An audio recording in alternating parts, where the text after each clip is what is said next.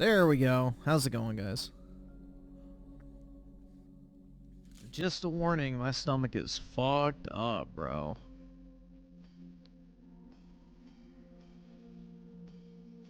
I've got like some sort of stomach bug, I think. Which is exciting, but not really. Do I know how to use my computer? Yeah, I just clicked this scene instead of this one, because they're on top of each other.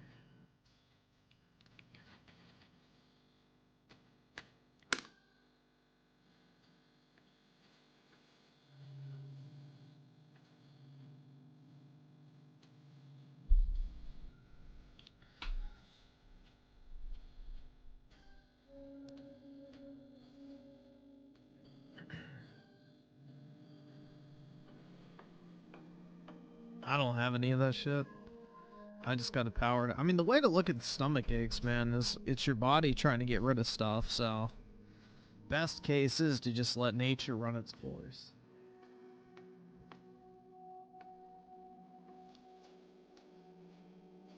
Yeah, that's the thing. Siri looks like she had a botched surgery. Like, too much Botox or, you know, a cheekbone implant or something like that.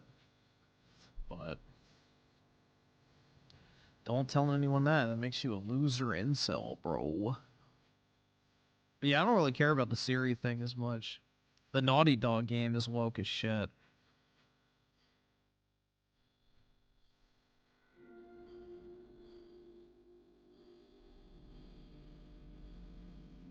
Zero 04 Alphatron with the 14 months. People are in denial. Rockstar's for sure woke, and GTA 6 will be a woman power, weak men showcase. Mark my words.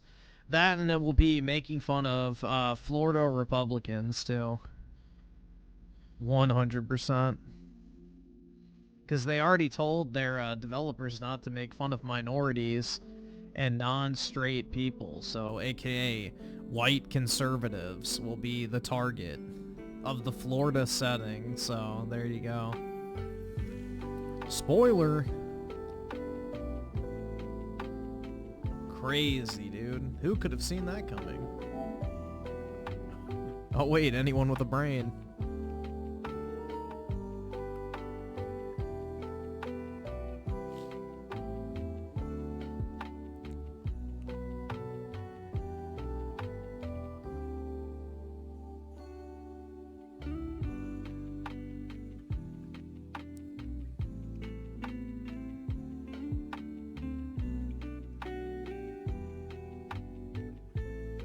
Yeah, we'll see if the script is actually real or not. You gotta take that type of shit with a grain of salt, because there's no actual, like, hard evidence that it's even real. It's just some guy, like, saying, yeah, bro, I saw this in the Discord server. It's like, okay, well, anybody can post anything in Discord. That's not a 100% thing.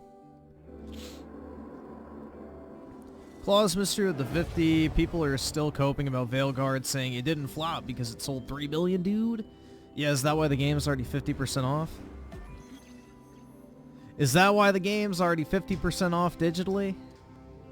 That's definitely what screams success, right?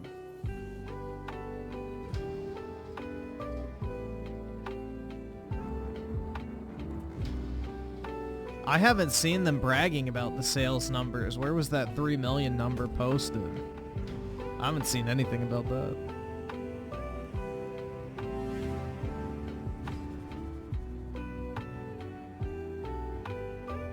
I can't afford this shit!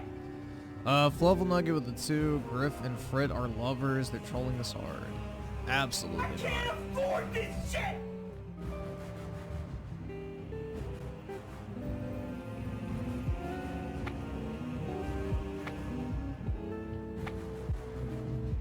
Yeah, they're obviously celebrating its success by selling it at half price. Yeah, that's exactly what you do when you have a hot item. How many times did they put the iPhones on sale for 50% off 2 months after launch? I'm just curious. How often does that happen?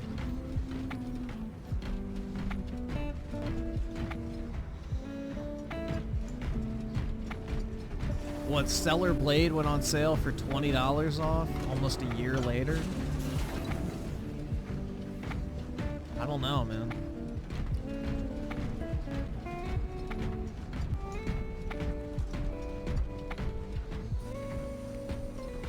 Also, the 3 million copies turned out not being true. Yeah, I haven't seen anything about the sales numbers. I would be surprised if it was 3 million.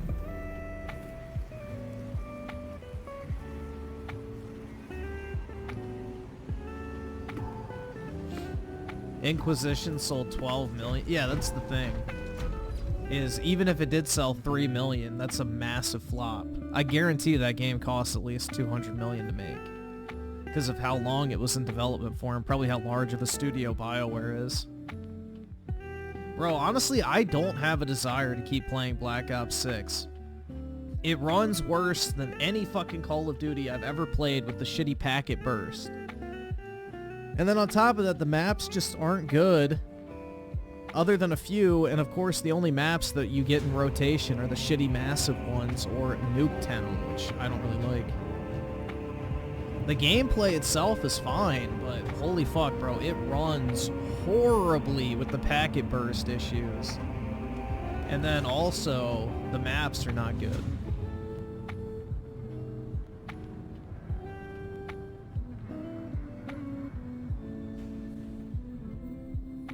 I'm kind of glad I did not buy the Vault Edition. I was going to because I liked the beta, but I was like, I'll just get it in Goyim Pass and see how it goes. I'm glad I waited, because I would actually be kind of pissed off that I bought it.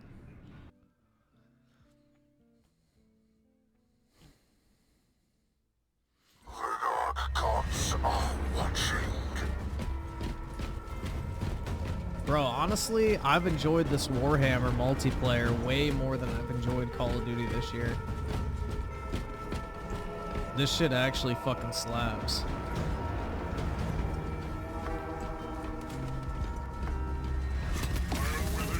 Fatality confirmed.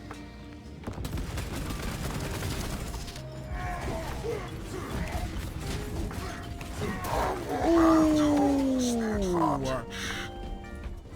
The fucking melee class got out meleeed. Oi, bruv. That's not gotta feel good.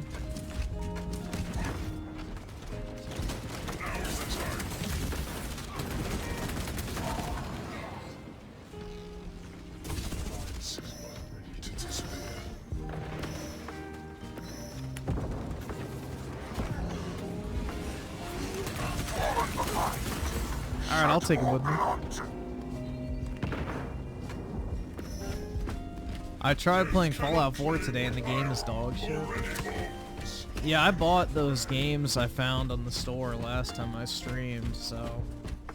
Everything except Scarlet Nexus. I don't really want to play it, to be honest. I read online that it's super repetitive, so I was like, eh. That game will be like $4. It's Bandai slop, so... There's no point in paying $20 for it. Bandai games always get cheap. Very fast. The true gods have further use of me. Yeah, dude, that actress is a fucking idiot. You know, all these fucking dipshits, they were like, oh, the game's not out yet. Oh, you can't judge it. Or who cares what the actress said about Trump on Twitter? She's not part of the, like, you know, she wasn't part of the game or part of the team yet. And it's like, oh, well, what are you going to say about this? Thanks, nigga. All right. She's posting an image from the game as a representative of the game. So what's the damage control now? What's going to be the damage control? Like, oh, that doesn't matter, dude. Yeah, no. Nah. When you're representing a brand like that, it's like the golden rule, man. I guess not really the golden rule, but if you don't have anything nice to say, don't say anything at all if you're representing a company. Like, you can say whatever you want before or after the game is done or whatever, but when you're like part of the active promotion of it and you're posting material related to the game, you better shut the fuck up because you're an agent of that game. So if you want to say shit before and after you start working on it, that's one thing, but when it's still in development and still hasn't been released yet, you better bite your fucking tongue because you're just an idiot.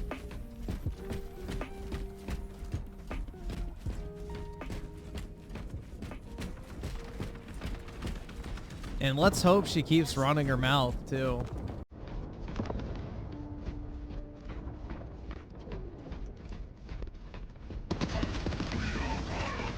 Because eventually the normies will catch on to it.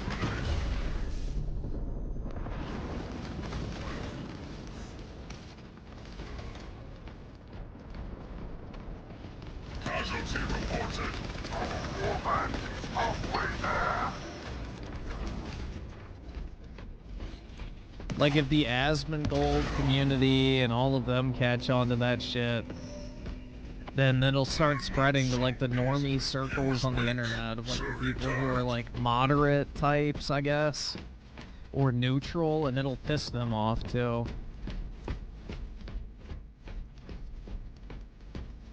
Let's see, so EH 2004 E with the 5, Doom the Forgotten Ages is the only Western AAA game. It's, well, it's the Dark Ages, but I don't know if that was intentional to say like everybody's forgotten about it or what. But yeah, in 2025, that looks fun and exciting to play. Hopefully, it's the Halo Reach of Doom. Oh, I don't want it to be the Halo Reach of Doom because the Halo Reach of Doom is a massive disappointment. Yes, Halo Reach is the worst Bungie Halo. Actually, no, maybe it's not. Halo 1 probably is, but multiplayer-wise, we'll go with that. Death cannot claim what iron already owns.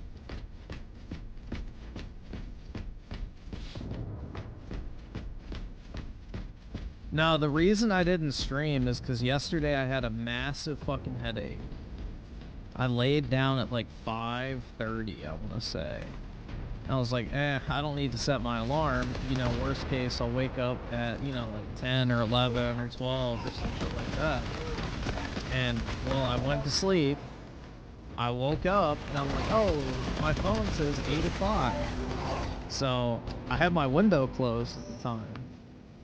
So, I was like, okay, well, shit, I better go and stream. Well, in this room, the windows are open, and it was, like, bright outside, and I was like, oh, shit. So, yeah. I slept for, like, close to 14 to 15 hours yesterday. I was like, shit.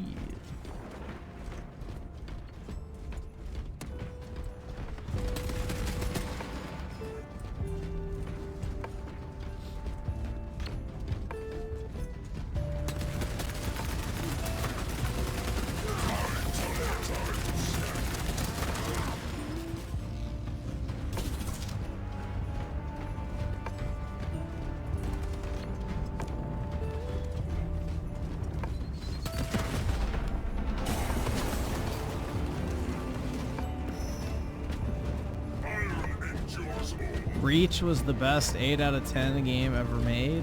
I just hated the multiplayer because of the shitty fucking weapon bloom, everyone spawning with DMRs, and also the map design was really bad. I prefer the smaller combat arena with AR gameplay.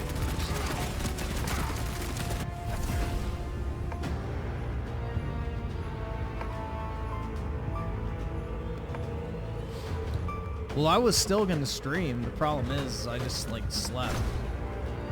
And I even had my alarm set, and I slept through it, so... Obviously, bro, I needed to sleep, I guess. I prefer smaller, said no woman ever. Actually, the big ones hurt.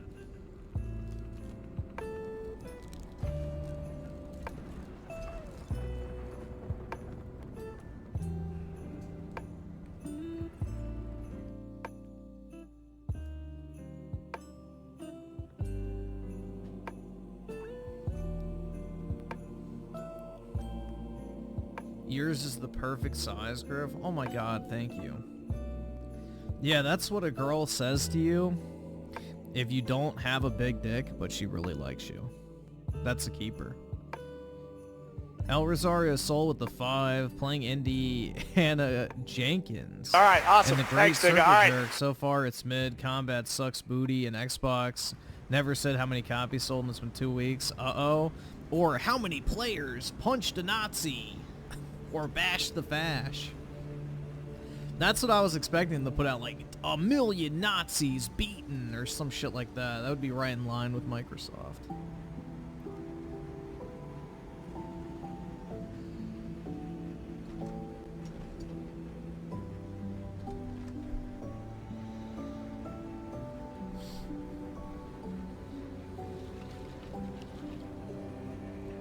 Bro, most chicks aren't taking 7. You're bottoming out at like 6, generally speaking.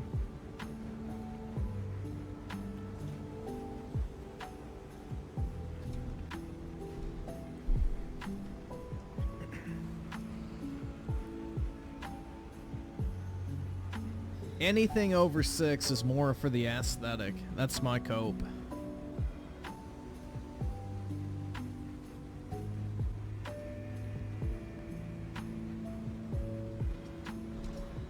How do you know if a woman inside is a roomie or not?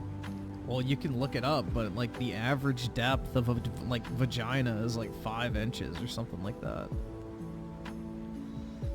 And most chicks don't like getting their fucking cervix plowed, but you know, I guess it depends.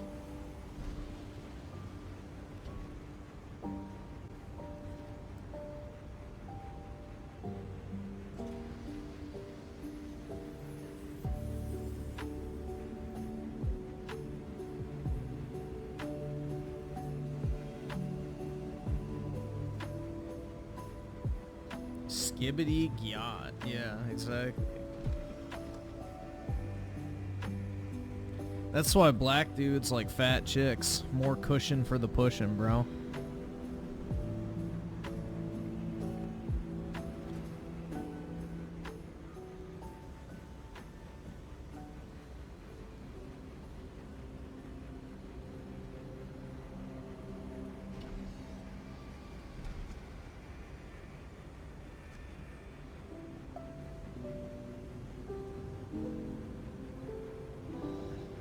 R.I.P. to all the soldiers that died in the service. I dive in her cervix. Yep, that's a classic line, bro. Fuck no, I hate fat chicks. I think you're lying, man. A 220-pound white girl looks your way, you're not smashing? I doubt it. You shut the fuck! Don't you fucking tell me to my face to shut the fuck up!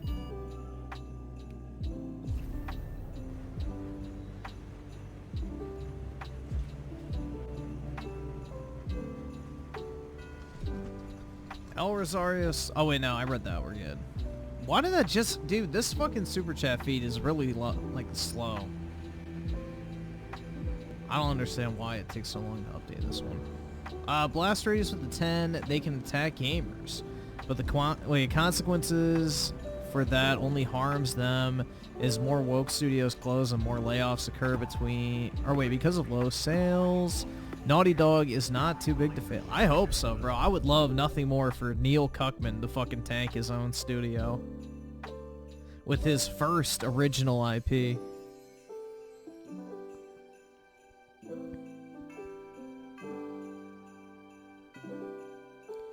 Rebirth was top 10 sellers on Steam. Now it dropped, of course. Yeah, well, it's not out yet. Just people pre-ordering, which for it to even get that high off of pre-orders alone is pretty good. But it's still selling more than Indiana Jones. 100% will get to top 5 sellers when it gets closer to release. I think it'll be number 1 for whatever day it comes out. Maybe the week.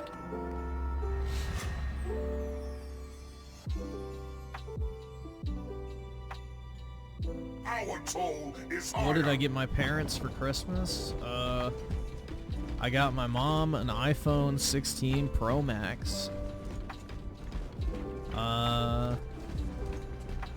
I got my dad a new impact driver Allied casualty. and like a big ass bundle of like accessories that comes with it as well, and some extra batteries for it. Also, I got him, like, he's been getting into hockey cards lately because he's a fan of hockey, so I've been buying him like a bunch of cards from his, like, I guess favorite players and such. We have fallen behind. So Shed more blood.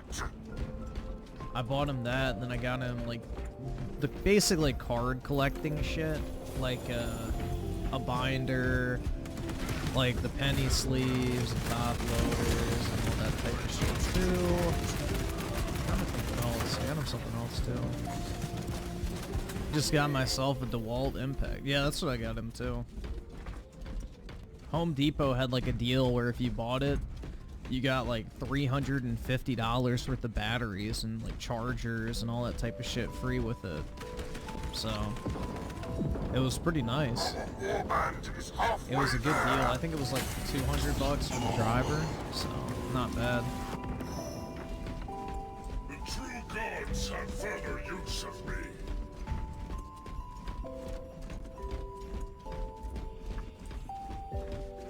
How did she attack game? It's in the thumbnail if you can look at that, but basically she reposted this image of like where it's like fragile masculinity of them sipping fucking boba tea or whatever the fuck. And then it says at the bottom like DEI something, and it's like her fucking intergalactic character with Ciri from The Witcher 4. And it says like incel tears, like all this type of shit. It's like, oh my god. Please keep talking. There's a genuine chance this game could actually bomb now. There's like an actual genuine chance that this game will not just sell poorly, but it will actually bomb. If they keep running their fucking mouths about, you know, people who don't like the game, it's gonna radicalize more and more people.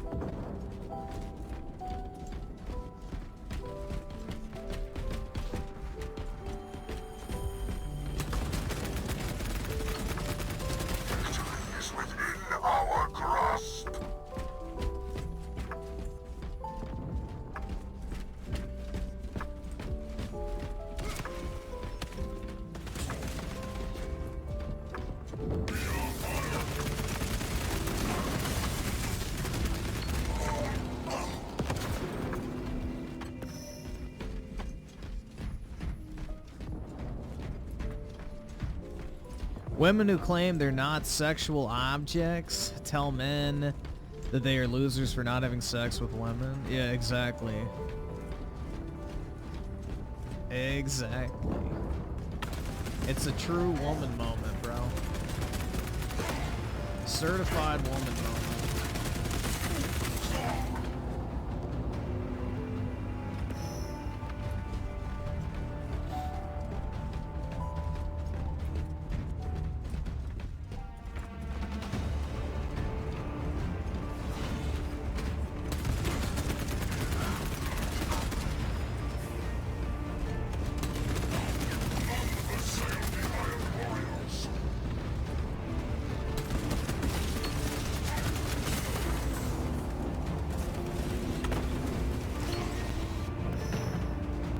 She went full woke. Well, dude, the thing is she already was full woke.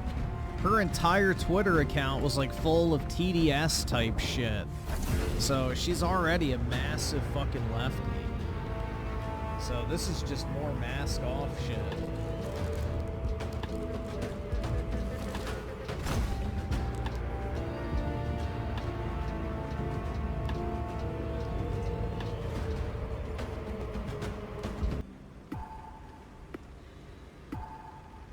Griffin becoming biggest NPC.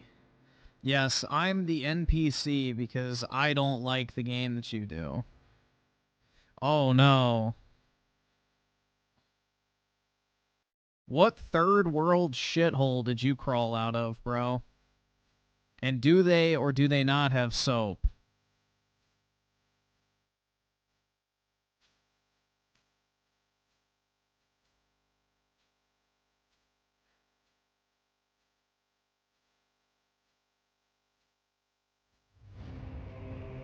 Starfall with the 9 months mute, John. Oh, I don't know. We'll let him talk.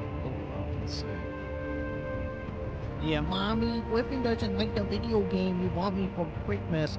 Well, little Timmy, I actually didn't buy it for you for Christmas because I got it for you in Goyam Pass, where you can play 300 games that nobody would buy anyway for one monthly price of $20. That's how little I love you, sweetie.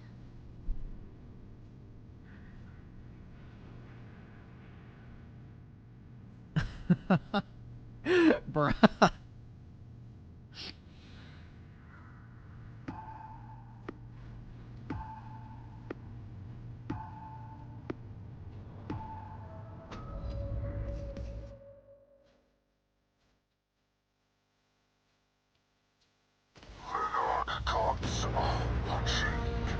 What do you mean third world shithole brother? I'm from Swiss? What, Swiss cheese because you got fucking holes in your brain? I don't know what the fuck you're talking about, bro.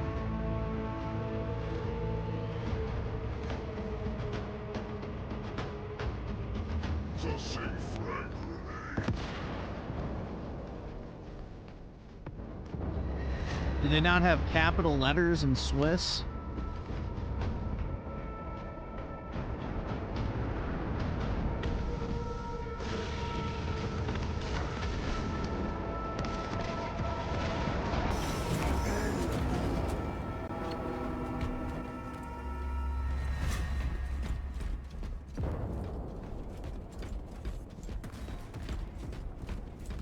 People bad. No, you fucking dumbass. If you come in here talking shit, everybody's gonna talk shit back to you, you fucking tard. That's how the internet works. One of ours is dead.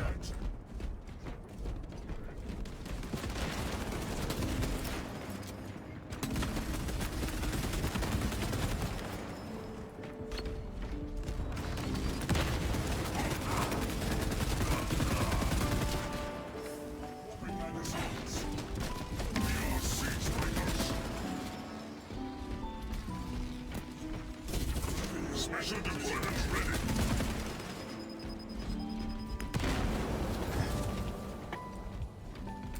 Tossing frag grenade. Alright, I got him. I'm still alive, oh fuck. I thought I died.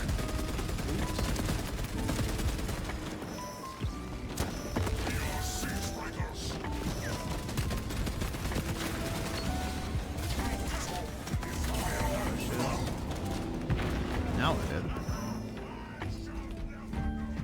Japanese leadership really needs to step in and end this woke shit push. Look at Nintendo's games, for example. Yup.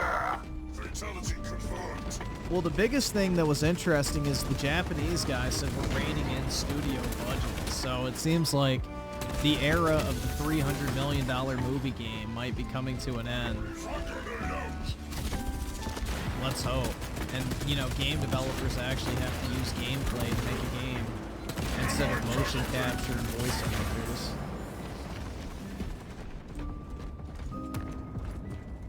Yeah, that thumbnail's real.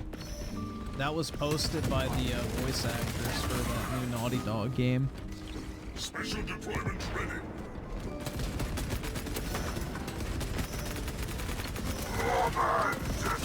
Dominate and defile.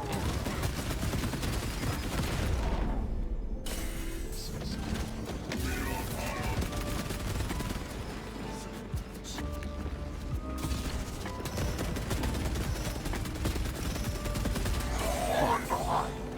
Shed more blood.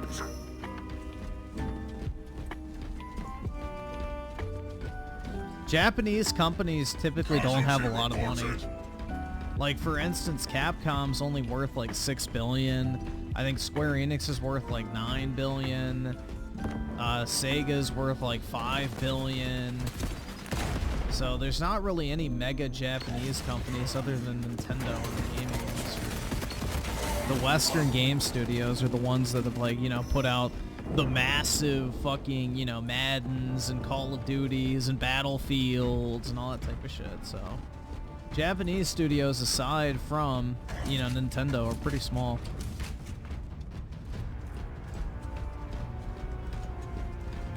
I guess Sony too, but you know, they're more westernized, I guess. PlayStation is technically a Western company. The moment is now. But they're also woke, so. Sorry, died. Not as woke as Microsoft, but they're getting there. Which hopefully they're course correcting and can do Japanese leadership, but we'll see. New relic established.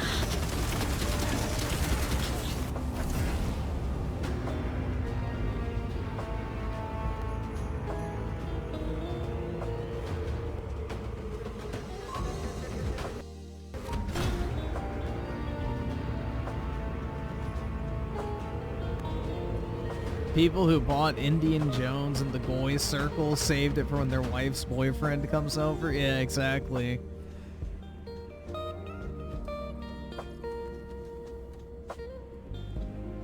When Tyrone is planting a tree with deep roots, you know, little Jimmy can be in the next room going, "Good job, sweetie," as he plays Indian Jones in the Goy Circle, bashing the fash and taking out his angers of Trump's America on virtual fascists.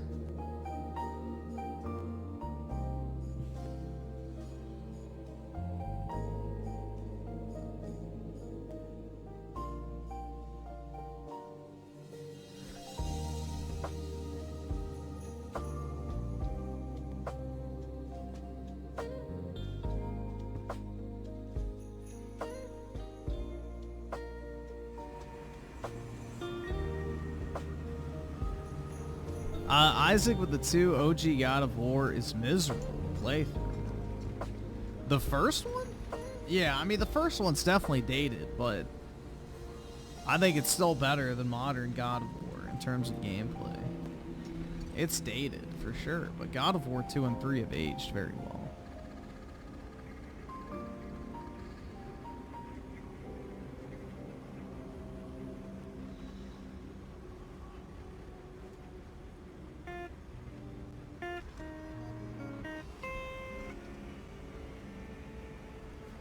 Thoughts on Trump wanting to take back the Panama Canal? We should just take over the country for good measure, just in case. I'm all for it, man. America has not been an imperial power for long enough in its history.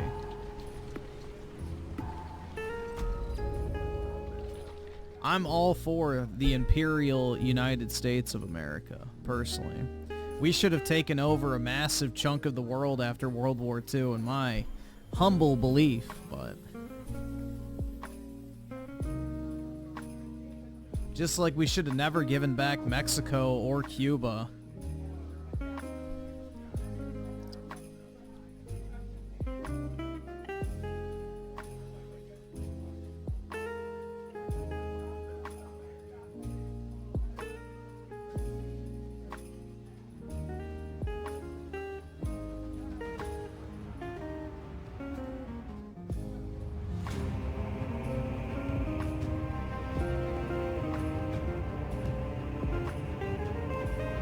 Yeah, it's a shame, man. There's nobody out there anymore that's like, you know, I see this plot of land, I want it, and I'm gonna take it. Where did all that energy go, bro? We need more of that back in the world.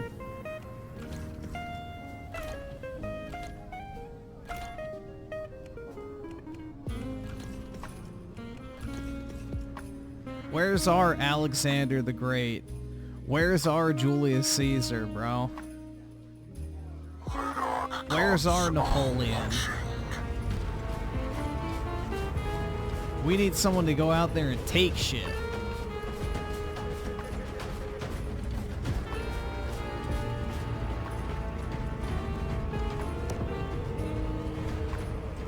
Bro, I'm rereading the Caesar book, and it is incredible. Like, I cannot tell you how many parallels to Trump I found in that book. Like, it is actually fucking insane how similar, like, Trump and Caesar's political career is.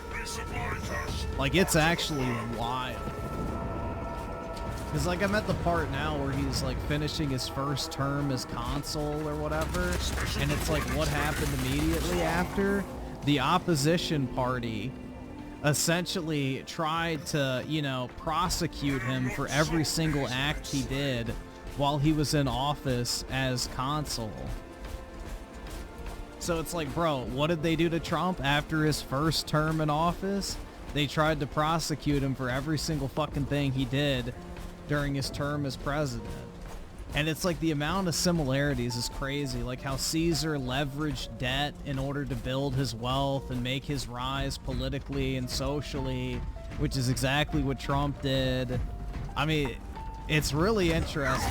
So I can get the name of the book if you guys want. I know it's just like Julius Caesar, but I'm not sure of the actual author. But it's actually funny. If you're interested, you should definitely read it. It's a cool book, but Special deployment ready. the similarities are staggering. Camouflage. It's like, bro, if Baron really is Augustus, like, I could believe it at this point. Holy shit, bro. There's, like, so many similarities. And Caesar's entire thing, too, was to make the Roman Republic great again, because it had become like too stifled in bureaucracy and incompetent leadership and people who, you know, put their own interests above that of the empire. Like, it's really incredible. So looking at it through that lens now is kind of interesting, because you'll notice a lot of similarities.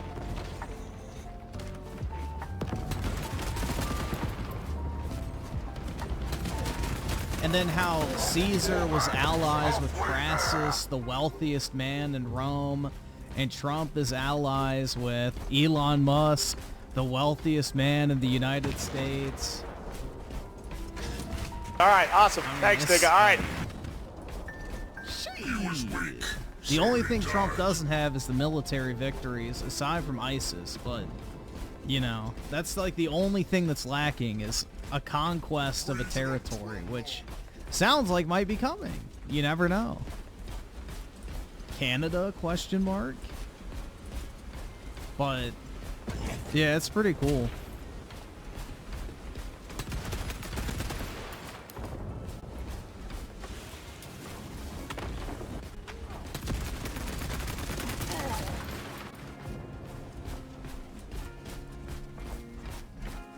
I'll find it in a second. The book is called Julius Caesar, but I'm not sure of the like the actual author. I can find it though, and then I'll link it once I'm finished with this page. But I had read it way back in the day.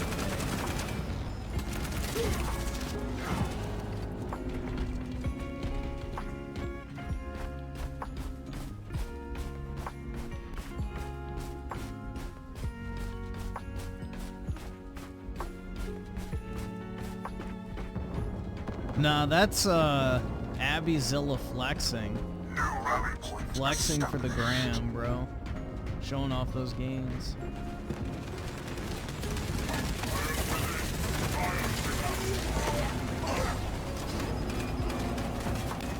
She just came off a cut and hit a PR, so I was feeling extra juiced.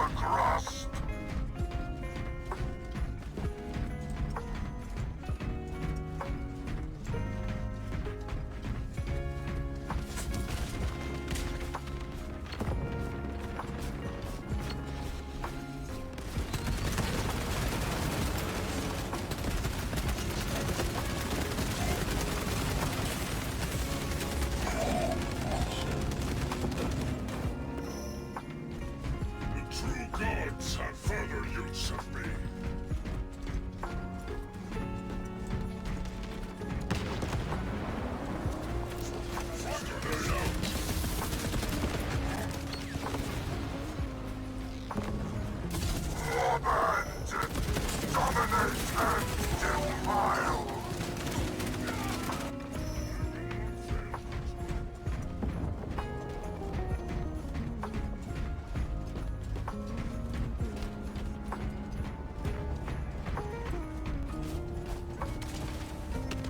actually have a graded copy of comic.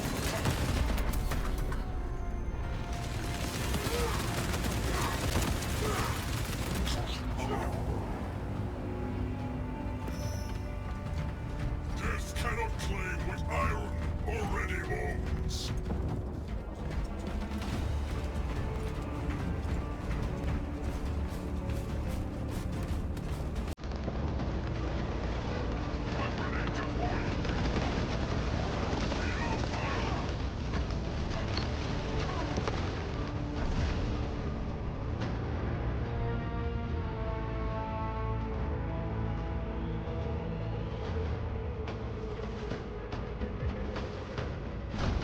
Oh, this is Space Marine 2.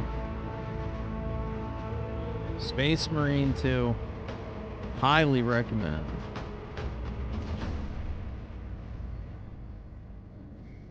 Tony Esquire with a 5. No one has an issue with female lead characters. It's the forced inclusion of unattractive and beginning at level 10 Mary Sue trash that's insulting. Yeah, I don't know why people want to look at ugly women. I don't get it. Personally. I don't want to play as an ugly woman. Give me some shit like Stellar Blade or the new Tomb Raider reboots or what's another good example? Like Final Fantasy. Give me, you know, attractive women to play as.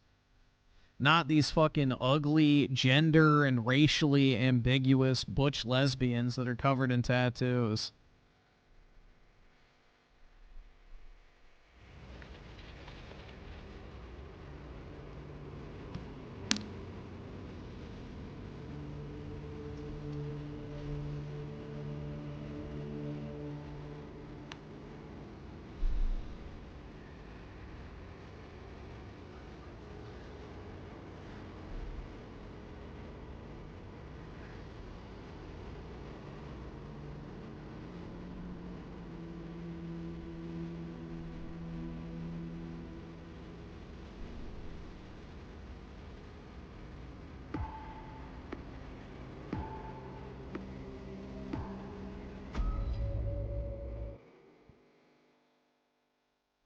In the Middle Ages, conquest benefited the king and nobility. It didn't benefit the common folk who died in the... that's not true at all.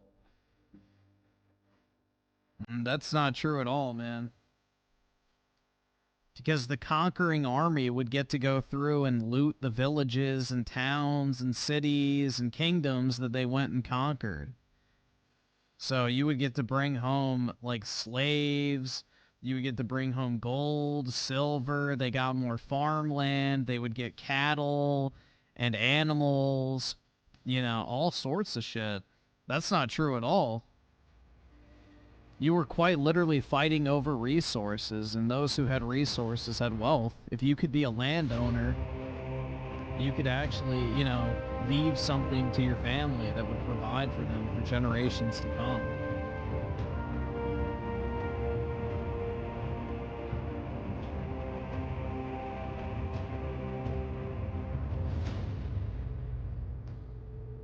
Back then, farming was your means of income.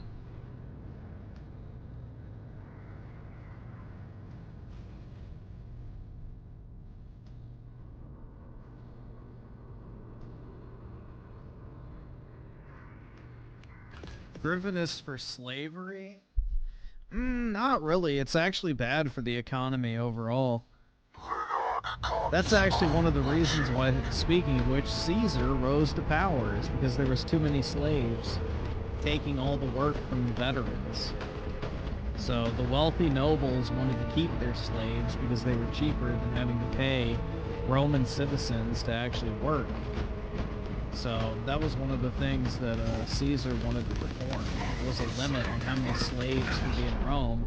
Also, it was fresh off the slave revolt, which had crippled the Roman military until he came along. I will not fail, Perchbabo.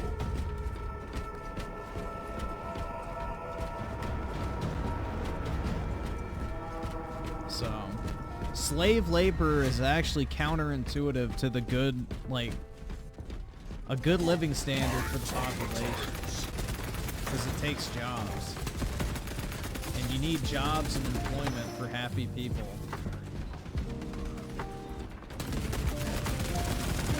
An idle population is not good no matter how wealthy they are, because they'll turn their attention and efforts to other things that are less honorable, let's just say.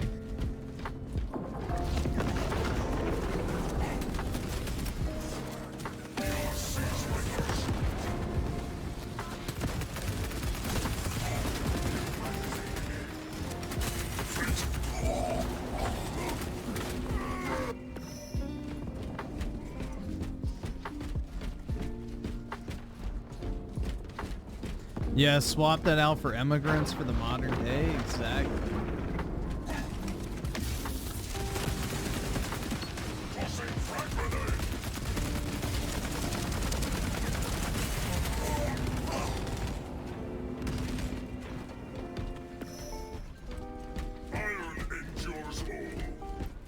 But yeah, slavery's counterintuitive in a lot of circumstances, so. I can't afford this shit!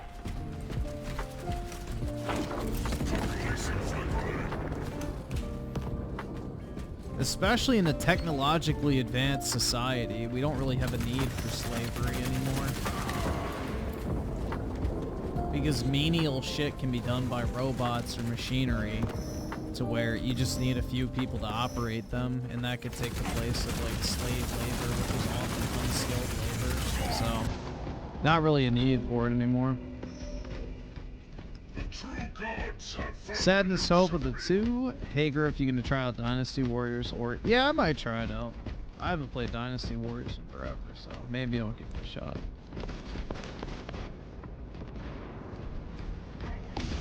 I don't think anything's coming out in January.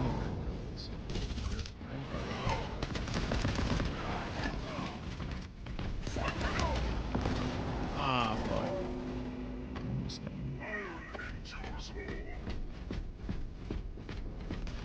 Griffin is for everyone being a slave and himself being God, Emperor, slave.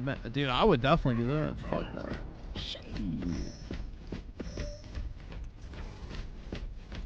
You actually believe robot is new technology? That's where you lost? I don't think robots are new technology. Robots have been around for decades at this point. Robots have made slavery obsolete. You don't need 800 people in a factory building shit. You can have, you know, 100 robots doing the same fucking thing 24/7, no human input required. So there's no need to pay for, like, slaves. They're obsolete. Special deployment ready.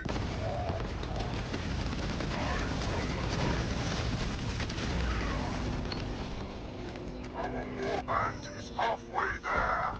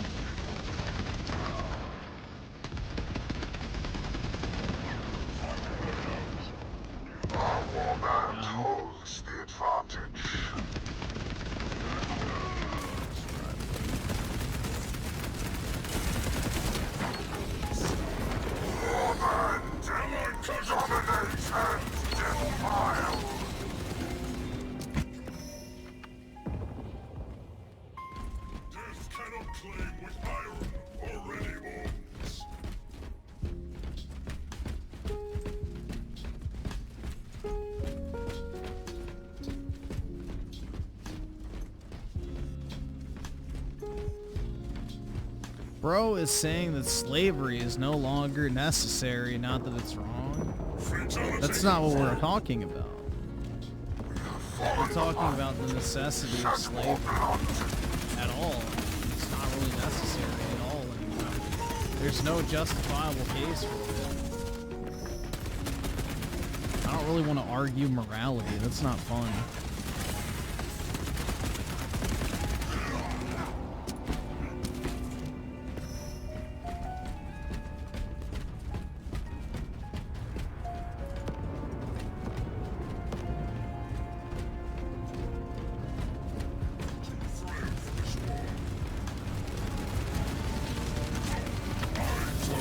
Everyone's favorite part of women are mostly silicone already, so robots shouldn't be that far off, am I right?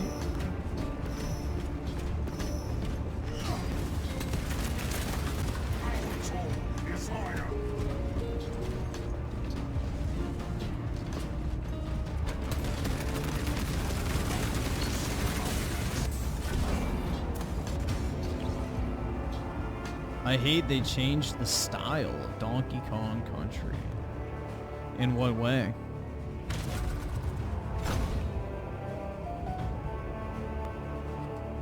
Yeah, I think the number of women who own like a sex toy is way higher than men. Like pretty much every chick I imagine has a vibrator, but I don't think every dude has a fleshlight.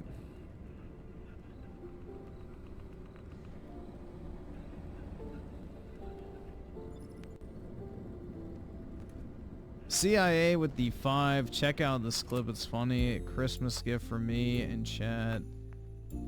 Okay.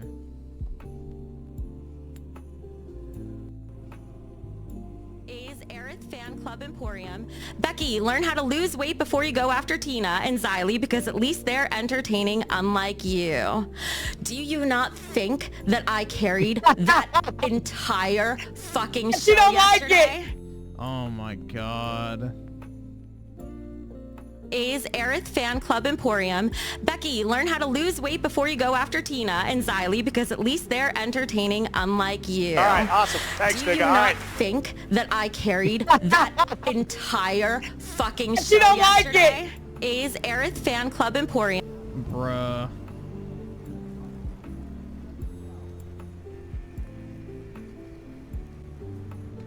What's gonna be ironic is if she's a normal, like, I guess, co-host on that show,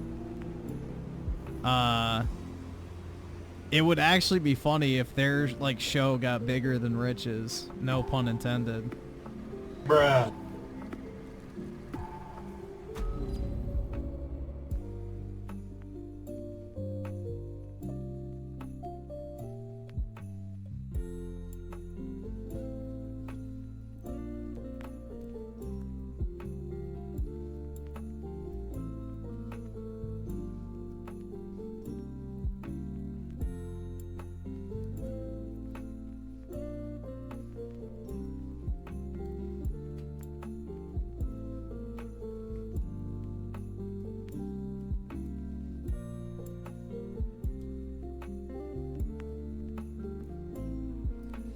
Yeah, Keem is good at making shows, man.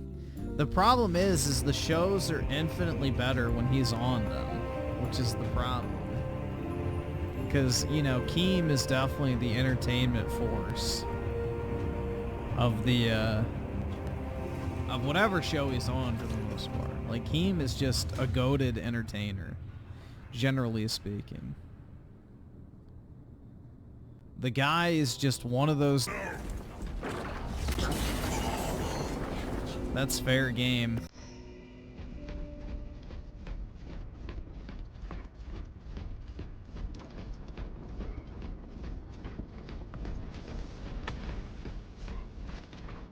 Magazines. What truths need revealing? One of ours is dead.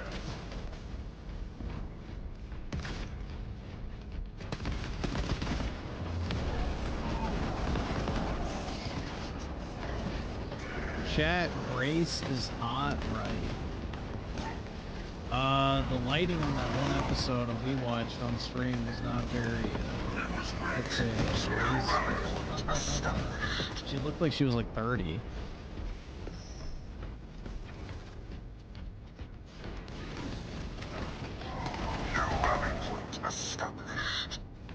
What if apparently she's 22, which I don't know if I believe. She looked a lot older.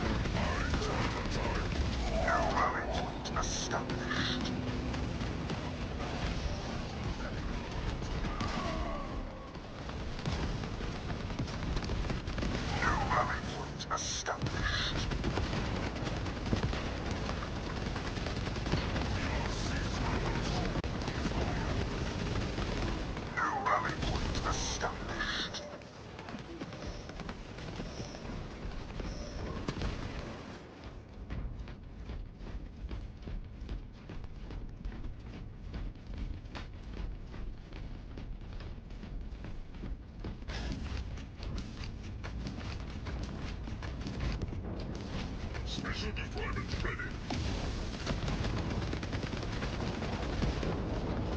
Casualty reported. A welcome resource. Throwing frag grenade.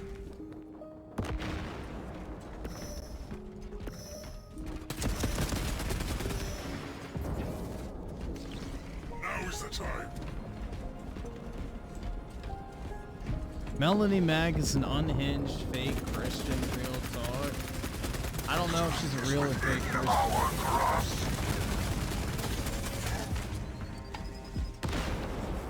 I was not on the simp train.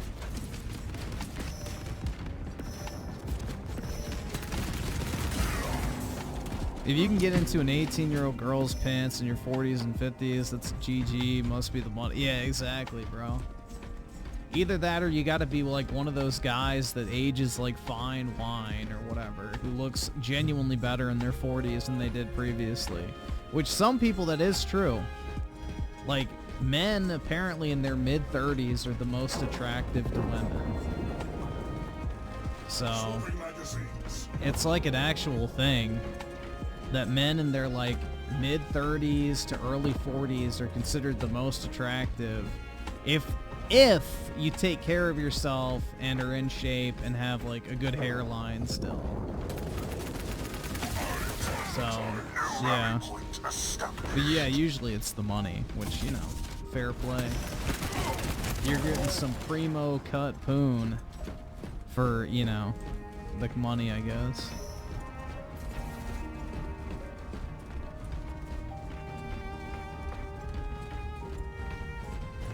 Melanie Max said if you ever watched porn of a woman, you are gay. What the fuck? Yeah, I don't think I'm gay, bro. Shit. Griffin's making his cope case. Cope in case he can't get a girlfriend. Well, I'm not really trying. By the time I end up trying, it might be my 30s. Who knows? It's only, what, like 3-ish years off, so might as well just hold off at this point, right? Make the cope a reality.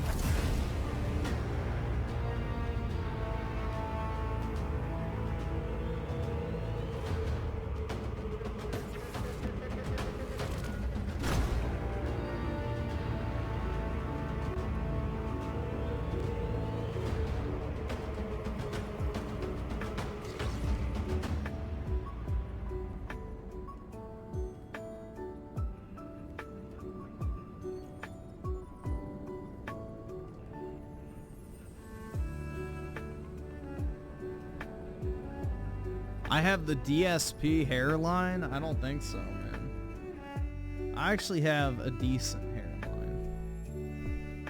The good thing is I probably won't go bald, so I'll be fine.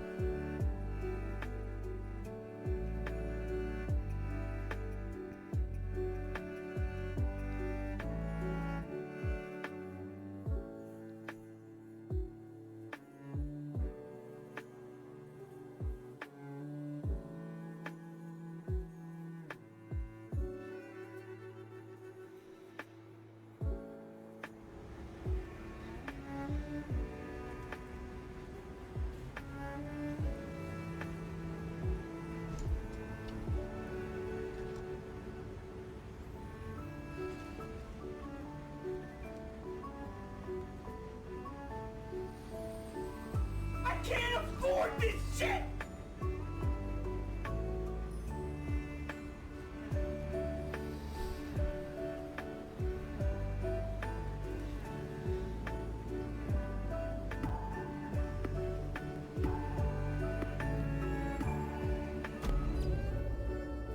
Baldness is due to a tight forehead. I don't know if that's true or not.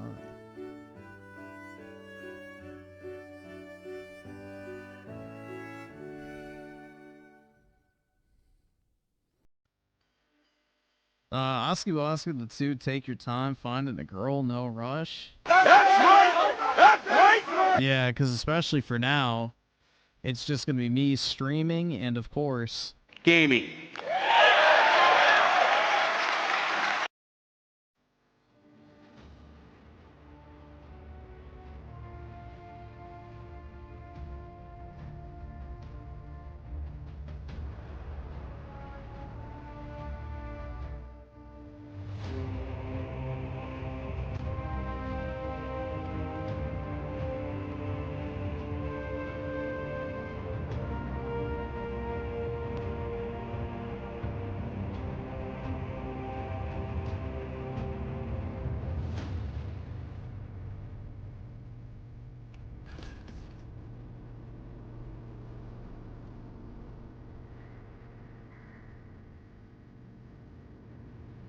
I forgot about Apollo. In what way? He's chilling behind me, sleeping on the floor.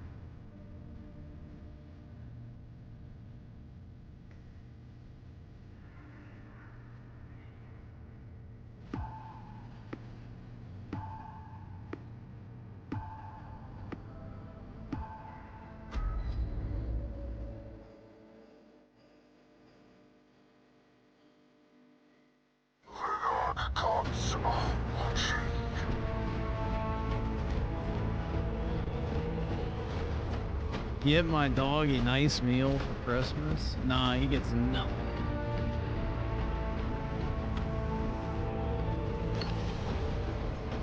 He'll be lucky if I even give him some clean water.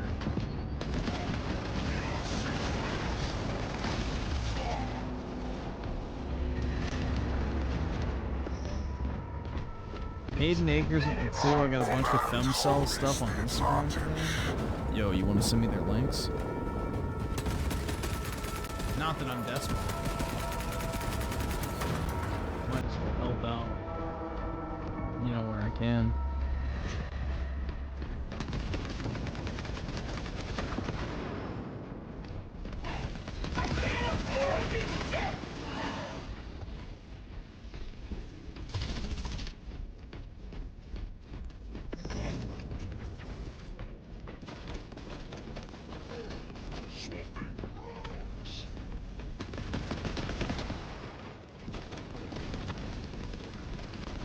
Dude, I'm just trying to prevent another mass shooting.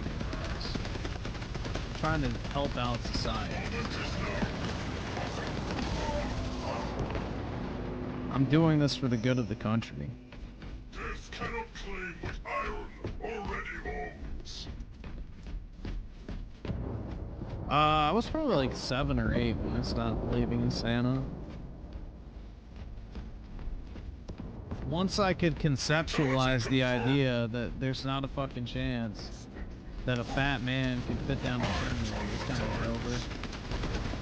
Also, the concept of time made no sense. Like, how the fuck would you, you know, go down every fucking chimney in every single house across the entire globe in such a synchronized effort? So, yeah.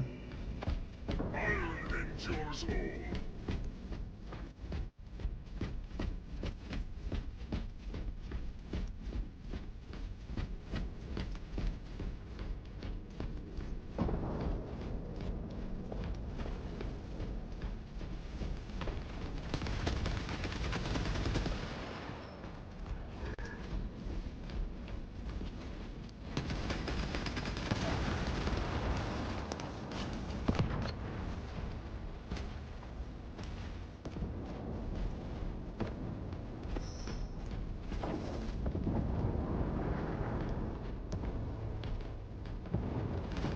How the fuck is it a femcel if she has a black child?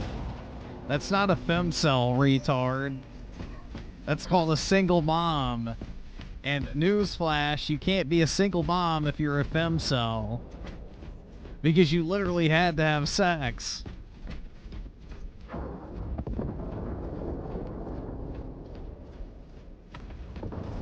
Fire grenade out. Our warband is halfway there.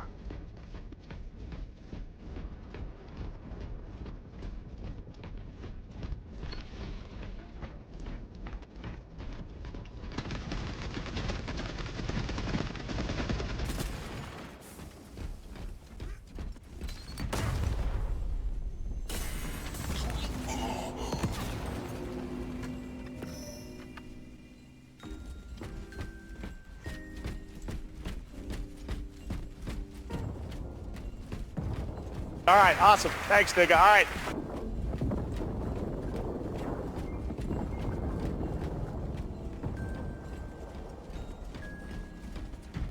I can't afford this shit! Jesus with the 5, did you see the honey drama? Honey drama? Like the fucking, shit that makes your dick hard? No. Is that what you're talking about? Like the fucking honey packs? That make your pee-pee go boing boing? I don't fucking know, bro. Yeah, y'all have never heard of the honey packs? It's supposed to intensify your erections.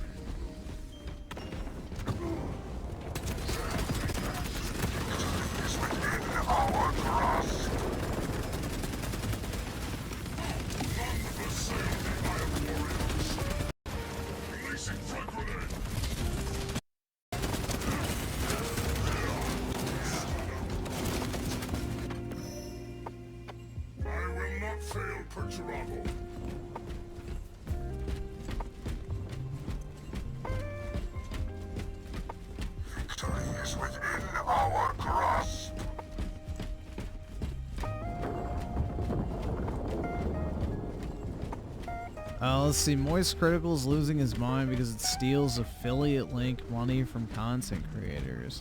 Bro, who cares? It saves money. I have no idea what you're talking about then. Yeah, I no idea, bro. The only honey I can think of is like the fucking, you know, sex shit. So no, I have not.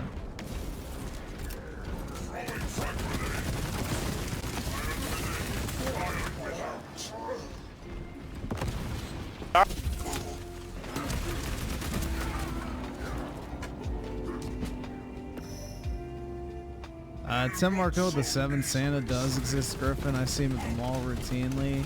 He may or may not be a drunk creep. Yeah. The one time I saw Santa at the mall, I sat on his lap and I felt something poking my thigh, and he whispered in my ear, if you want to get toys for Christmas, you're going to have to get a little more naughty with me.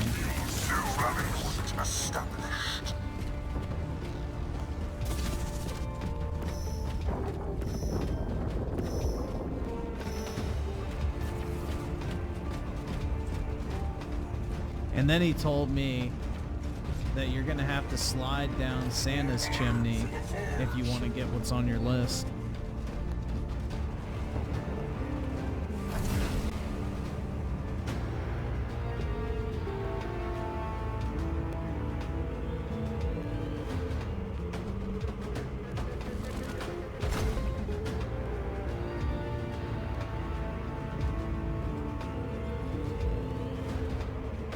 You can just ban this guy. He's just a fucking retard spurg, so just ban him.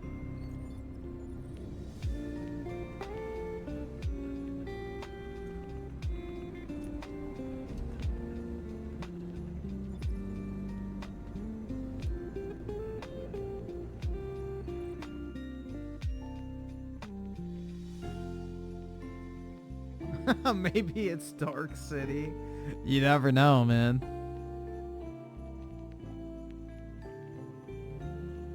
Yeah, the only type of spamming I'll put up with is in the form of a super chat. So... Open your wallet and give me all of your monies!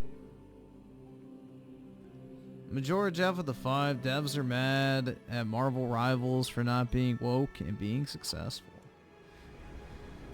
Yeah, personally, I'm not really a fan of it, but it's definitely doing well.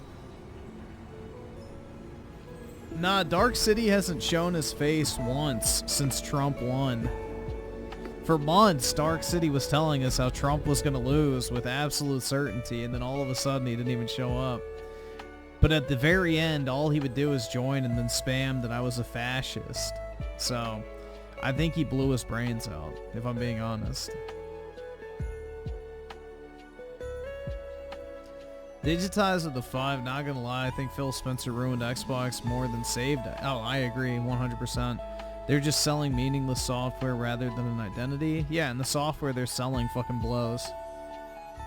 Name one Xbox game in the past 5 years that's actually genuinely amazing. Alright, awesome. Thanks, nigga. Alright. Oski Woski, the 2 must give you money. Must give you money. Oh my god. No! Snap out of the sissy hypnosis. That's right! That's right! Indiana Jones, that's right, dude. It's so good. IGN said so. It's gotta be amazing. They gave it a 9 out of 10, dude.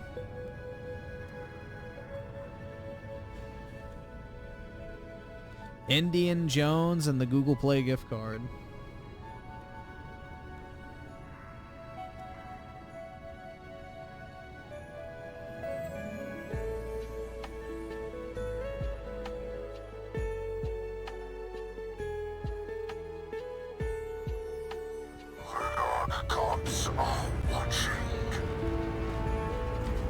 Indiana Jones and the Raiders of the Lost Bar of Soap. Indiana Jones and the Temple of Deodorant.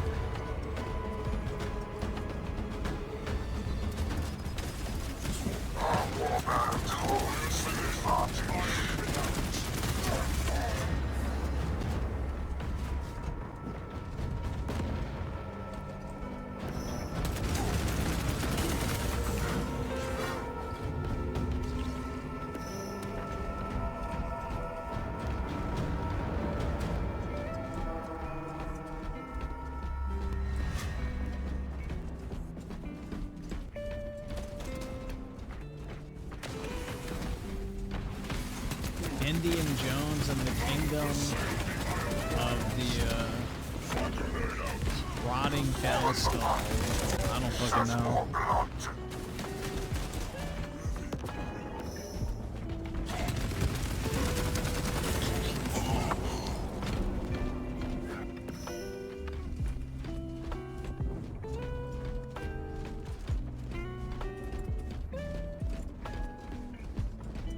He was weak, so he died. Releasing front grenade.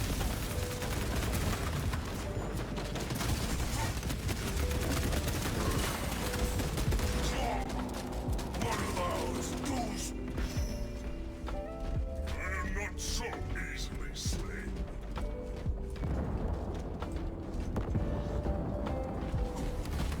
Front grenade launched.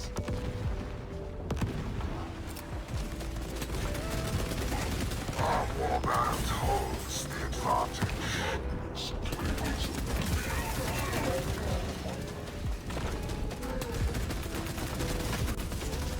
Our warband holds the advantage.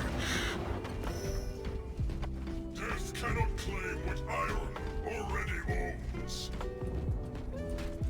Yeah, Xbox cares more about their controllers than their console. Facts.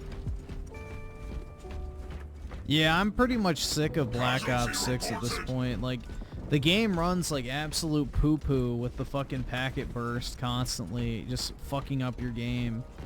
And then also the maps are kind of shit. So, I've kind of lost interest in it. I don't really want to play it. I don't want to play it. I don't want to stream. He was too frail for Play his Call of Duty strictly.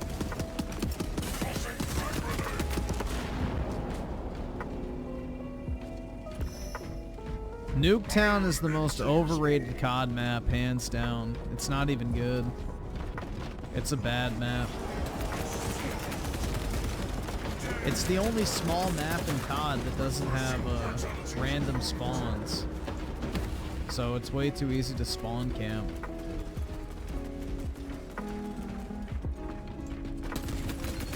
Yeah, maps absolutely make or break a COD.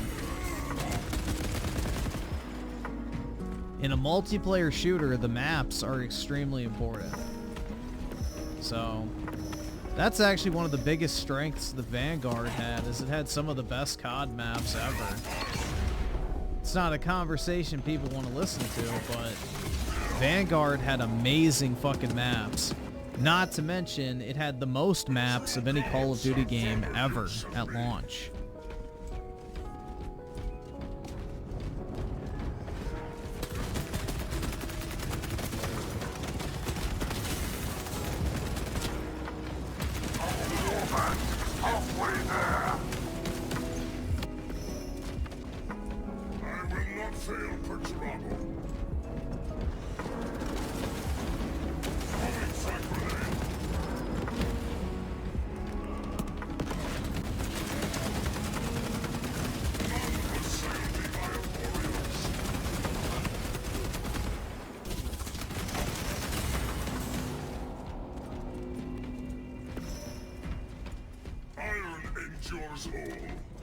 Yeah, actually, Vanguard's a terrible Call of Duty, dude, because they did not have red dot sights in World War II, man. They ruined the game. My emotions gone.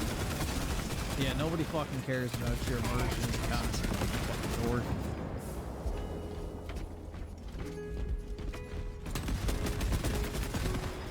It's not historically accurate. Literally, Vanguard set in a non-historical post-World War II setting, but don't tell the fucking normies. I am not so easily slain.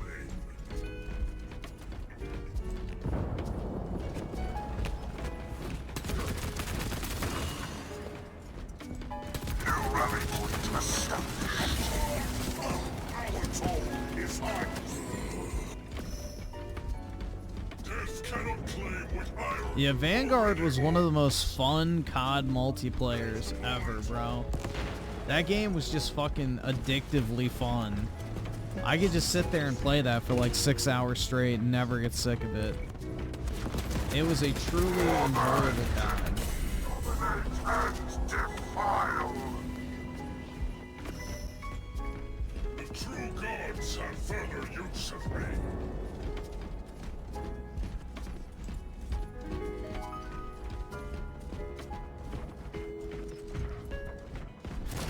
Like, that was the most fun I had with Call of Duty since Advanced Warfare.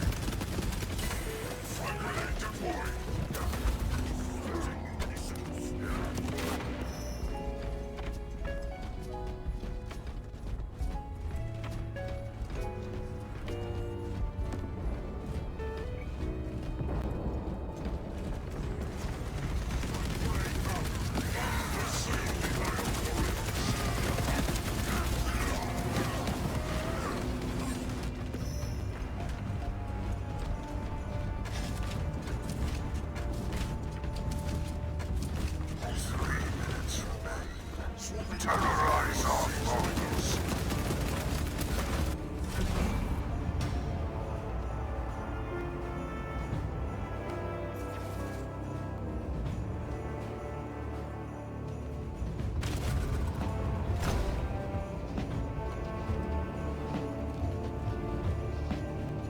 Yeah, the maps in Modern Warfare 2019 were really bad.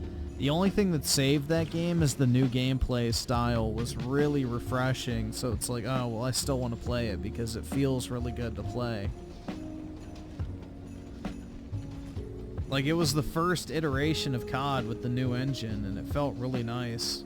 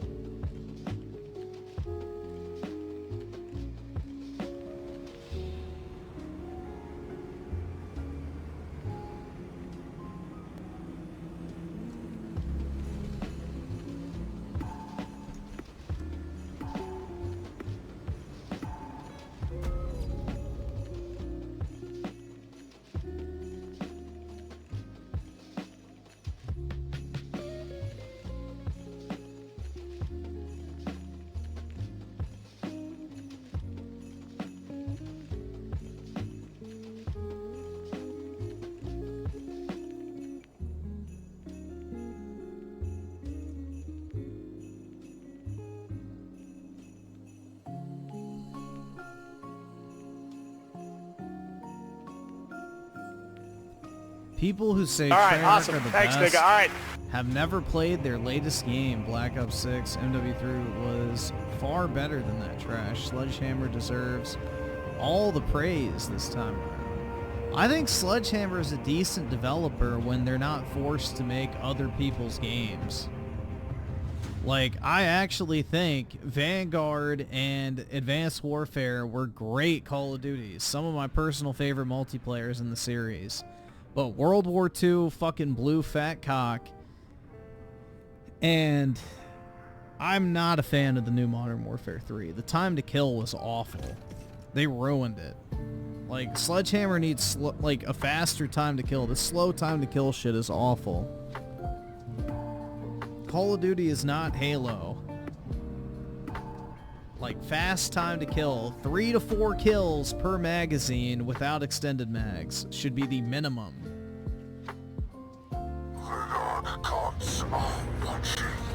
It should not take 15 fucking rounds to kill one guy. Feels like I've outgrown video games, but I still love it. See, it's like the opposite for me. It's like, I don't like anime at all anymore, but I still like video games.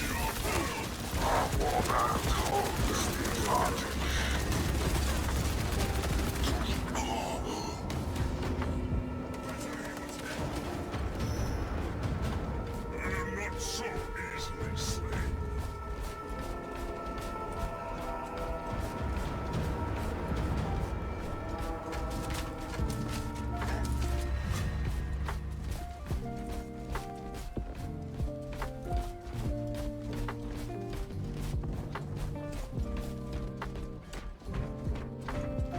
I don't love anime. I haven't watched anime in forever.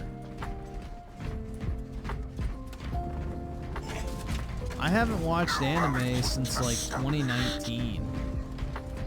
So it's been a long time, almost 6 years, since I've last watched anime.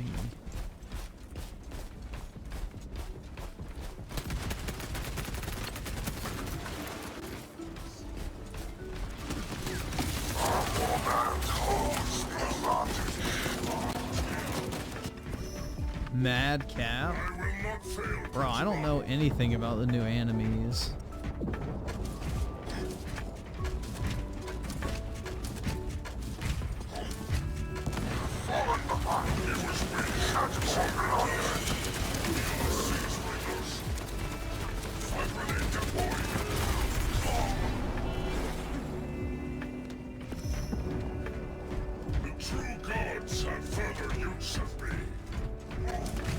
The only modern anime I'm gonna watch is when it's done is the Bleach one.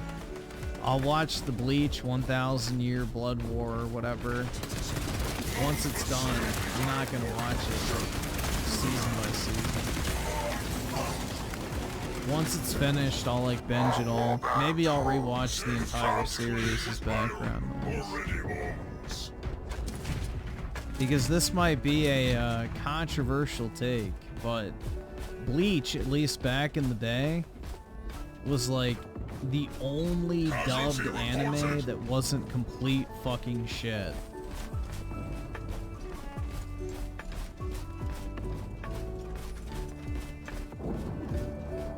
Like, none of the characters sounded like fucking 3-year-olds.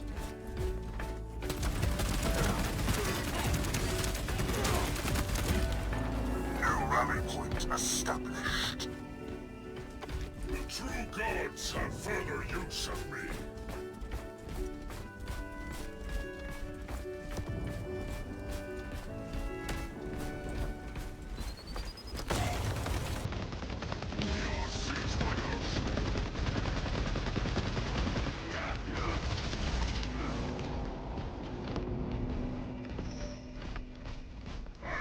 Fail for Toronto.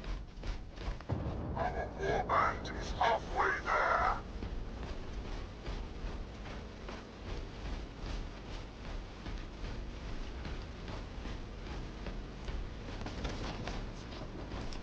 Releasing front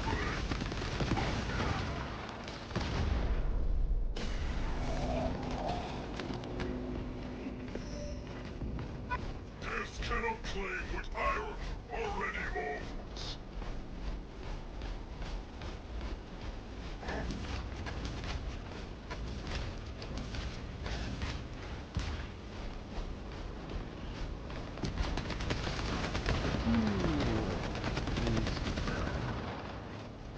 A nice dank double kill. Allied casualty! Throwing frag grenade! Iron within, iron without.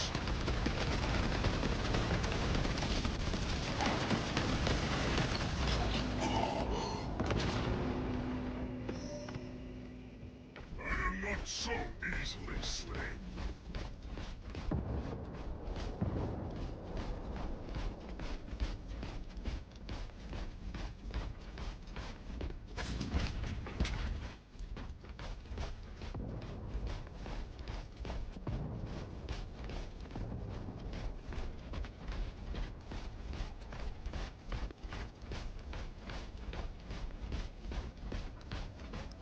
He was weak, so he died.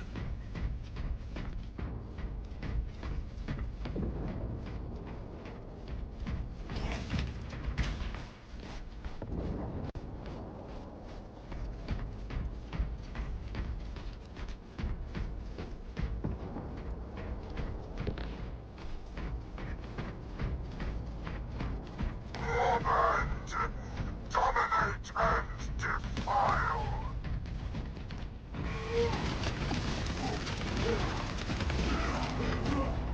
Also, anime and dub is mid compared to the traditional Japanese subversion because the immersion simply because watching Japanese. Well, the thing is the Japanese actually treat voice acting like super serious. Like, voice actors in Japan a lot of times are more popular than the actual actors. So a lot of like real celebrities will go into voice acting for like anime and video games and shit. So like their A-list actors will become voice actors. So, you know, versus the English dub, which makes almost no money compared to the Japanese version anyway. You know, they pay like some fucking half-rate dipshit to fucking do shitty voice acting because they don't care about it. It's not even important to the Japanese, so they don't give a shit. They just put in the minimal effort and hire like some half-wits to do it. I mean, look at Yong Yeah.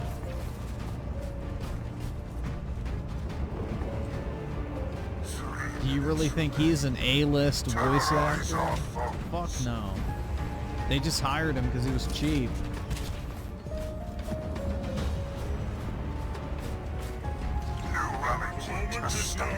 For someone who knows so much about Japanese culture, you don't like anime. No, I don't. I know a lot about a lot of different cultures. I don't, by default, like everything they create. That's not how it works.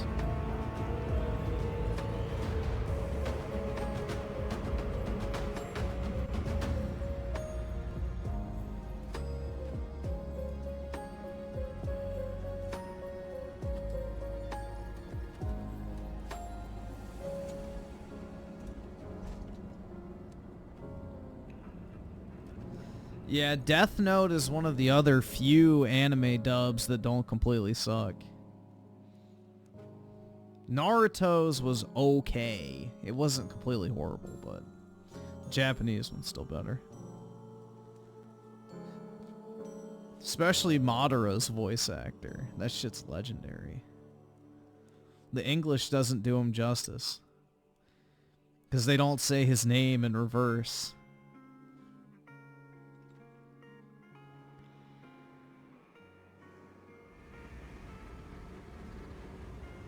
Well, Naruto, the character in general, is shit. English or Japanese, because he's voiced by a woman in both.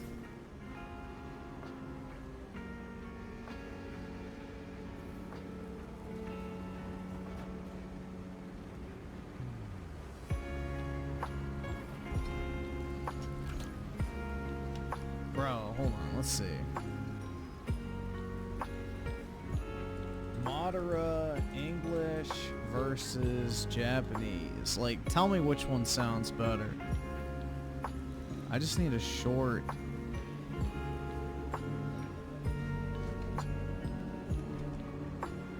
Alright, then here's a short one, I guess. Let's see what this is. I'm not gonna pull it up so I don't fuck with the copyright shit. Oh, is it not gonna work?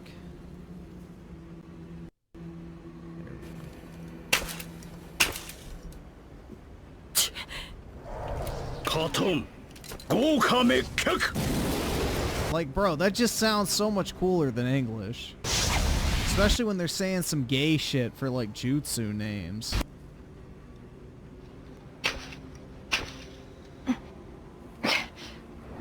Fire style, majestic destroyer plane. Like, bro, that just sounds gay as fuck. I'm sorry. Like, I don't want to know what he's saying.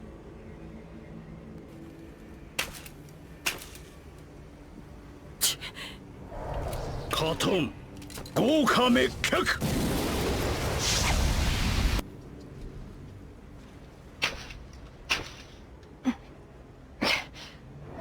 Fire style, majestic destroyer plane. Do you see what I'm like, bro? Naruto is not good in English. Let me see if there's just a normal. Oh, here's a laughing one. Let's see how bad this is.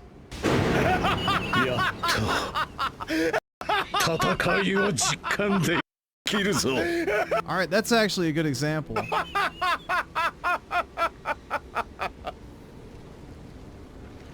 All right, now it'll switch. Finally, I can fully experience battle again. Dog, no! That's completely different. Yeah, track, which is actually kind of funny. But, dude, the voice line sounds so much worse. Like, that sounds so much worse than... I can fully experience battle again. I can fully experience battle again. Like, bro, I don't want to listen to that fucking corny-ass English shit. It's bad, dude. It completely kills the sinister nature of a lot of the characters. Because the Japanese have, like, that deep-ass voice when they do voice acting. And it sounds so much cooler. Like, the Japanese, when they do that deep-ass voice, is much cooler than, like, the normie fucking California cuck that's a voice actor. So...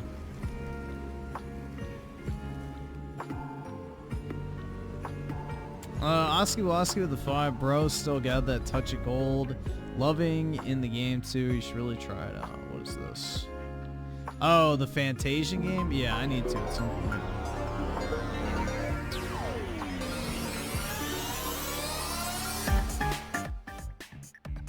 At some point I will.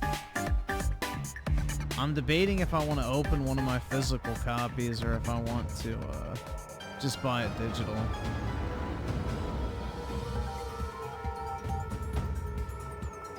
But you don't even know what they're saying. The subs could be wrong. I don't care. It sounds cool. Like, I know Madara's a cool character, so I know he's not going to say some fucking homo shit like Naruto would. So, it's alright. I don't really need to know what he's saying. I just know it'd be cool.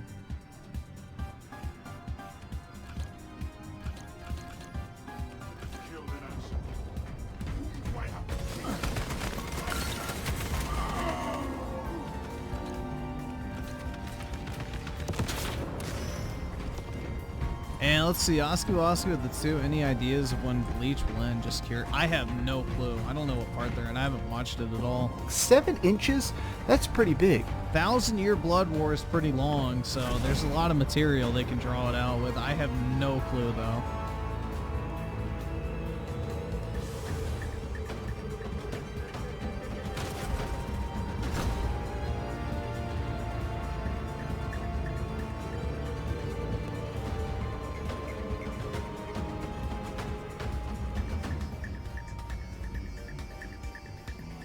I think there's one more season after this one. Are they doing 25 episode seasons or 13?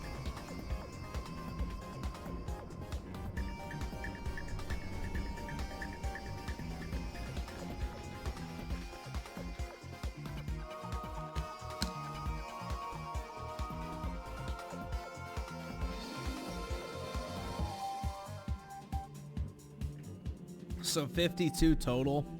That's not bad. So that means, yeah, it'll be over soon. And then I can watch it. I'll probably rewatch all the canon episodes of Bleach. Just because that'll be good background noise while I'm doing other shit.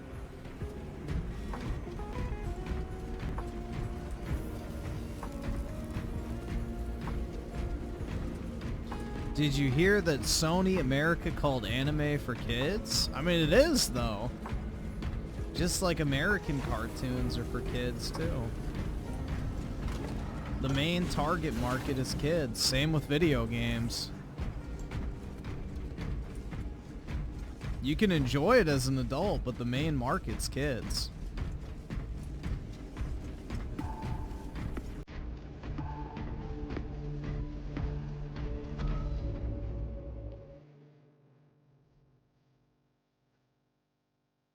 Meanwhile, M-rated, bruh. Video game ratings mean nothing. I would let my 7-year-old play an M-rated game. I don't give a shit. Like, what's gonna happen? Oh no, he's gonna see blood. They might use a curse word. Like, who cares? Every single video game, especially the good ones, are made for children.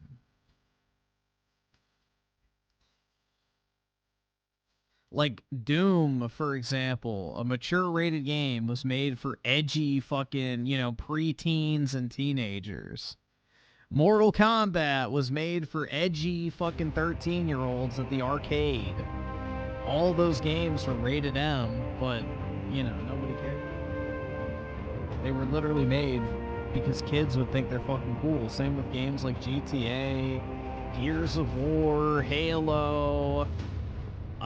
what else? Like, pretty much everything. Everything is made for edgy teenagers, essentially. That was good back in the day. What about games? Yeah, like games like Dead or Alive with massive fucking milkers were definitely made for, you know, teenagers and shit, too. Or Lollipop Chainsaw.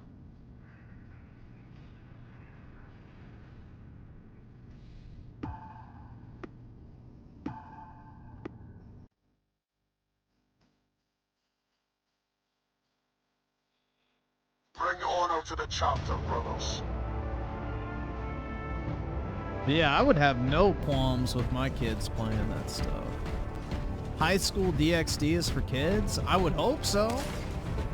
I mean, the only way I could understand watching High School DxD is if you're a horny, like, 13-year-old. Otherwise, I don't know, man. That was, like, the only time in my life where I was, like, slightly attracted to anime shit. Reporting permission. And then after the puberty, you know, started to calm down, I was like, oh, yeah, I don't care. They're just cartoons. So, yeah, High School DxD is, like, literally cater-made for, like, 13-year-old, you know, horn dogs. That's the target audience, for sure.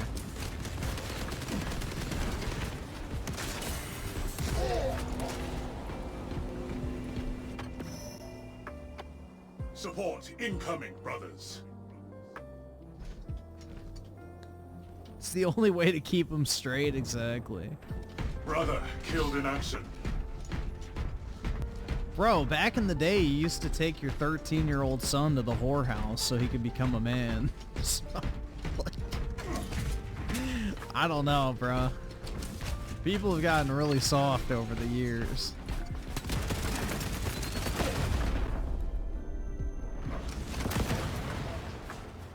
You used to take your kids to the public beheading in the town square for whatever, you know, murderer or rapist or traitor was getting executed that day. Intercepting projectiles. It's only in recent years that we've started coddling people so much.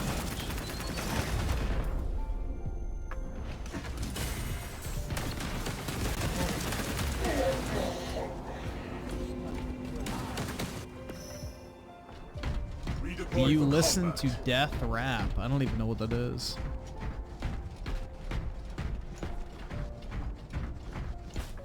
Has Griff gone soft? Execute Iron Halo tactics. I'm definitely not going to be one of those fucking pussy parents who's like, oh, you can't do anything until you're 18. Like, I don't give a shit, you know?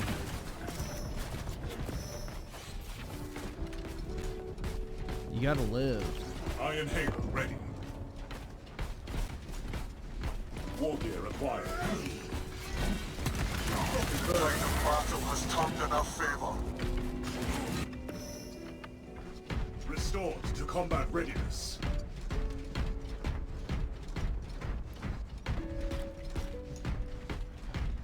A tiger mom wife. Not if she's Asian.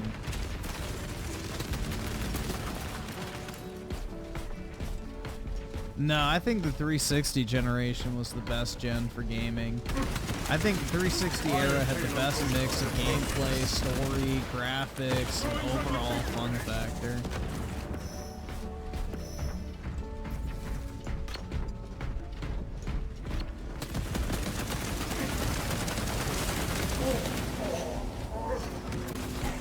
See, Raging Boar with the 2, a Christmas gift for the chat. Hopefully it's soap.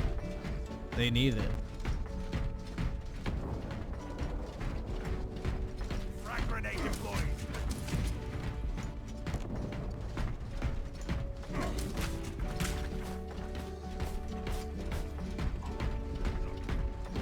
I can't afford this shit! Oh, Raging Boar with the 20?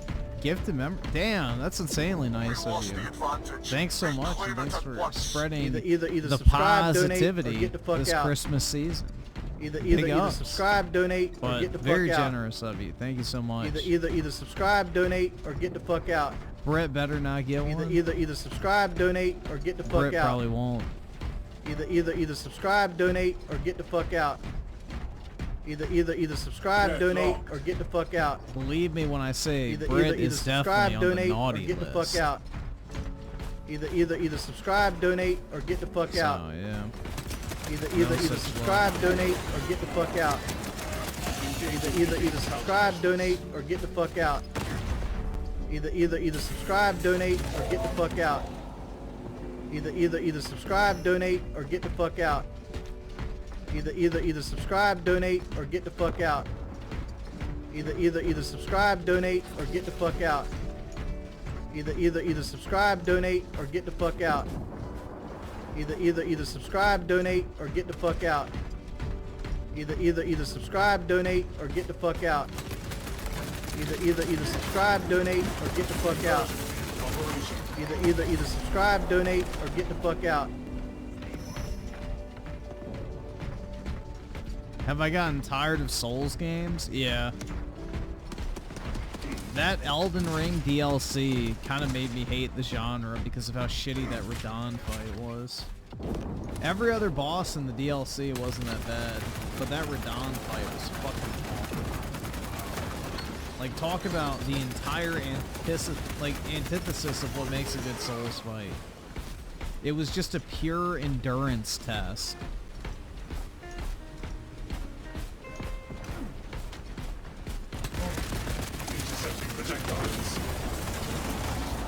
That's not enjoyable to me, so.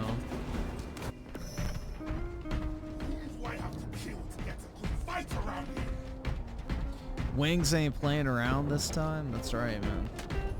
Real talk, the plump pimp ain't taking shit from nobody. Is dead.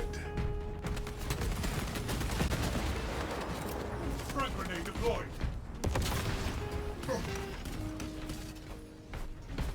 Execute Iron Halo tactics.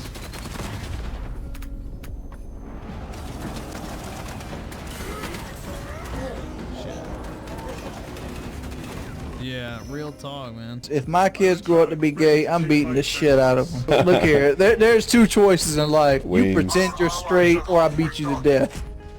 Real talk. What's the deal with the whole black Wukong thing? What do you mean? What deal? 3 minutes remaining. I don't know what you mean.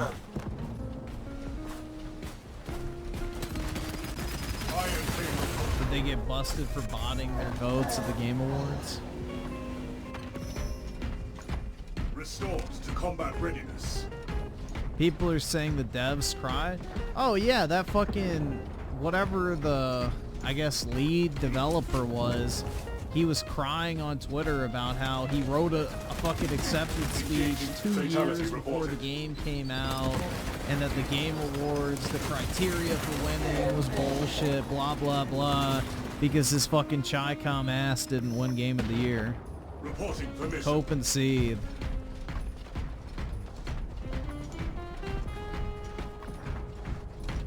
Go drown your tears in some Bing chilling.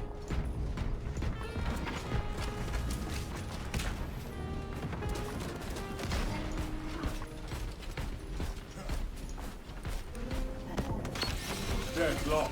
The arch enemy closes in on victory. Operational.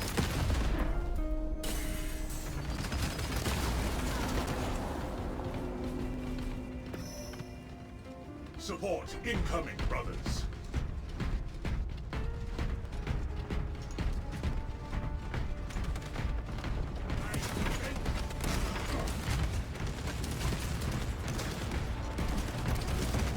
Intercepting projectiles.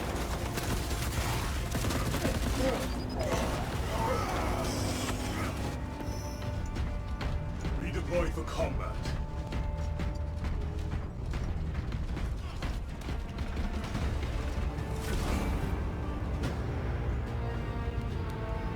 All right, awesome. Thanks, nigga. All right. Let's see, May 1st burst of the 5 Marathon Tomb Raider Legend. Underworld this weekend. Underworld was okay, but Legend was fire.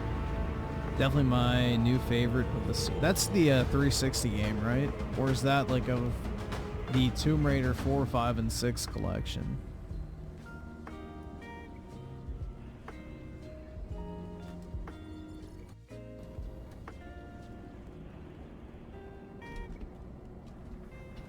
Okay, the 360 games? Yeah, I think I own those. I've never played them though.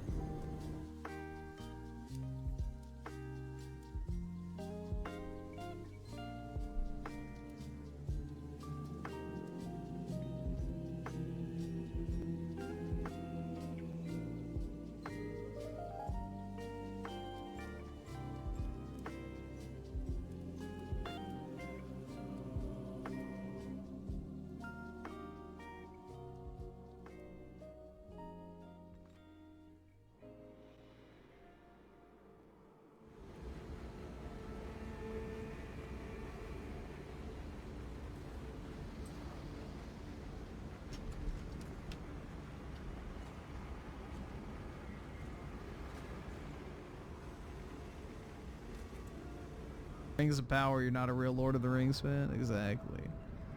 Even though it's not even canon. But, you know, you're just a hateful...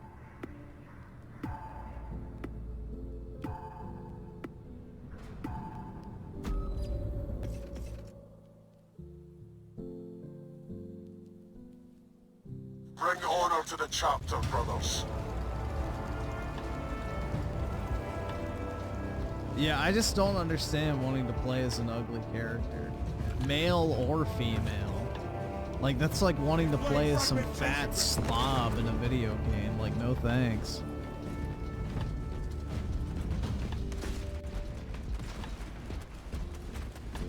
Like, why would you want to play as like some fucking disgusting fat slob in a game?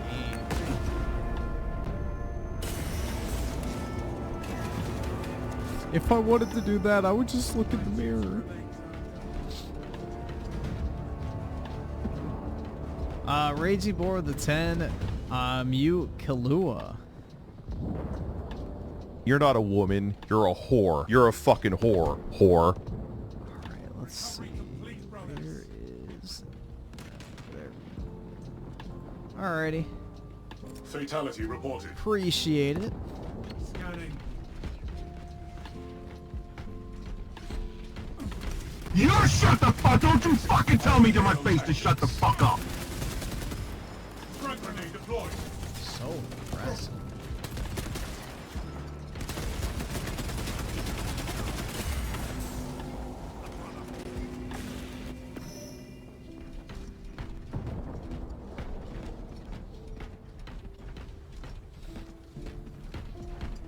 can't afford this shit! Jason Valderrama with the 2. Should I get the ROG Ally X? Or Anastasis is dead. the OG Ally or Steam Deck? Either subscribe, donate, or get the fuck out. That is a very... I would say don't buy the regular ROG Ally. If you're gonna buy a ROG Ally, definitely buy the X. So the question is do you want a $300 handheld, aka the Steam Deck, because that's how much it goes on sale for? Or do you want an $800 handheld that is more powerful, has full Windows capabilities out of the box?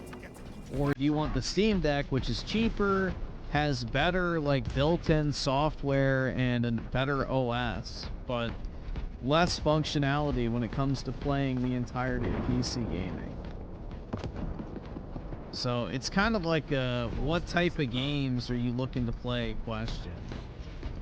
Like if you're just looking to play like indie games on Steam or older games in your backlog and stuff like that, then I think the Steam Deck is the better purchase. But if you're looking to play like the modern AAA releases on PC, then I think the ROG Ally X is the better choice.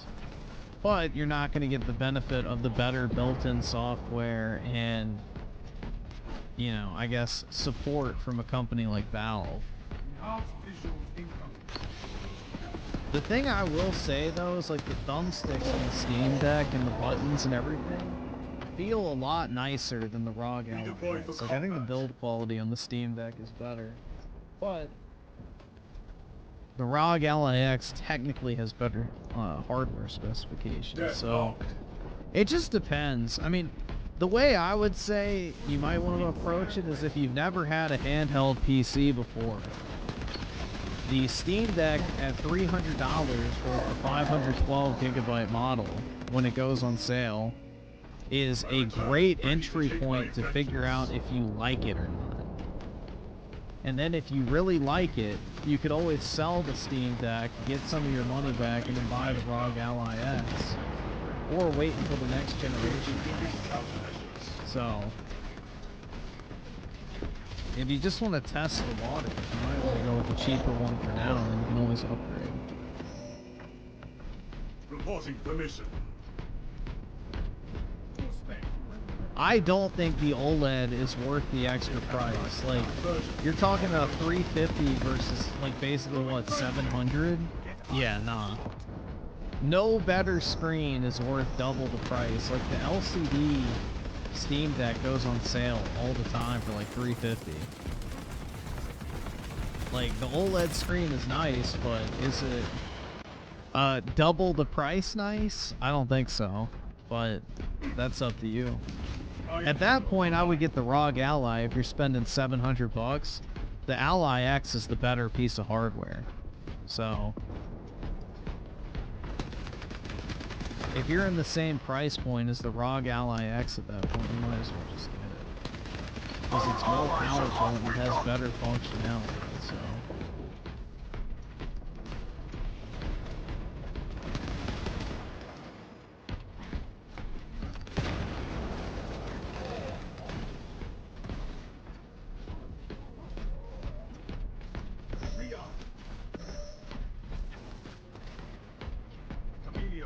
They restocked the LCD 512 gigabyte one on Naughty Dog constantly. Especially after The Last of Us Part 2, so I think they've done a lot of brand damage. I don't think they have that cult following anymore, where, you know, even the normies go out and mindlessly consume. I think they burned a lot of people.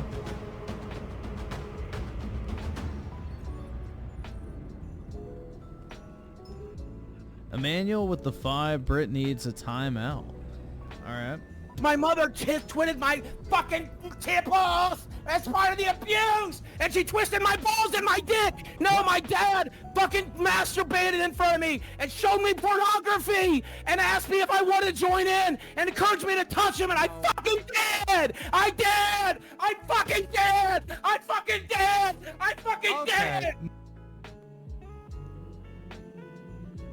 Zeher with the 20. People are praising Indiana Jones for not being complete shit.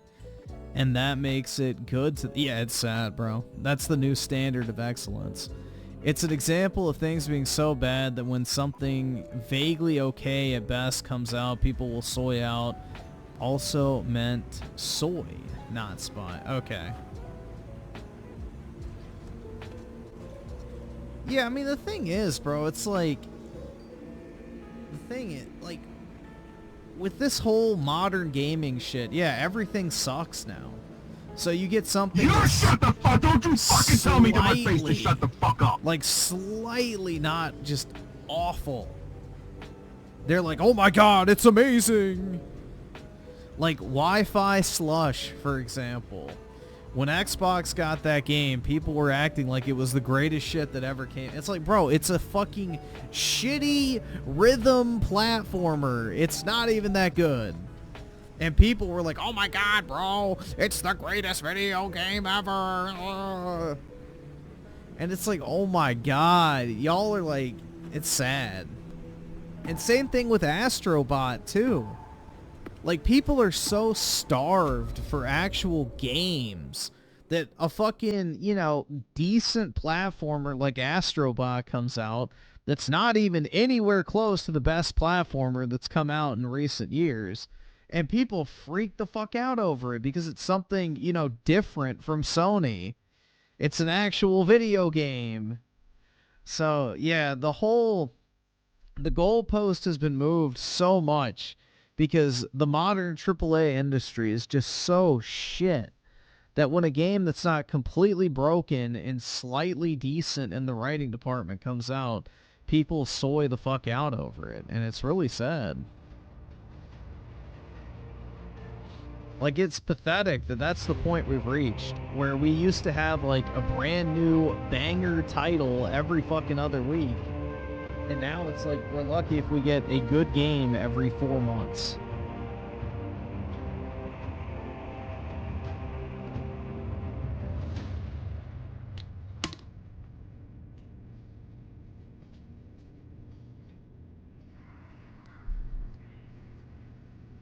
I didn't really like, Hi-Fi Rush. I'm not really a big fan of gimmick platformers, to be honest. Bring honor to the chapter, brothers.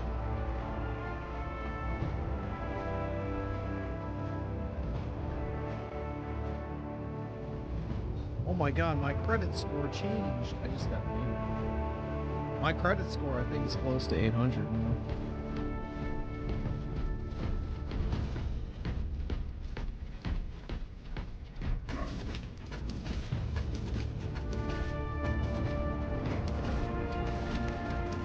No one cares? The tide of battle has No one turned in cares our if you favor. live or die, dude. Fatality reported.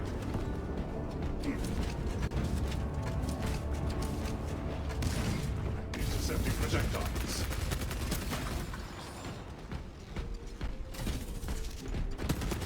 Dude, they could easily crank out Sly Cooper tier games for like 20 million bucks. And if they sold 1 million copies, they'd triple their money. Combat readiness. But they don't want to do that. They want to sell, you know, 10 million copies and, you know, double their money on 200. It's just like dumb, man. I don't get it.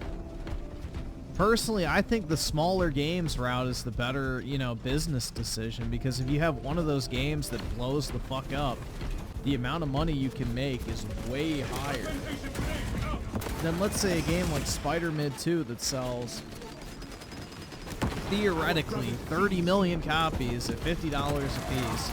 So it makes 1.5 billion. You lose about 20%, let's say, in licensing and all that type of shit. So you walk away with 1.2 billion, but it costs you like 400 million to make. Well, now you made $800 million. So All right, awesome. Thanks, Digga. All right. a 300% or a 200% ROI. So yeah, I mean, you made 3 times the amount of money you put in.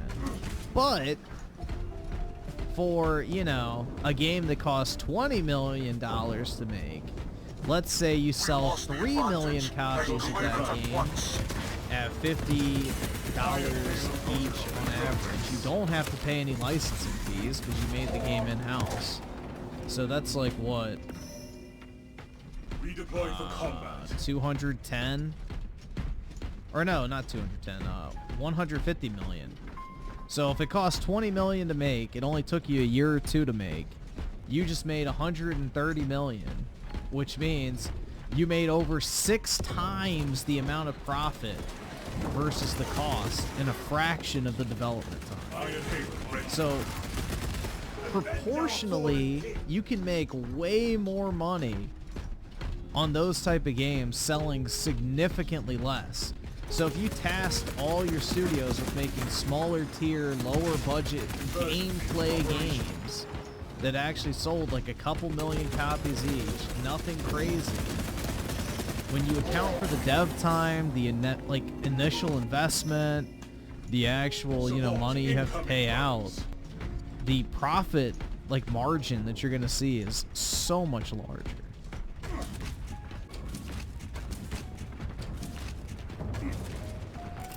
Frag grenade deployed.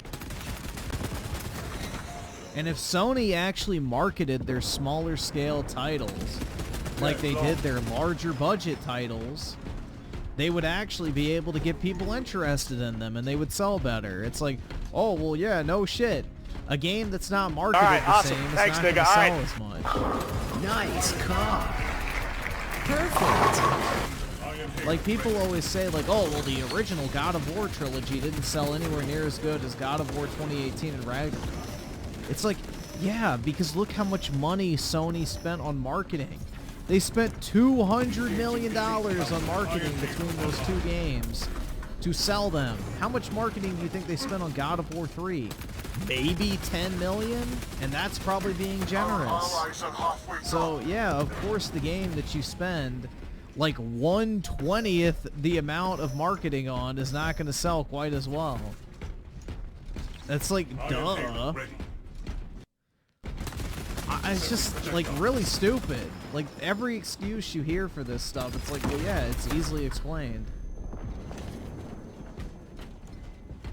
If they actually threw some money behind their smaller scale franchises, just a fraction of the marketing budget that they did for games like The Last of Us 2 and Horizon and God of Snore, you know, they could elevate a lot of these franchises into big hits.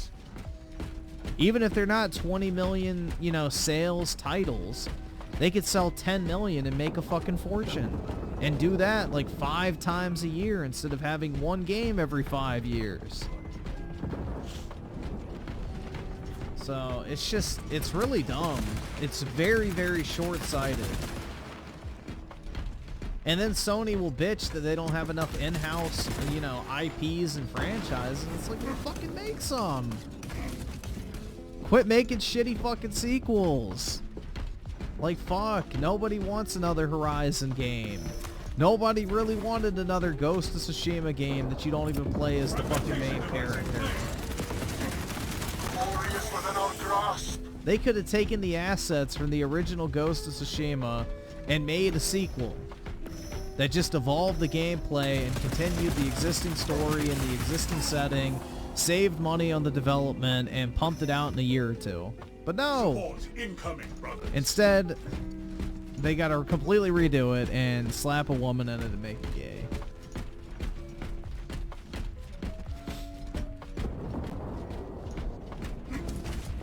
Yeah, Sony had IPs and they completely neglected them or just, you know, gave up on them because instead they decided to chase movie games. It's just dumb. They need to go back to making actual games again.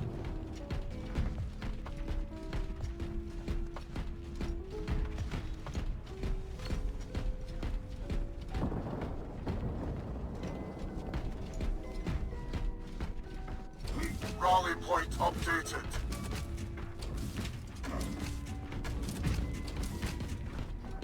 I don't know, bro. It's just really infuriating to see the current state of gaming.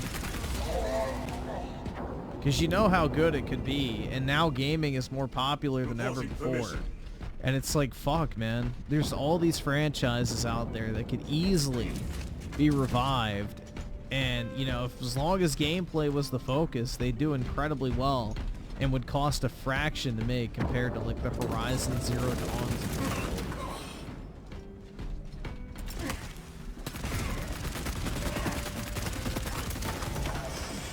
And Horizon is the most AstroTurf franchise in all of gaming. You will never convince me that there's like an actual genuine, hardcore, massive fan base for those titles.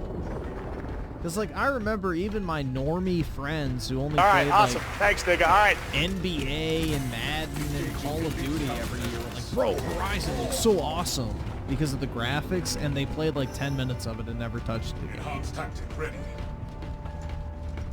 So, that's the reality for most people who played Horizon. They bought it because the graphics and the big dinosaurs, dude.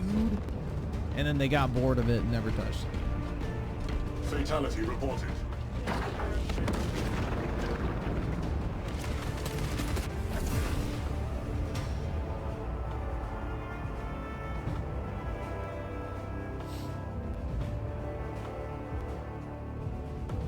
Like, literally, one of my friends I knew was, like, a massive fucking sports bro.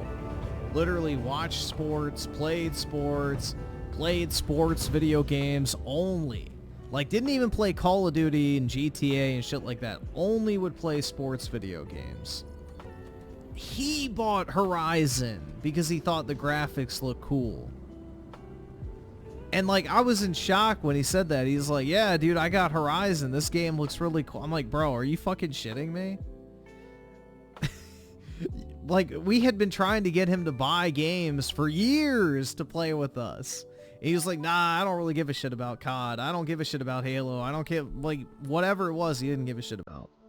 He bought Horizon because he thought the graphics looked cool. That is the Horizon reality. People only bought that game because of the fucking graphics. He never finished it. He played like an hour of it, I think. And then dropped it. Went right back to NBA.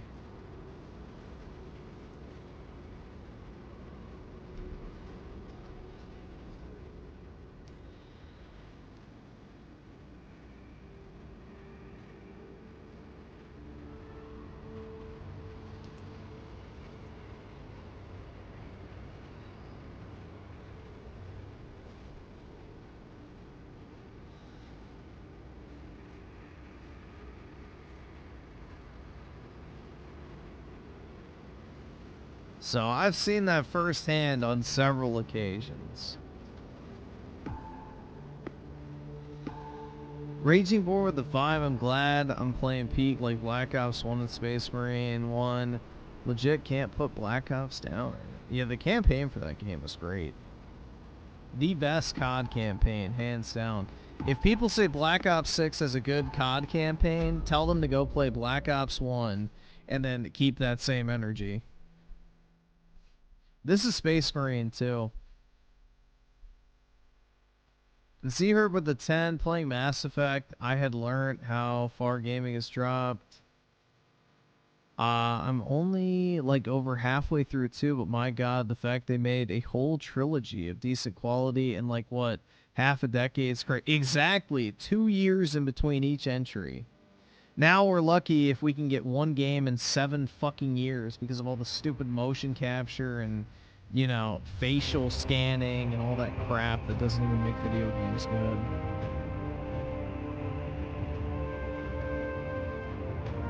See, so manual with the 20, timeout, Brit. Let's see, where's Brit? Brittany Dick Chan. There we go.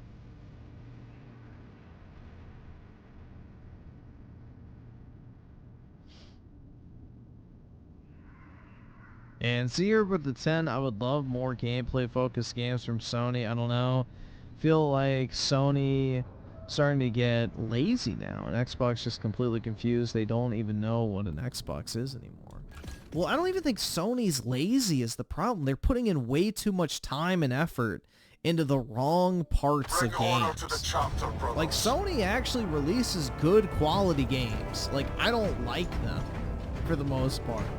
But I don't think you could look at a Sony game and be like, yeah, this game's fucking dog shit from like a quality standard.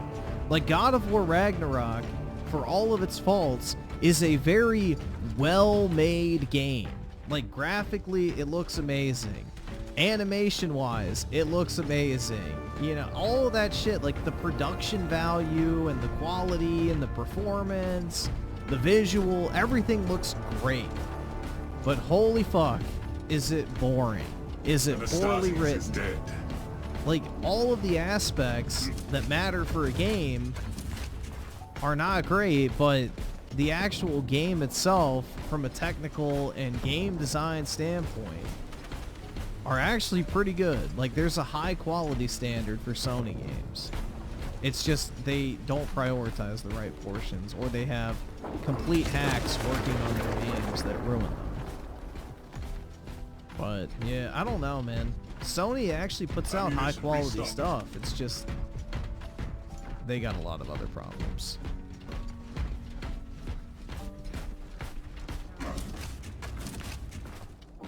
So I wouldn't even say like Sony's lazy. It's just they don't prioritize the stuff that actually matters. And they're so caught up on making these filmic experiences that I think people are getting sick of. Because the sales are declining for Sony games this generation. You know, God of War Ragnarok didn't sell as well as God of War 2018. Horizon Forgotten West didn't sell anywhere near as well as Horizon Forbidden West. Or not Forbidden West, Zero Dawn. Redeploy for combat. And then what else? Spider-Man 2 sold worse than Spider-Man 1. The Last of Us 2, significantly worse than The Last of Us 1. So I think people are kind of getting sick of that formula.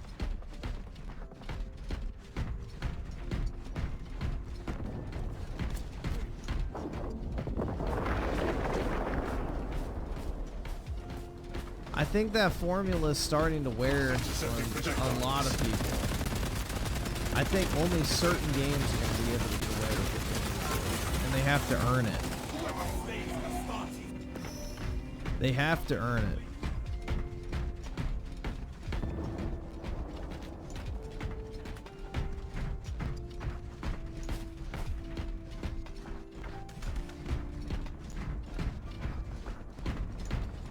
God of War Ragnarok's biggest problem is the story is so fucking boring, dude. And the boss fights suck. You don't get to actually kill any gods that you care about. You get to kill one, and he's literally a god that no one heard about before playing that game. Engaging elite countermeasures.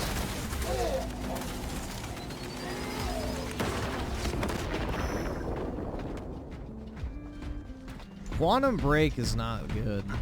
I mean, I shouldn't say it's not good. It's decent. I didn't like the TV show aspect of it. I definitely hated the boss fight at the end of the game, but I guess it was fine. It's not anything amazing, though.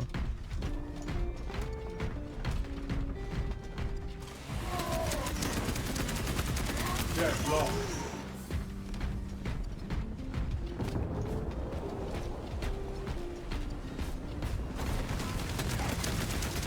Our allies are halfway done. Prospects deep scan ready.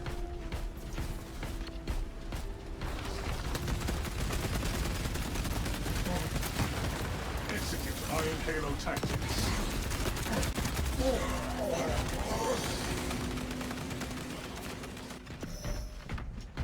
Restored to combat. I've never played Control, but from the looks of it, I think Control looks better than Alan Walk.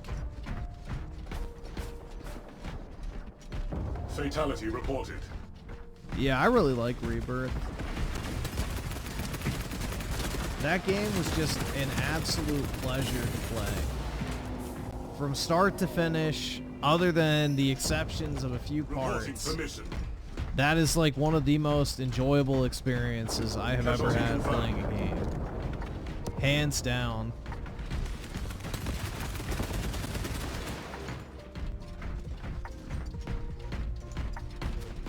Nah, chapter 13's fine. Chapter 11 is ass. I like chapter 13. That's when they do the lore dump for like the ancients and everything like that. So I like that portion. The thing I love is like just the amount of world building. It does such a good, bro, it like the amount of lore and, you know, I guess pieces of info and character development and all that type of shit is really fucking well done in Rebirth. Like, that's what I feel like is the strength and what's setting up part 3 to just be absolutely amazing, is because of all the fucking work and building they did in part 2. So part 3 is going to be even better.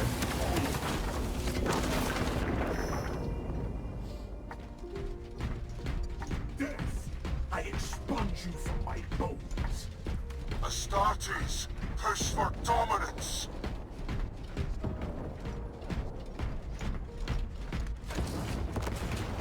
Wolfbanks ready to start. What do you mean? Rebirth did win Game of the Year. I said it was my Game of the Year, bro. Literally the objective Game of the Year. Nah, I'm not gonna play Metal Gear.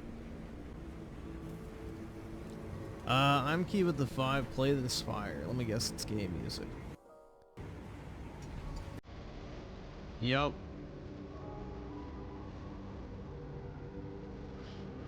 See her with the 5, its official chat is gay now. Well, yeah, I'm key, just sent gay music.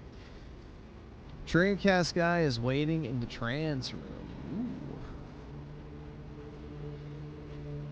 Ooh. That's what Dreamcast guy is hoping to unwrap this year. A nice juicy cock.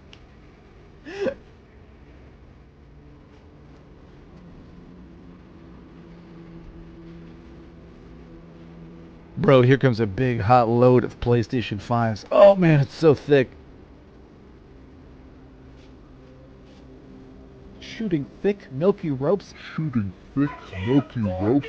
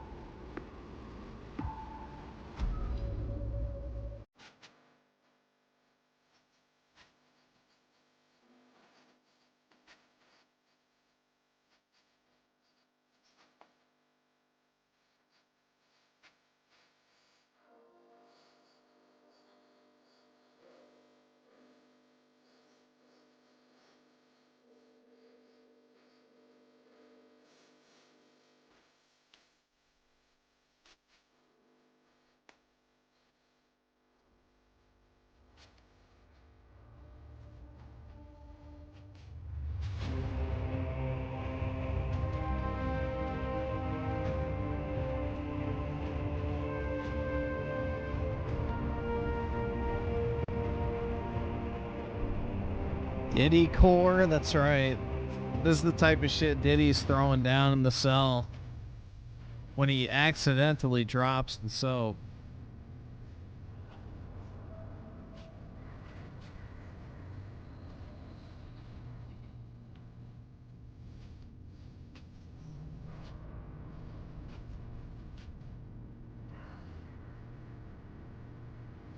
Got a Switch gift card for my birthday, trying to decide if I should get 1000-Year Door, Mario RPG, Metroid Prime Master, or something else. Well, I guess it depends on what's on sale.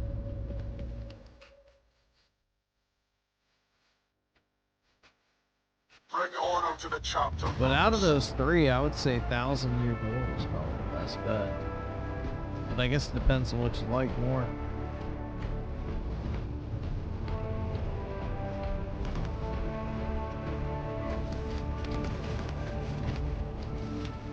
Well, sometimes they put their digital stuff on sale for $40. Protect You just have to wait until it's actually on sale is the problem. But every once in a while they will put some of their first party stuff on sale.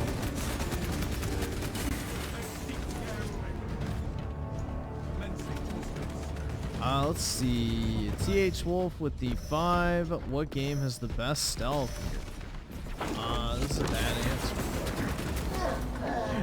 It's stealth that's optional. Completely optional, so I would say...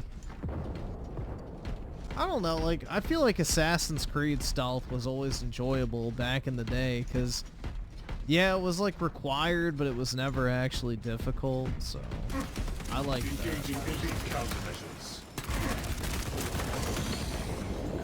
But I would say as like far as like my favorite stealth game I've played, it would either be Dishonored or Splinter Cell Blacklist.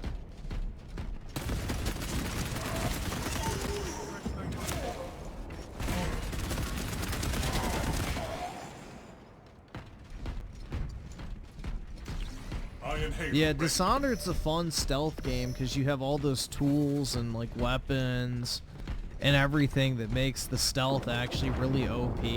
So it's fun. Is dead. So that's the thing. I don't like difficult stealth. Like if I'm gonna have to play a game in stealth, give me a bunch of cool abilities and All right, tools awesome. to Thanks, use nigga. All right, to, like, awesome. Thanks, nigga. All right. You know, make it fun.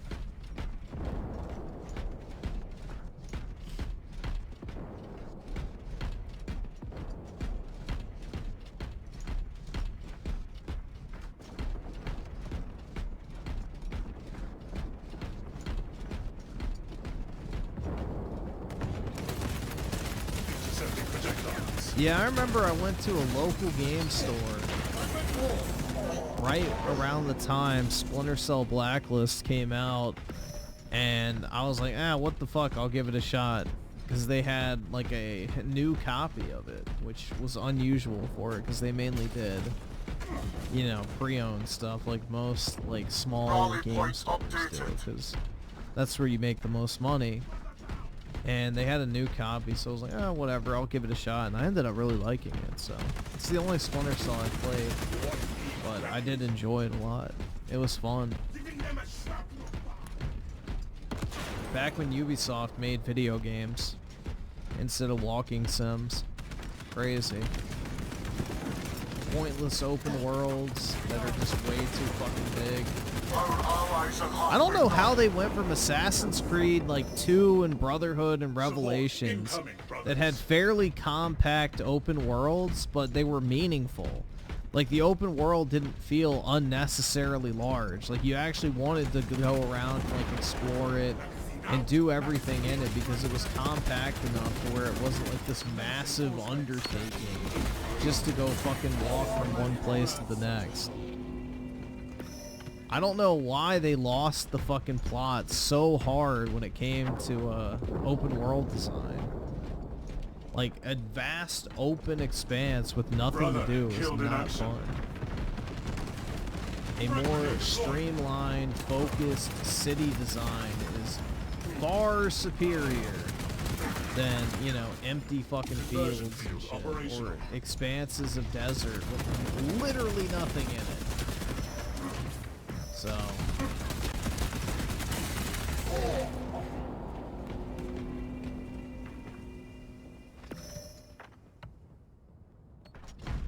Trump wants to buy Greenland. He's wanted to buy Greenland since his last term, so we'll see. Hopefully it happens. I think it'd be awesome.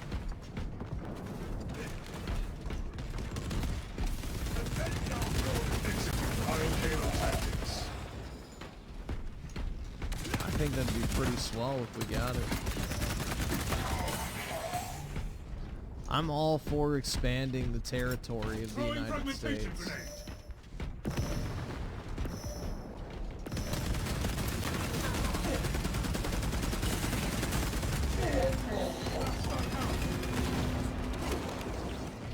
Well, let's see. I'm key with the 5.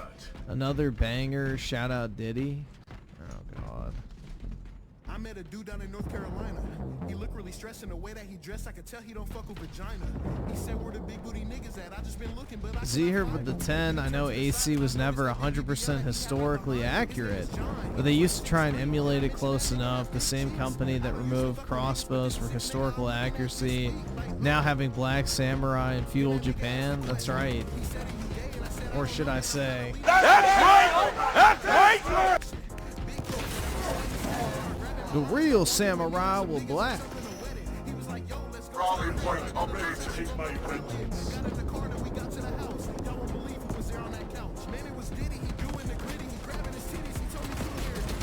Raleigh point updated.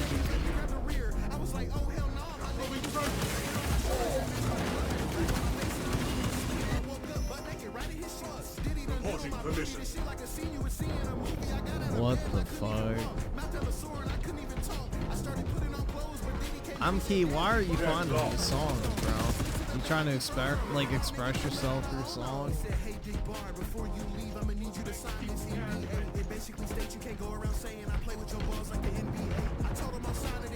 Fatality reported.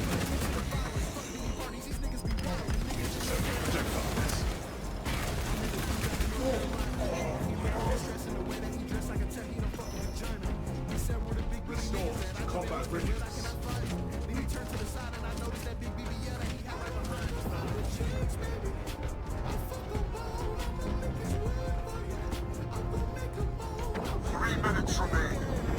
He likes BBC.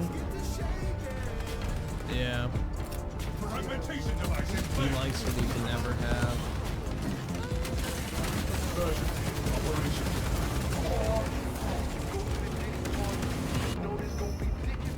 I return, ready to take my vengeance.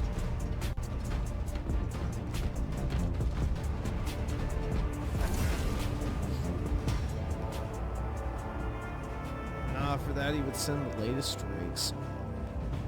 Yeah, I'm Key's not a real Drake fan. He's never sent one song. Fake and a fraud.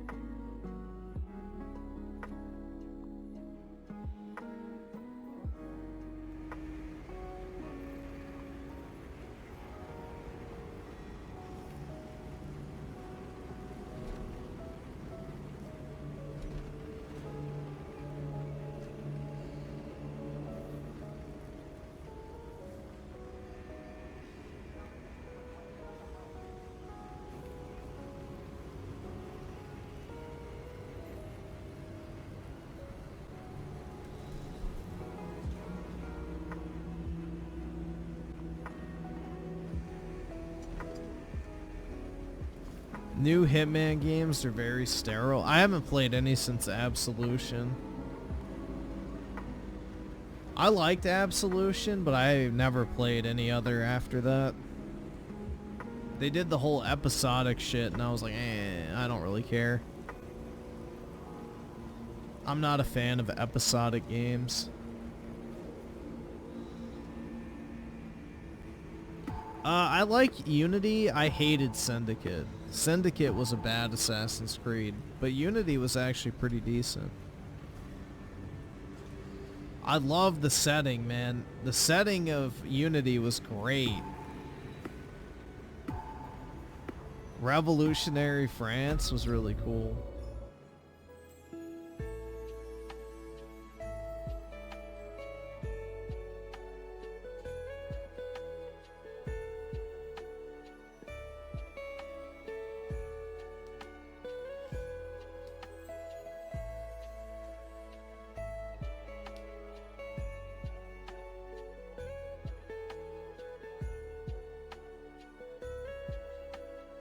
Well, Unity was overhated because the game was literally unplayable when it came out, so... That's the thing, is like, it's kind of warranted because most people who bought it were literally unable to play it because of how shit it was. So there definitely had some deserved hate. Now, if you went back and played it post-launch, then yeah, it got a lot better. But when it first came out, it was absolute dog shit and definitely warranted a lot of complaints.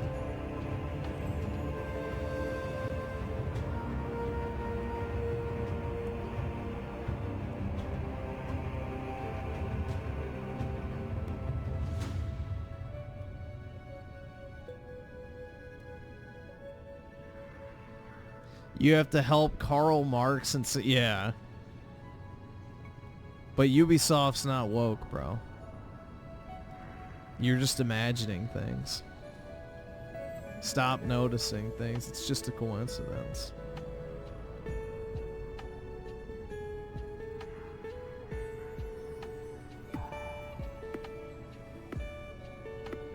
The only thing you should help Karl Marx with is finding a fucking blade in his throat. Z-Herb with the 10, hot take, Unity is the best setting in the series. Arno is best protagonist since Etsu. Alright, awesome. Thanks, nigga. Alright. No one is close. Outside the bugs, the game had awesome open world and open world that never felt boring or bloated. The thing I loved about Unity, and it's something they've never replicated in any of the games, is how detailed and alive the world feels, because you can actually go inside of buildings. Like, that shit was so cool in Unity. And it's what led to all of the fucking technical problems, unfortunately. But you could actually go inside. Like a random house on the street. You could go through it. The windows were open. So that was like the biggest, like, holy shit type moment. It's like, wow, you can actually interact with the majority of the game world. It's not just like, you know, a polygon shaped like a building that you can climb on. You can actually walk inside of it and look at the interior, and everything was so detailed and like beautiful looking on the insides. It was really nice.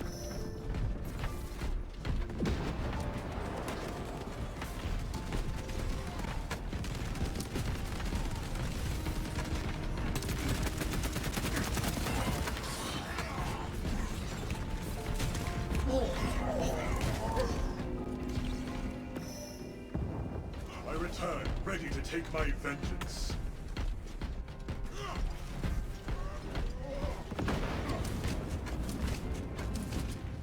Yeah, Notre Dame is in Unity as land. You can go inside of it, I'm pretty sure.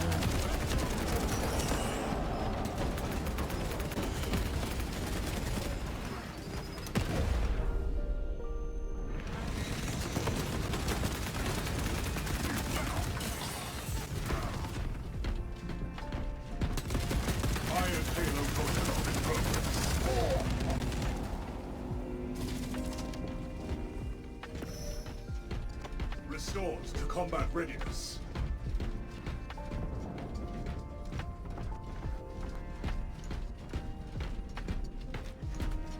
Any Rayman? Yeah, I played, what was the game on the PS4? Rayman Legends? I played that one.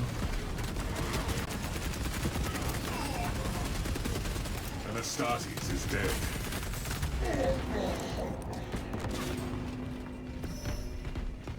Support incoming, brothers.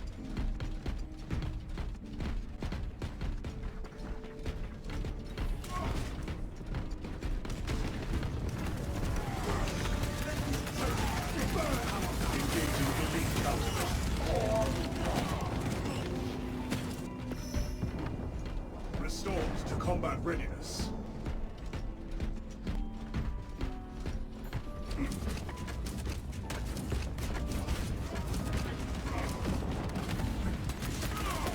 I really miss the modern day story in Assassin's Creed though.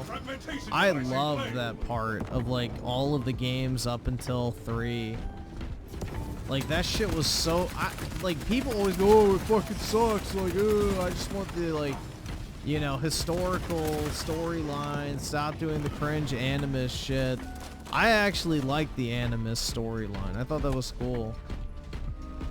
And then they completely fucking ruined it and made it a girl boss story, and yeah. Woke-ass Ubisoft destroyed that entire plot line. Fatality reported. Intercepting projectiles. Like, they actually had something really cool and interesting with the lore to that. And then apparently it wrapped up in a comic book. They didn't even put it in the fucking games. They put it in a fucking shitty-ass comic book that nobody read. Like, apparently, Juno, or whatever the fucking, cunt was called. I think it was Juno, right? But yeah, she's dead. Some woman killed her that you've never played as. Conversion field operational. Our allies are halfway done.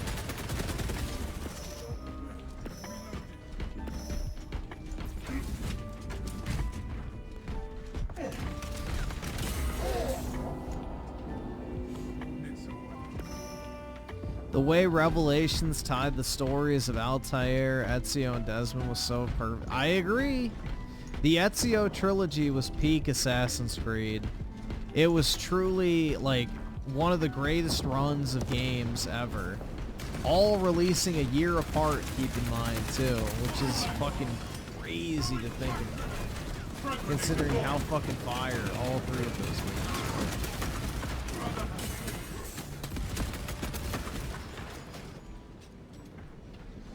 Engaging elite countermeasures.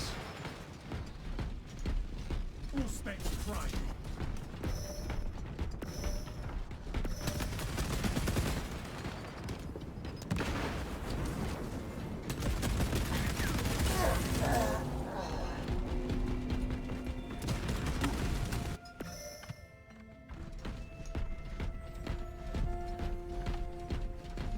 Like the ending too of Assassin's Creed Alright, awesome. Revelations Thanks, nigga. Alright. with Ezio hanging up his mantle, like that shit was so well done, man. It's like, nah, that's enough for one life. That shit was badass, bro. The thing is that was so good about Ezio is like you're there from the very beginning.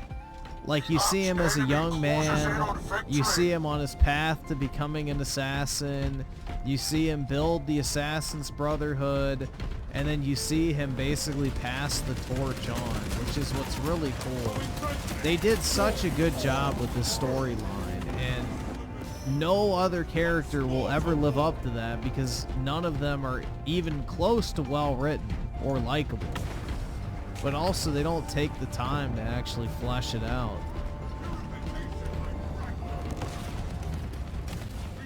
3 minutes remain.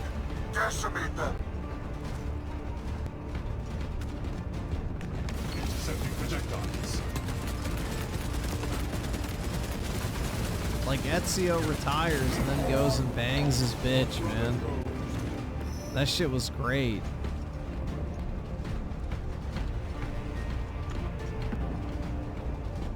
Yeah, Edward was also a really good character. Bro, so was Haytham from Assassin's Creed 3. Haytham Kenway was like one of the best characters in the entire... Like, that was the only character that's ever given me Ezio vibes. Like, Haytham was such a good character, and then they fucking cuck you and then make you play the rest of the game as fucking Connor, who is the most boring Assassin's Creed protagonist ever. He was like, you literally play as like this awesome, charismatic, incredibly well-written character, and then you go to like literally a block of wood.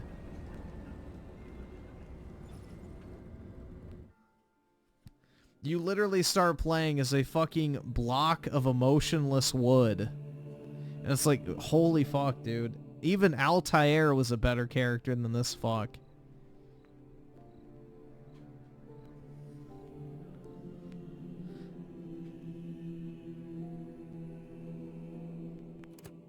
Yeah, you can't have like one of the most incredibly well-written characters in the entire franchise is the character you play as for the first few chapters, and then switch to one of the worst.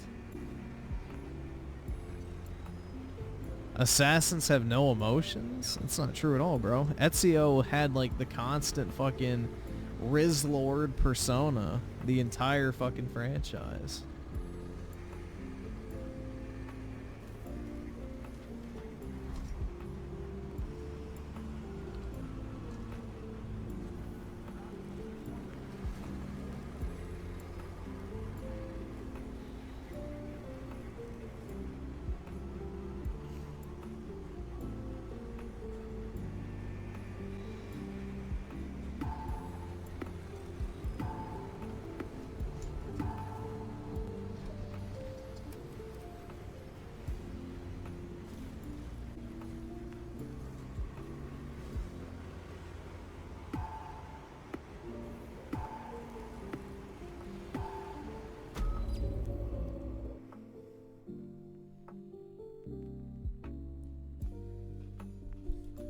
Yeah, dude, Yasuke's gonna be like, shit, this Japanese pussy tighter than a Jewish man's wallet. Real talk.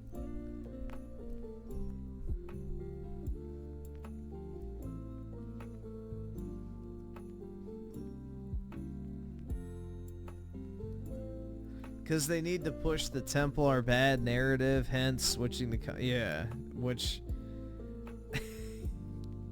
You can't make a Templar bad storyline when the Templars are objectively better characters.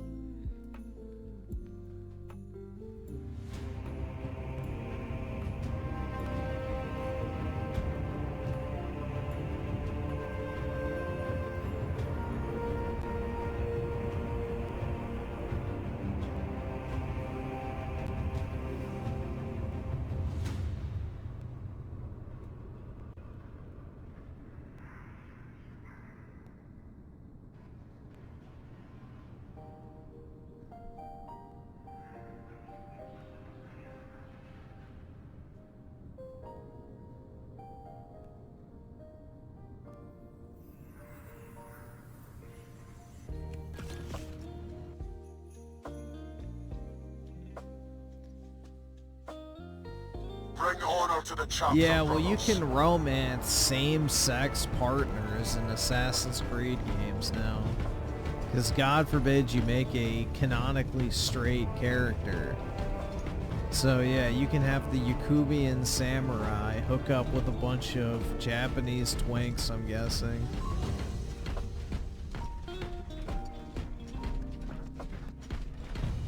That he picks up and drains like a juice box. And no, I will not allow. You should have a pretty clear mental. Rally point updated.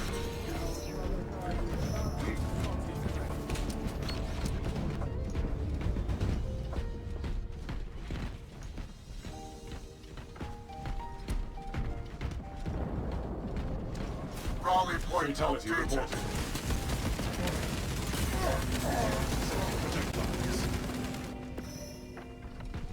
Exactly like the Diddy Tave, exactly.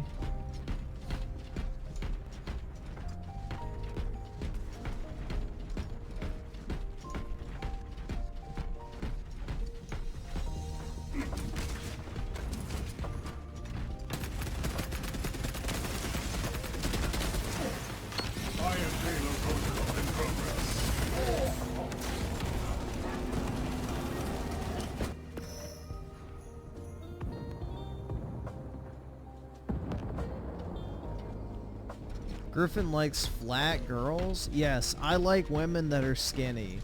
Fucking sue me. Go pound your fucking lard whales if you want to, bro. Hop off my dick for liking women that are in shape.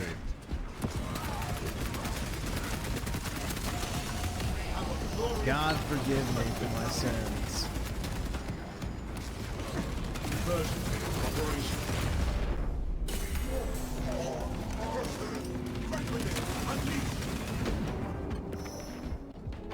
Redeploy for combat.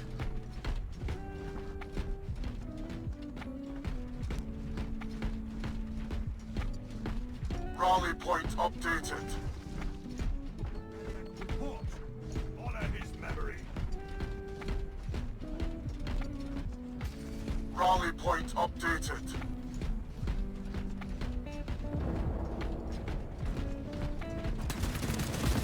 Execute Iron Halo tactics. Rally point updated. You will never get me to fetishize obesity.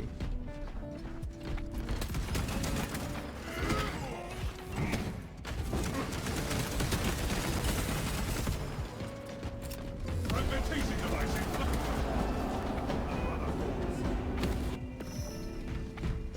Restored to combat readiness.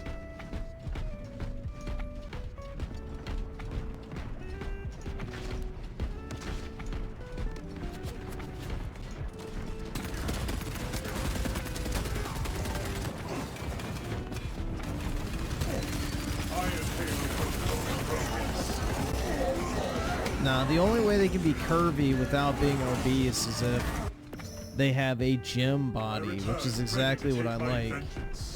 The athletic build with the gym ass. That's perfect. I don't need anything aside from that.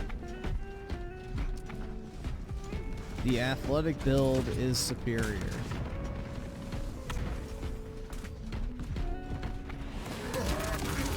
Rally point updated. Support incoming runners. Rally point updated. Fragmentation grenade out.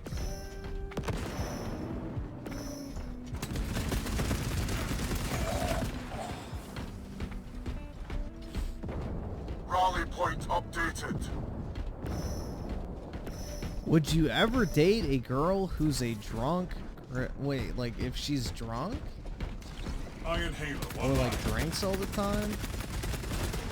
Well, I would assume like, are you being like an alcoholic or somebody that just likes to get drunk? Because that's two different things. I don't really care if a girl drinks or not. That's not a big deal. But someone with like a legitimate addiction, probably not. Same goes for any type of drug or whatever. You're on the custom Valkyrie fight on Rebirth. This fight sucks. Yeah, but it has one of the best soundtracks in the game. Hands down.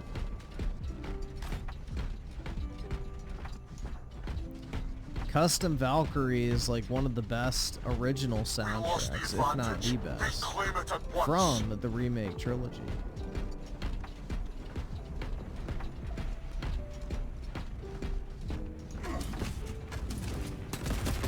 Rally point up.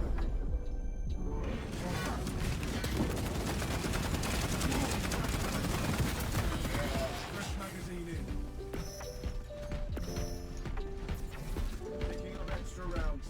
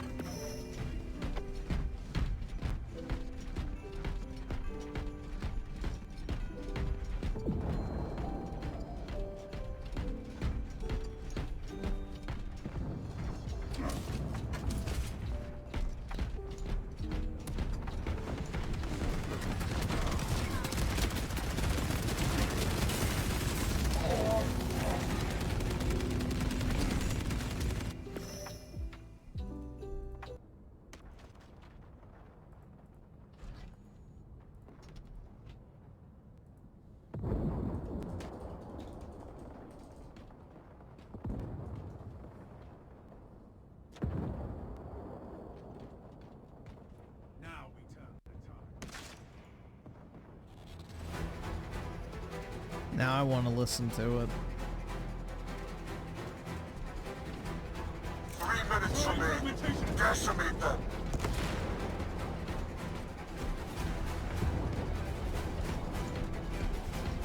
Deadlock.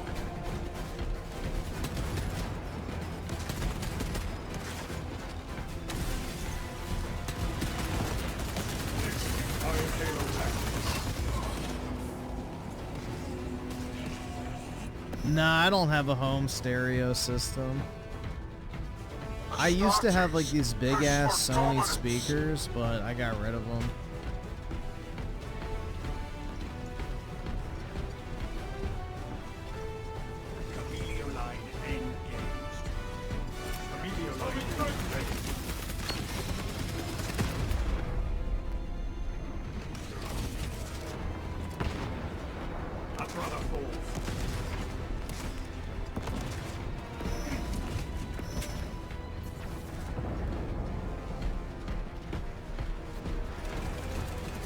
Obtaining arms.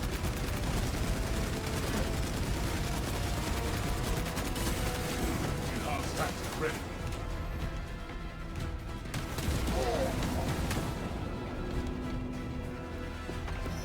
Let's see, Z-Herb with the 10. Now Layla, or whatever her name is, took over as the modern day protagonist, just for her to be replaced by Bassam, the guy from the Viking Age. England, it makes no sense. Yeah, it's just trash. Absolute fucking trash. Ubi slop. They obviously got rid of the original writers and hired a bunch of women.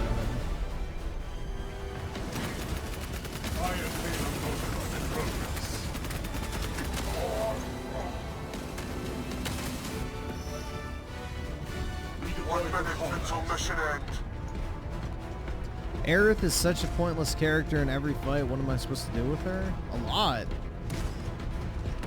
Anastasis is dead. Use her ability, the ward, to like boost everybody's ATB gauge.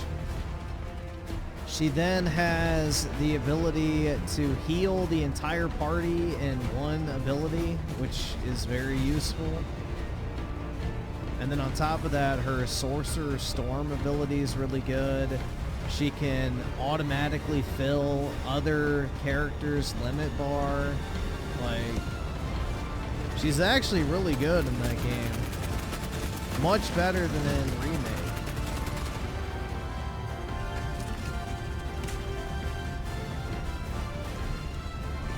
You're not playing as her to deal a shit ton of damage, so don't think about it that way. You're playing as her to, like, you know, boost your other characters like Tifa and Cloud.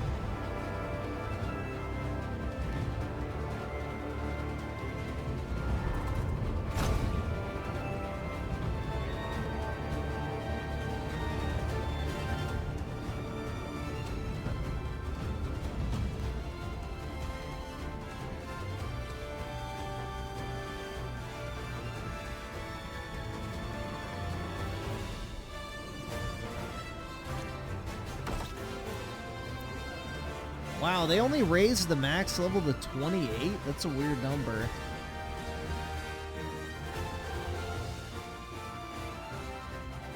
Yeah, and then she's also really good if you have an enemy that you're fighting that has a particular elemental weakness, because, you know, her magic powers are very fucking strong.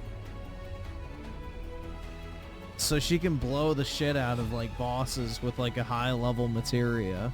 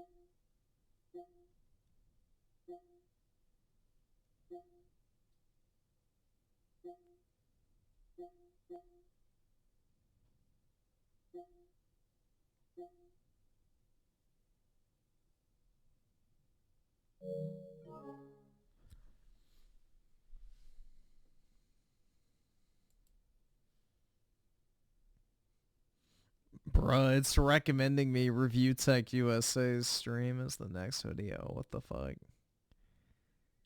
No, thank you.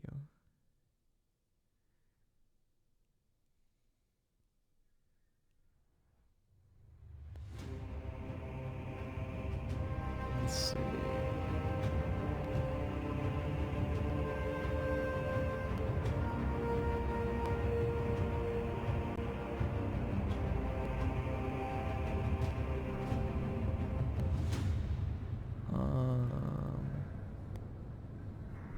What's another good one I can put on? I'm trying to think. I guess.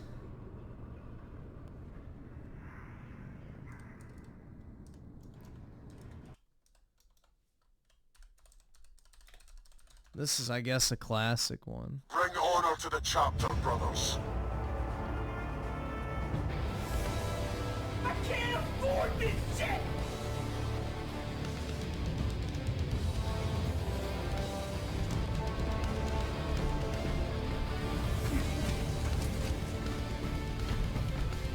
Let's see, Blue Senshi with the 2. What gay shit did PlayStation do now? Not necessarily PlayStation, just the actress from the game is now attacking people and going full fucking woke. So we'll see how it unfolds. It's not going to turn out well, but it should be funny at least.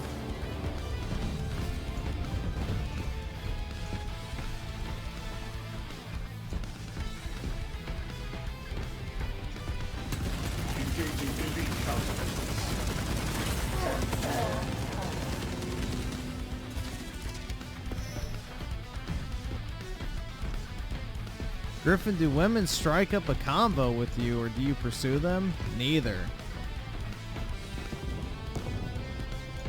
I don't really talk to anybody on a daily basis.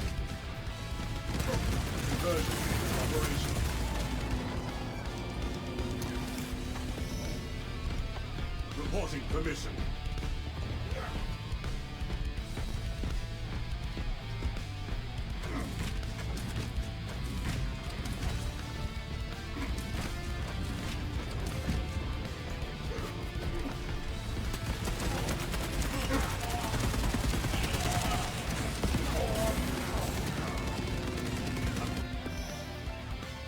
Redeploy for combat.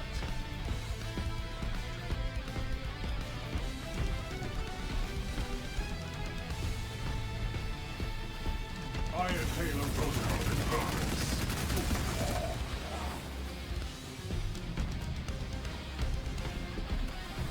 Imagine having sex with this music playing in the background. That's right.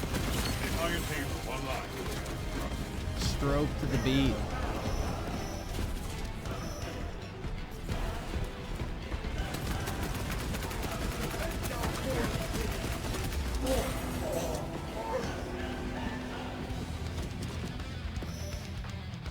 I return, ready to take my vengeance.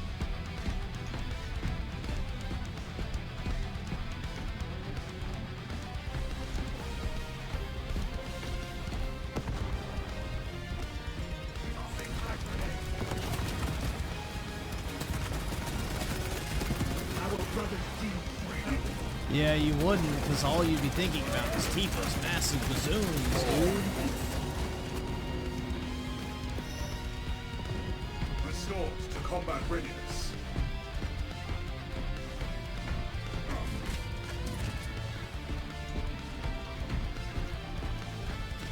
Intergalactic's gonna sell terrible, not because of the woke thing, but because it's not attached to the well-known franchise. It just looks like a generic as Concord and like other mid-looking new games. That, and I don't think many people like Naughty Dog and Neil Cuckman post Last of Us 2. So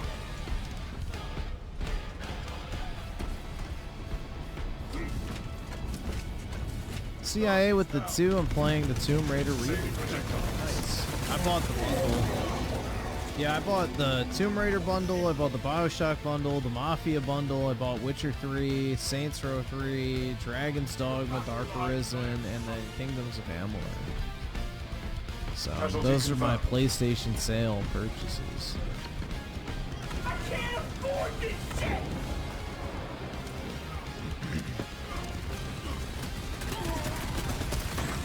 Iron Halo protocol in progress. Iron Halo ready.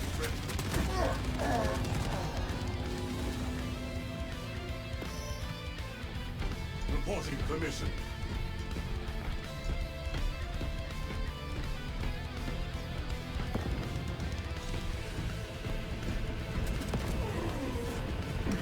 Execute Iron Halo tactics.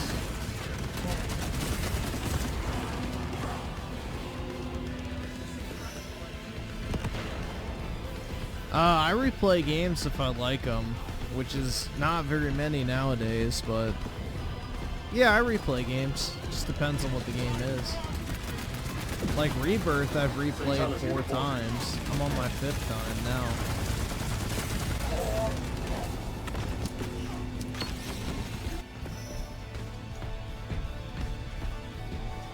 The arch enemy closes in on victory.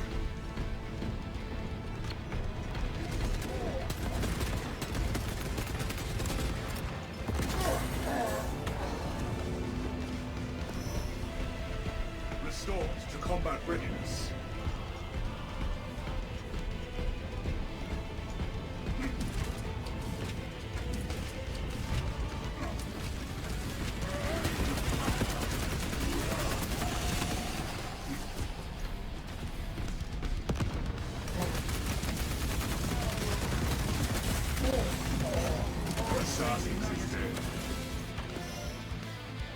I return, ready Switch to take 2 my to come out? vengeance. Yeah, the Switch 2 is going to be awesome. I'm looking forward to it. Personally. Iron Halo online.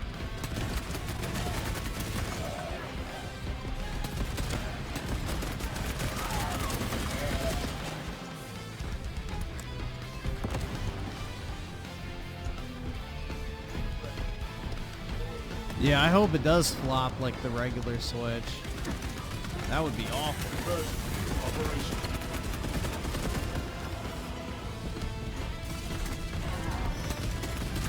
Our allies are halfway done.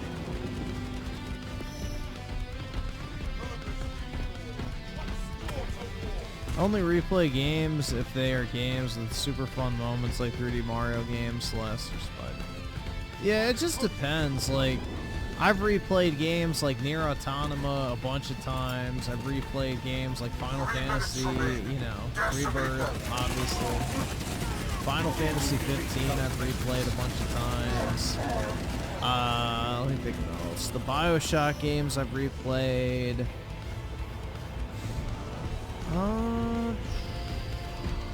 Shorter games like Vanquish, Lollipop Chainsaw, those type of games I replay. God of War 3 I've replayed. Infamous Second Son I've replayed a few times. So it just depends on what it is. Like, I feel like shorter games are more fun to replay because, you know, it's not like a massive time commitment. Like, you don't have to dedicate a week of your life to replay a game you've already gone through. So the shorter a game, the easier it is to replay. Reporting permission. Because it's not like a huge investment where it's like, okay, well, shit, now I can't play anything else for the next 2 weeks. Yeah, I've replayed the Assassin's Creed games a shit ton of times.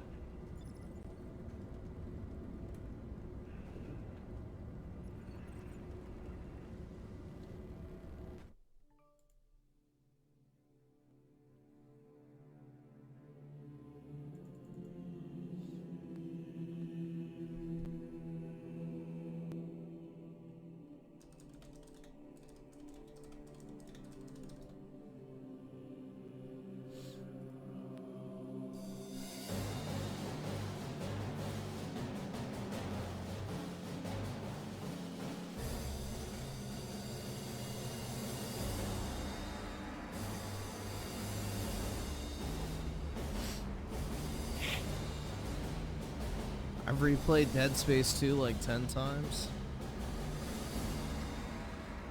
Dude, I replayed The Force Unleashed 1 like probably 100 times.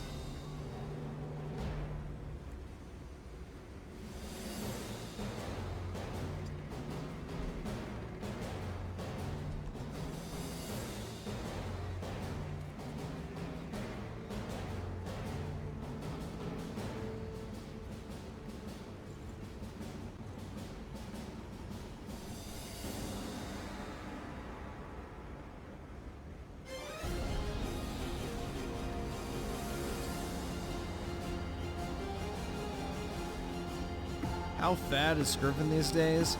Fat enough to make your hog wife look skinny.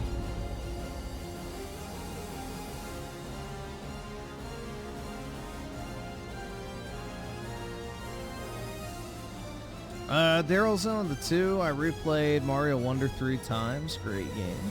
Very nice. Damn, bro, I kinda have to take a shit. I was hoping I wouldn't have to, but it appears it has not run its course, so I may go ahead and just get that over with.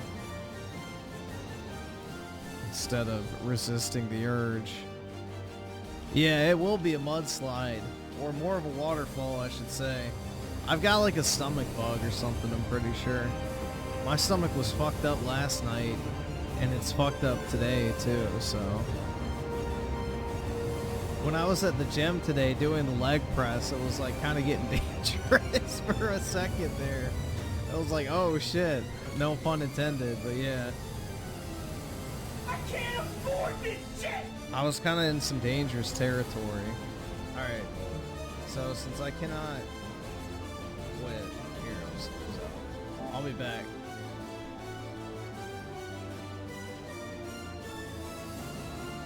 Give me a few minutes, guys. I'll be in the chat as usual, but yeah, I won't be on the mic.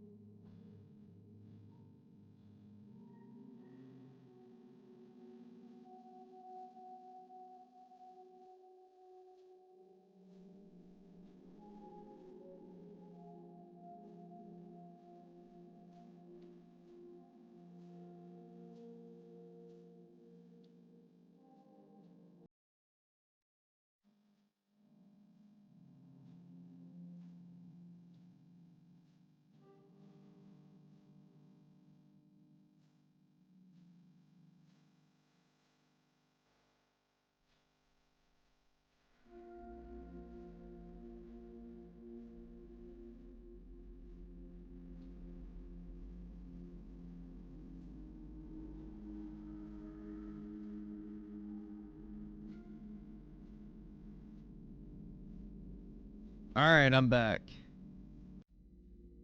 Blimey. Griffin sounds like the type of guy who hides girls in his house. I wish, man. I can't even talk to a girl, much less get her to come back to my place. Bruh.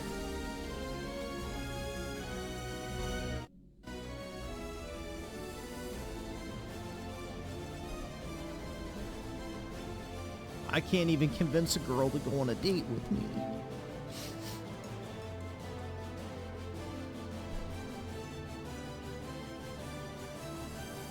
See, creators freedom with the 2, Griffin. What games will you not play per request? I have no idea. I guess porn games is a good blanket one.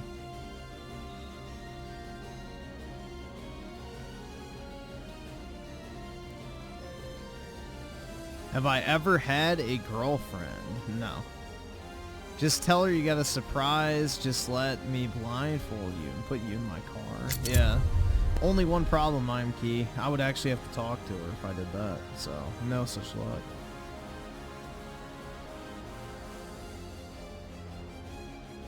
Biden is calling you, answer or deny. I would answer for the shits and giggles, why not? Fuck you, man. That'd be kind of interesting. Why not? Who knows what type of crazy shit you could get him to say.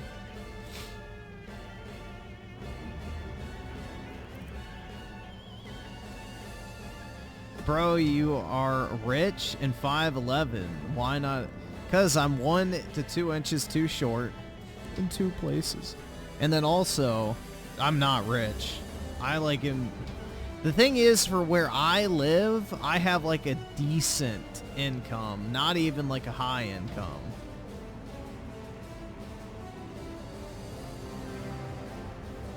So, I'm definitely not rich, and 5'11" is like a death sentence these days. But my issue is I don't use any of the fucking dating apps. I don't have any social life at all because I work remote. The only outside activities I do are going to the gym, where I just literally go by myself, and then walking my dog, and going to the grocery store, and then I come home and stream. So, that's about it. I don't really put myself in a situation to even have one, so.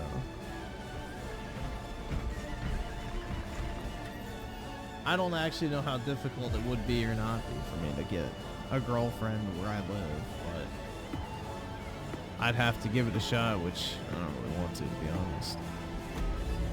Bro, I know 5'6" guys getting girls easily. Yeah. Yeah, height's not as big of a deal as people make it out to be.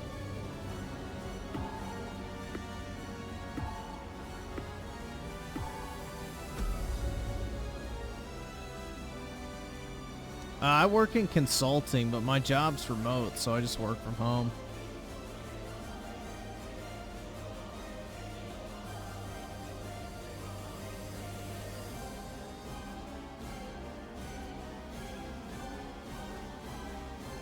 What's the best financial advice you can give a 17-year-old? When you turn 18, open up a retirement account called a Roth IRA. Do your best to max out the contribution every single year, which is close to like $65,000 to $7,000. I'm not entirely sure the exact number. You can look it up, but max that out and then put the money inside of it into a S&P 500 index fund and let it grow. And do the same thing every single year. Don't touch the money, just let it fucking sit there. And then when you get to retirement age, you can draw it all out tax-free, which will be a massive benefit. And then any excess money you want to save or put away or whatever, just throw it into the S&P 500 in a, personal investment account, and again, let it sit. Time value of money is your friend, and no one outdoes the market long term, generally speaking.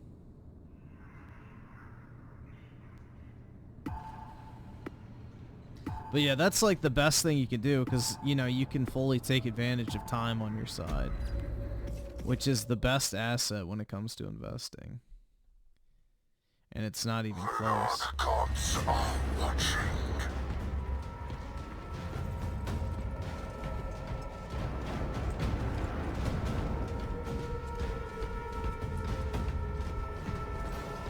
Wear insoles, Griff, you can eat. I don't care. Dude, honestly, I really don't give a shit about my height.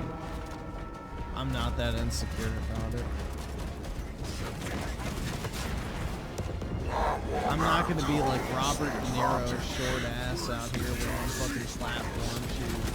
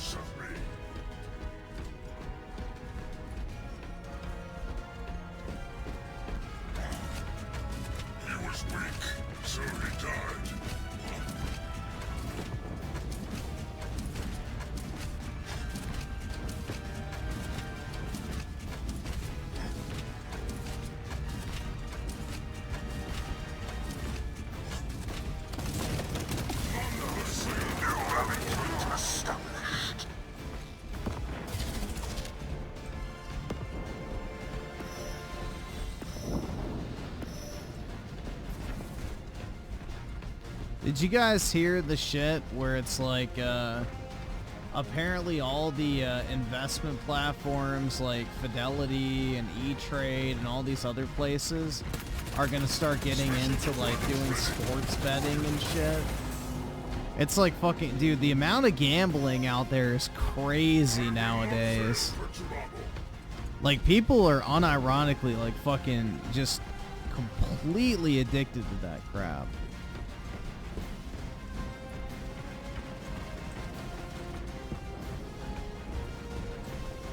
I don't get it, man. The whole gambling shit to me is boring. I hate gambling.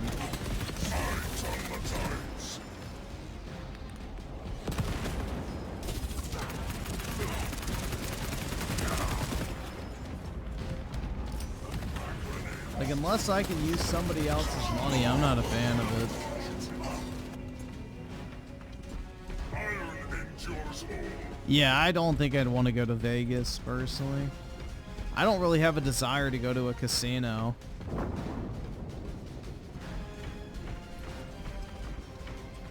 That is not my ideal vacation spot. Like, oh yeah, let me just go blow a bunch of money in a casino, dude.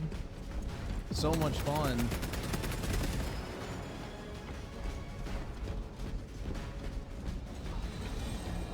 Let's just go dump a bunch of money into a slot machine, cause fucking YOLO, right?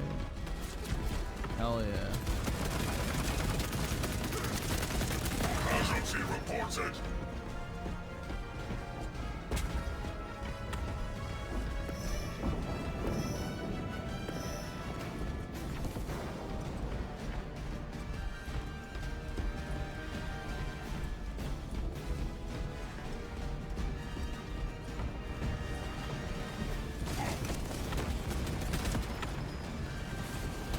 Just a big nerd. Fuck, I couldn't kill him.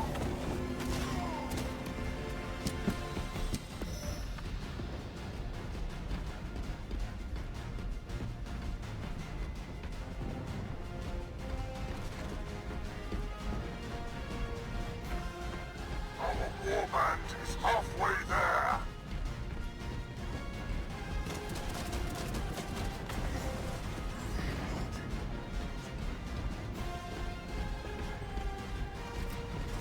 Front grenade.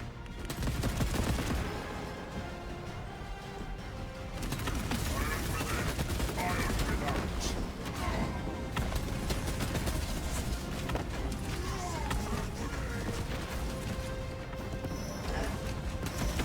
Refreshing weapon.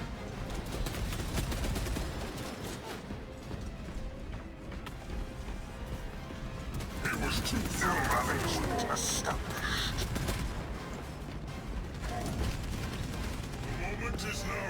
Boomers sit at the Pookies for ages. They don't give anything back that they took from everyone else. Yeah, boomers are fucking, I think, vile for the most part. They're very selfish.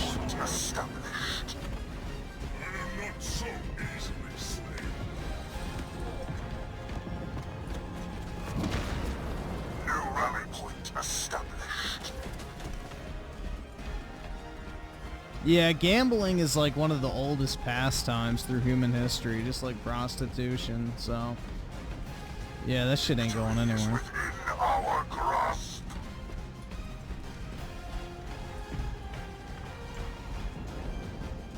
He was weak, so he died.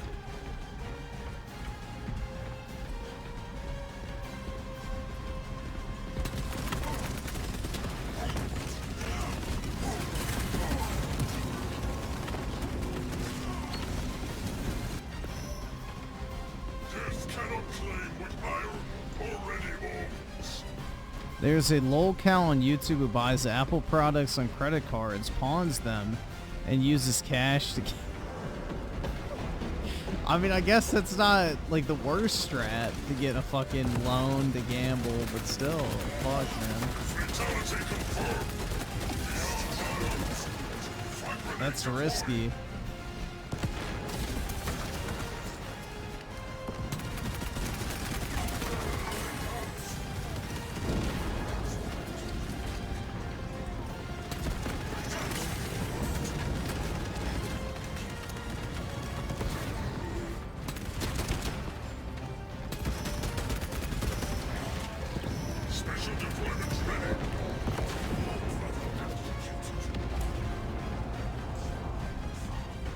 Yeah, well, gambling, the lottery, all that type of shit is a stupid tax. So.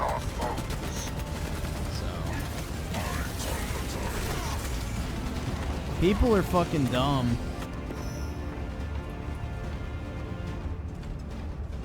Vegas is fun for the shows and to eat at nice places and being able to drink everywhere you go and smoking, if that's your... See, that's the thing, is I don't go out to eat, I don't drink, and I don't know what you mean by, like, shows, like the magic shows and shit. I guess that would be fine, but yeah, I'm not really, I don't know. The whole travel lifestyle of going to places, eating, drinking, shopping, that type of stuff is not really for me. Because I don't really do any of that stuff anymore.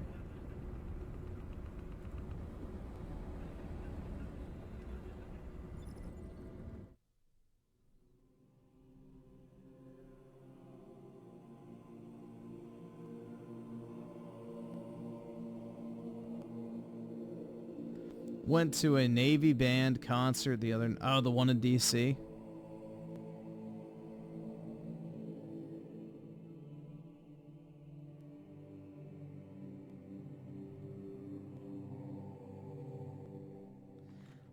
That's unfulfilling. Why not go camping or something like that?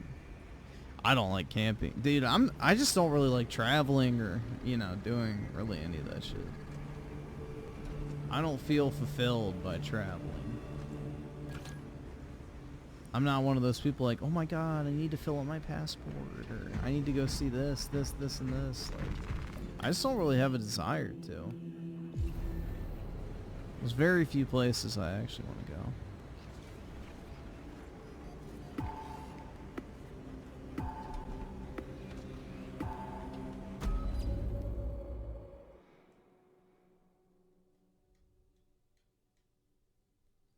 Professional poker is more about the metagame, but everyone else is just rigged.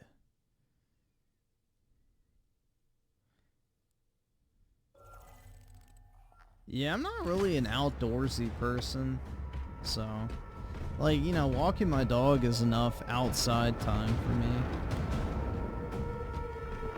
That's more than enough.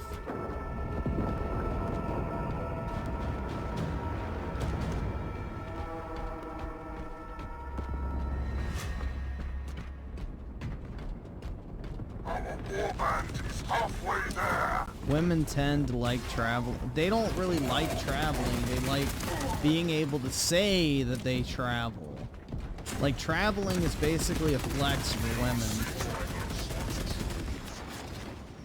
You know, guys like flexing their car, their house, you know, their woman, that type of shit. Women like to flex about all the fun stuff they get to go do that they don't actually really like. They just like bragging about it. So, women like the idea of being able to tell other people where they traveled, not so much traveling itself.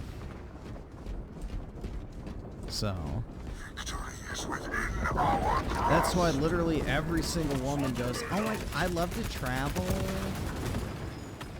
And it's like, you don't really like to travel. You just like telling everybody where you've been and where you've traveled. It's like a flex kind of thing. But yeah, I'm not a traveler. I don't really have an interest in discovering the world or experiencing, you know, different fucking ways of life or any of that type of shit. I don't know. I have zero desire to go to bumfuck nowhere in some fucking shithole country to go and find myself. Like, yeah, fuck that shit. I'm gonna find my way back to the United States where I fucking belong. I don't belong in some fucking Southeast Asian hellhole or... Alright, awesome. Thanks, nigga. Alright. Indian village or, you know, African safari or...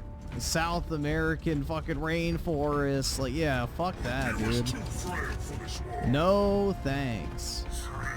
I don't want to go meditate with the monks in Tibet or any of that crap. I don't want to go to, like, dude, I don't even like going to the beach. Like, fuck that too. Like, I don't want to travel to go to a fucking beach. Sitting on a fucking beach is boring as shit.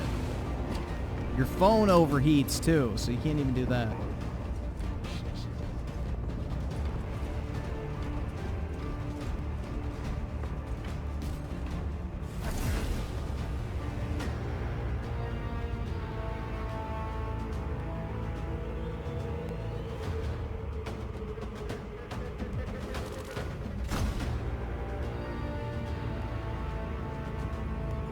Andrew Tate, for some reason, loves to brag about, because he has no actual, like, pride or, you know, identity attached to a home country. He's like a rat, jumping from ship to ship.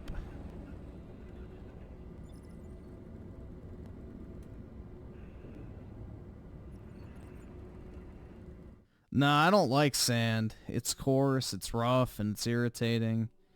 And it gets everywhere.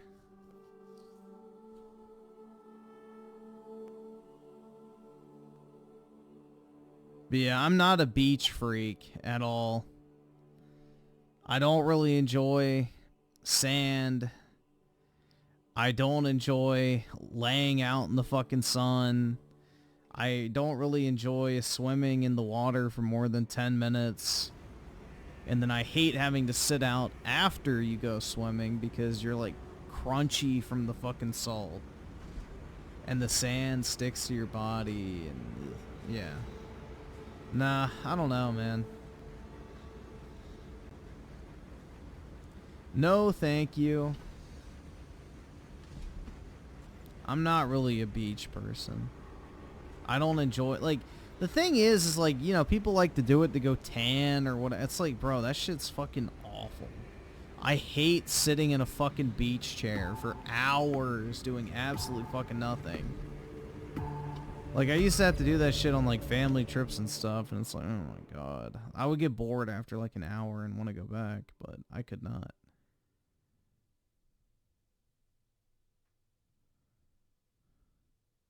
And then you have to, like, haul all your shit down, like a cooler and chairs and all that shit, too. So there's that as well.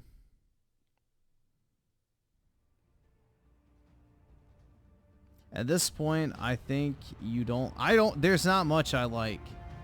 Honestly, there's not much I like at this point.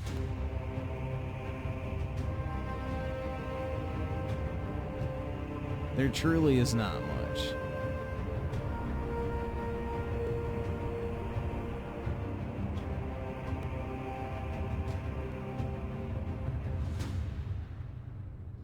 Yeah, carrying boogie boards too when it's windy.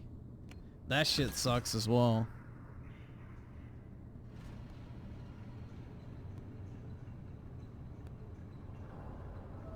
And then once you haul it all back, you have to clean it off. Like, yeah, bro, it's...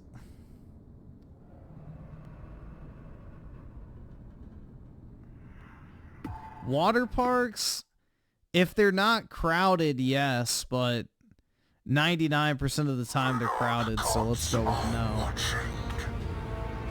If it was empty, I'd like them, but they're never empty.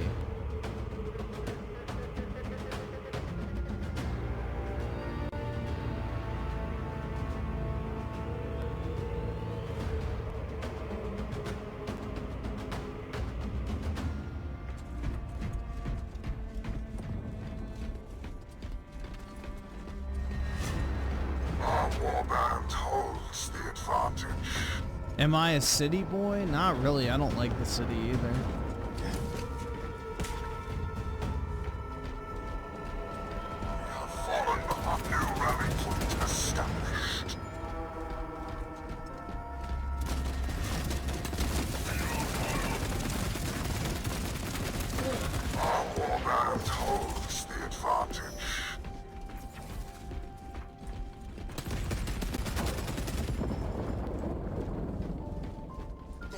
Of war. None harms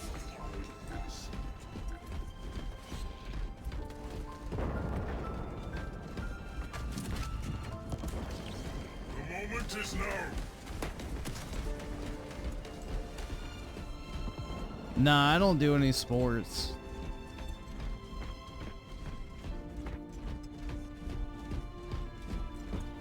You see someone saved a Wii dev kit from a e-waste facility and has a nearly full functioning version of that. Whoa, wait, really? That's kind of sick. Battlefront 3? That's funny. I am not so easily slain.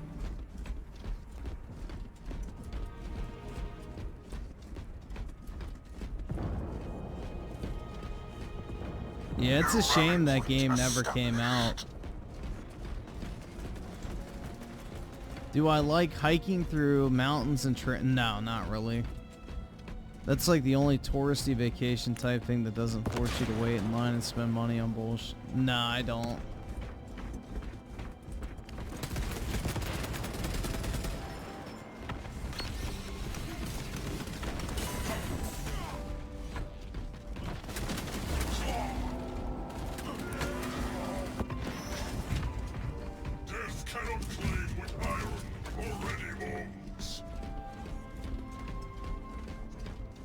Check into some antidepressants. I'm not taking suicide pills, thank you very much.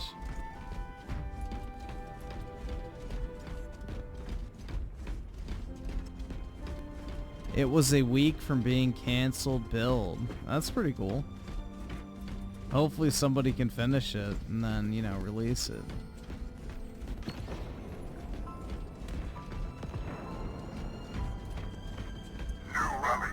Established.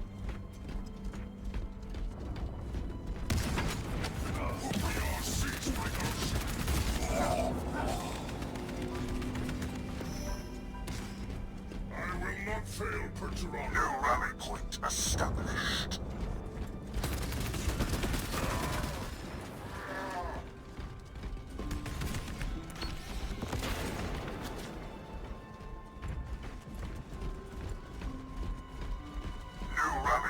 Established. More iron for the forge. Allied casualty.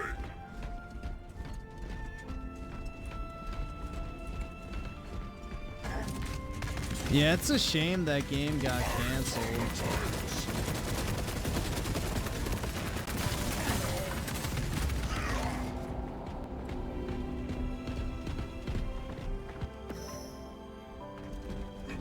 gods have further use of me. Resorts are a big thing in Southeast Asia. That was what I did when I was over there.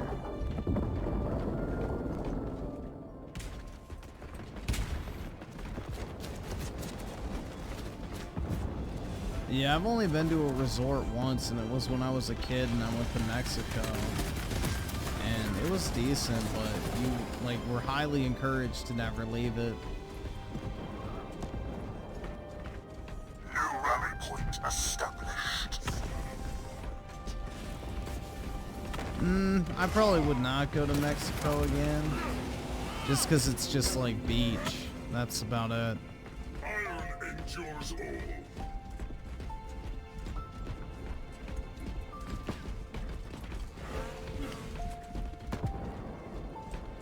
IGN gave Metaphor Game of the Year. Yeah, Racism Bad, the game, of course.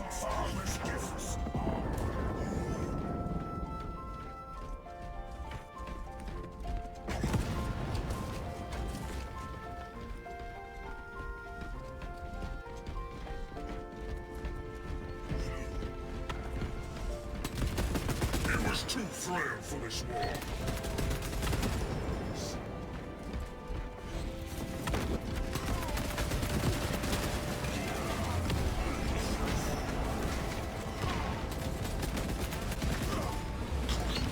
Fuck. Griffin is depressed, dude. That's right.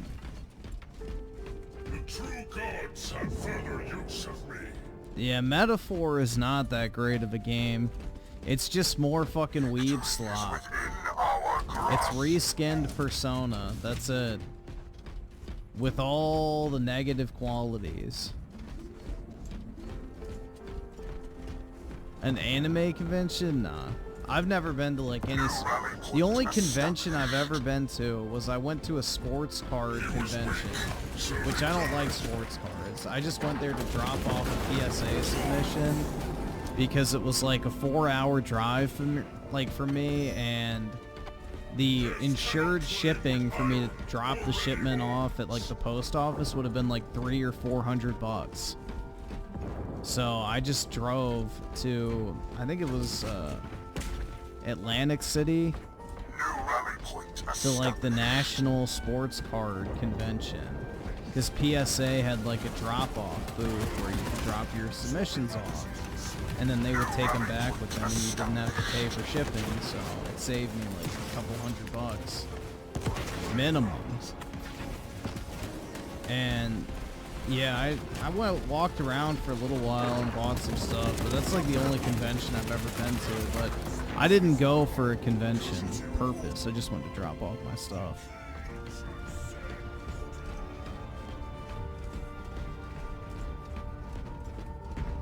So that was it.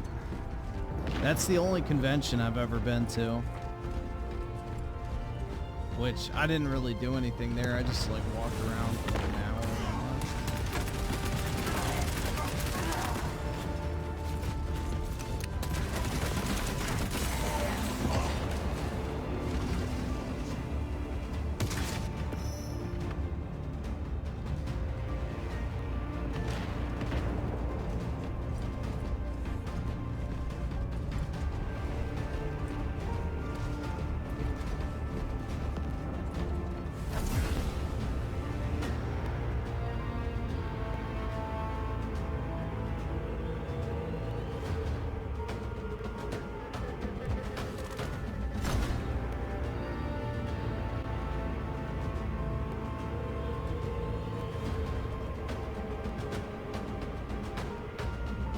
I don't really care about a retro game convention, to be honest.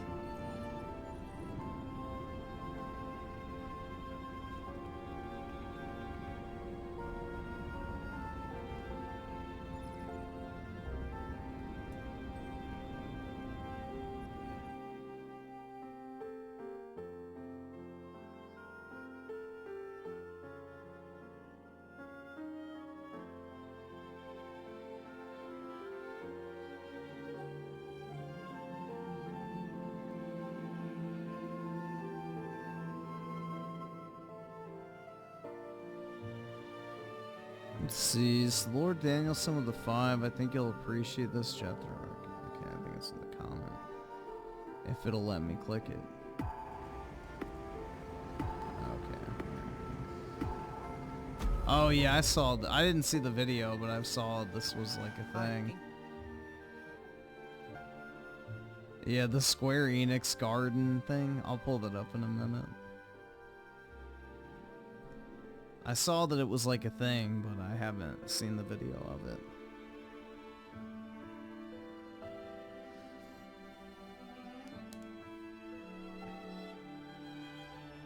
Smash tournaments and anime conventions or territories where Febreze and deodorant is illegal.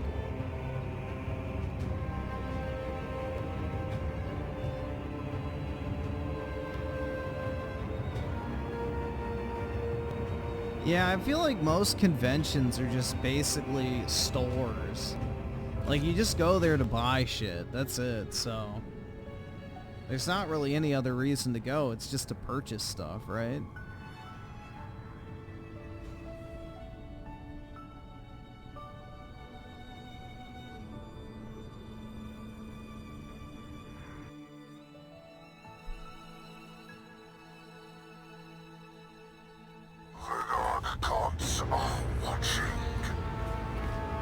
Pretty much, or network. Yeah, I definitely wouldn't be networking if I went to a gaming convention.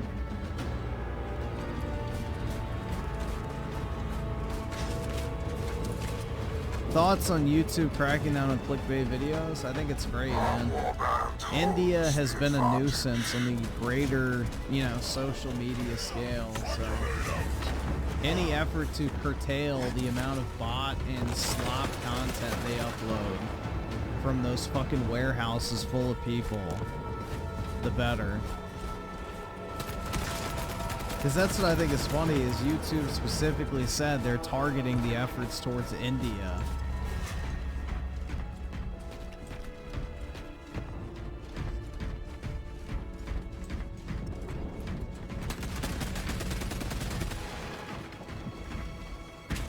Casualty reported.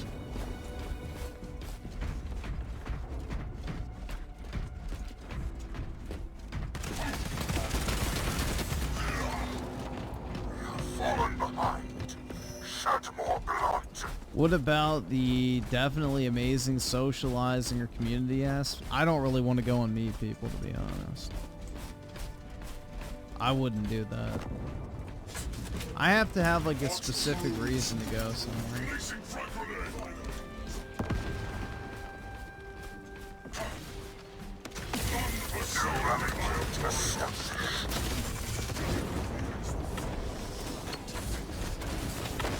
I gotta have some way to justify going and spending money to do so.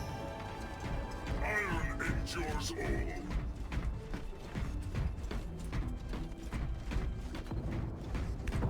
He was weak, so he died.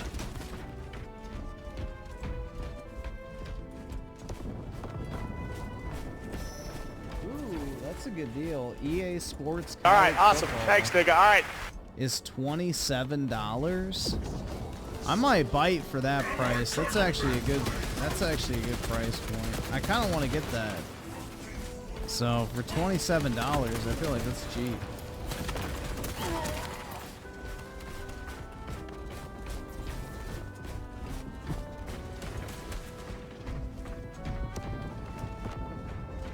Our warband holds the advantage. What the fuck do you want to do then? Dude, there lies the biggest issue. There's nothing I want to do. Run a dog with the 5. I'll take a look in a second. Appreciate it. I hate when the video title's in full English but the video is in Indian. Yeah.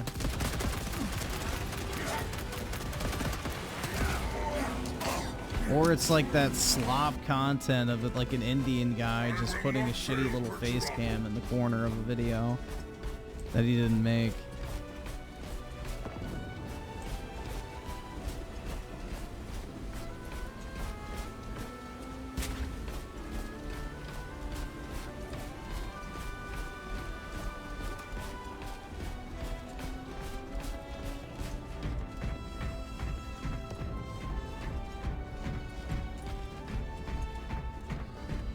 You want to go to Japan and see the hype? New rally point established. More like a high trust society where, you know, you don't have to worry about shit getting stolen. New rally point established.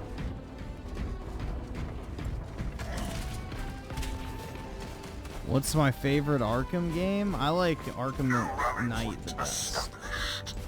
My least favorite is probably Arkham Asylum.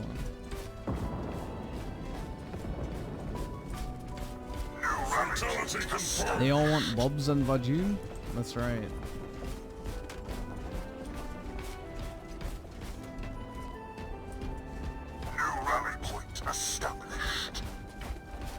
I'm a very boring man, which is probably what my future wife will be an extra. Yeah, I don't know, dude. There's just like nothing I want to do. Nothing appeals to me.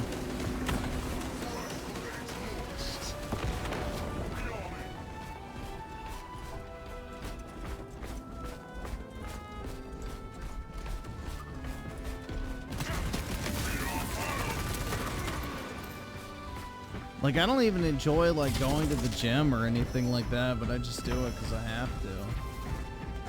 So.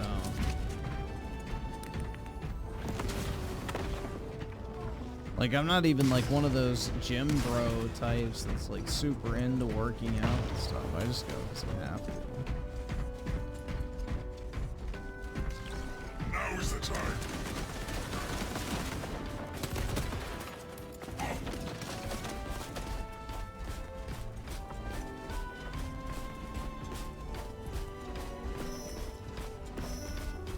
Yeah, Arkham Knight is still like one of the most, I would say, visually impressive games to ever release.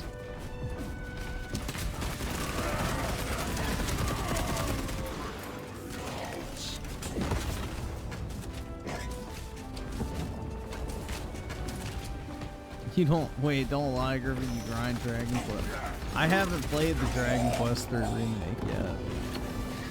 And I didn't buy it for the Nintendo Switch, so I wouldn't be able to grind it.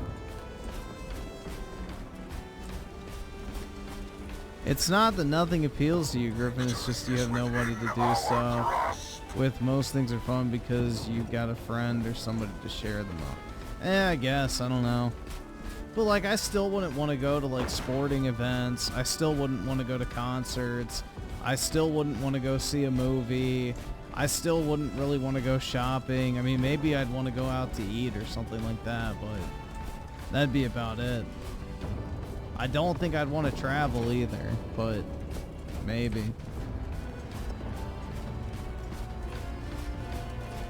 I definitely wouldn't want to go to bars and stuff either, so I don't know, dude. There just ain't much that appeals to me nowadays.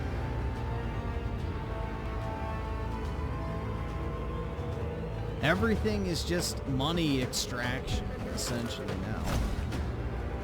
It's like, how can we get people to go to something where we can just harvest as much money from them as possible before they leave?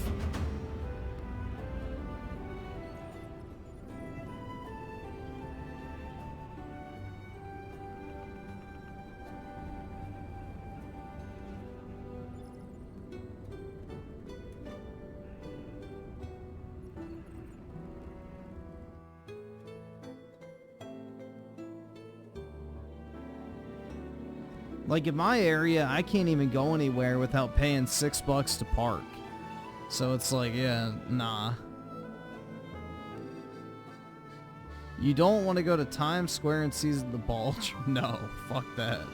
You have to get there like hours early just in order to get like somewhat close.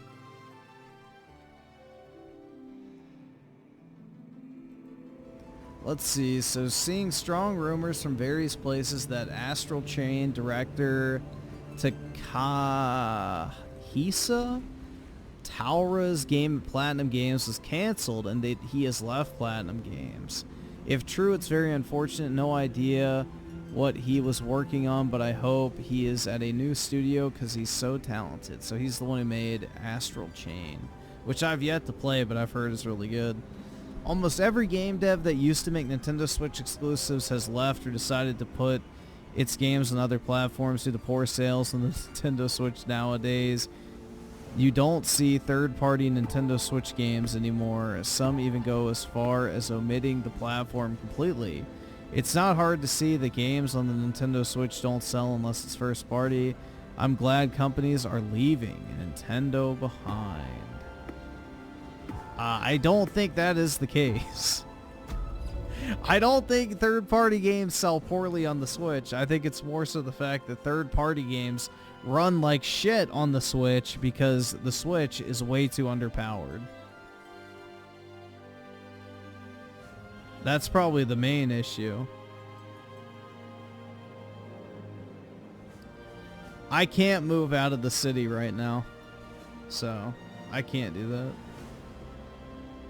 Also, I can't buy a house in this area, so that's not even realistic where I am. The only, like, bro, like a tiny ass, like 1,500 square foot home is like $1 million where I live. And I'm not spending that much for that little fucking shack.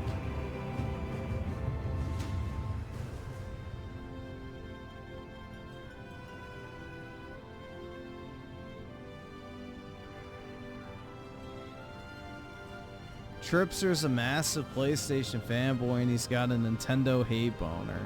Yeah, I think Nintendo's doing just fine.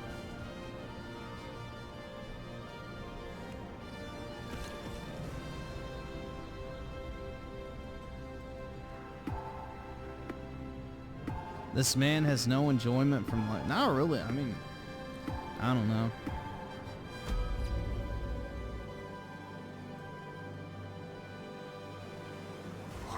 The gods are watching.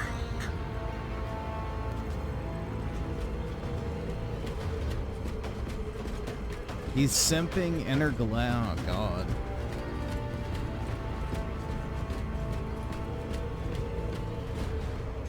DC is about a good 30-minute drive from where I live.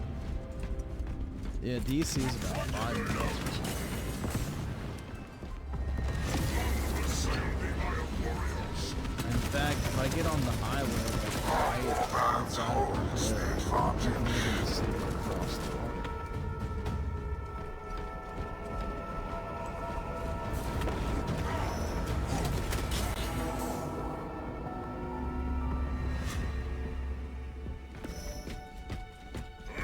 So easily slain.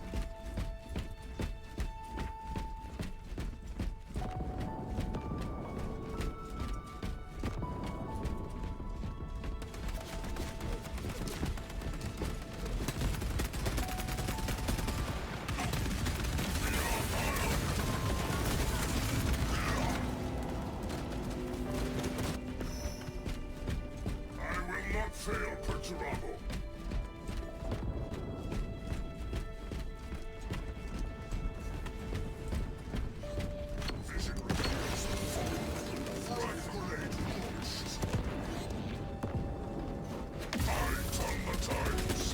Oh shit, just out of range.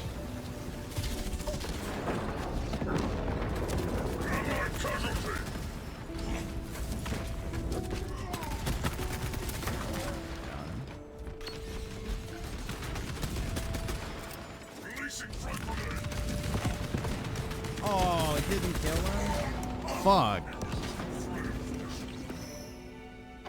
Death cannot claim what iron already owns. Mark Jacobs of the 2. Can voice actors say nothing for once? Like, geez. Yeah.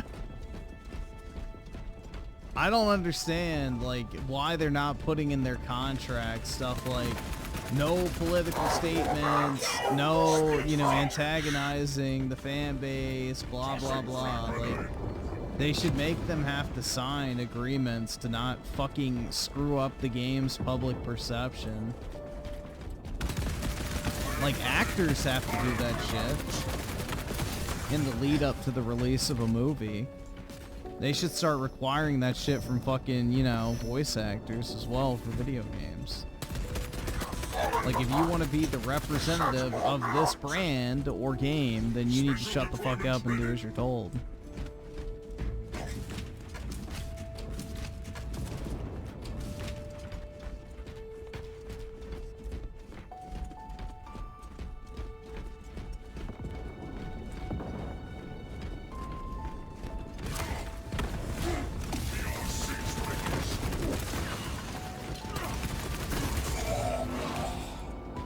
Have I ever cold approached girls? Not really, no.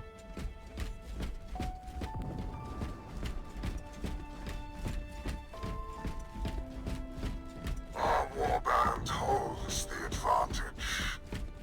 I think Rockstar does that to their voice. Yeah, probably.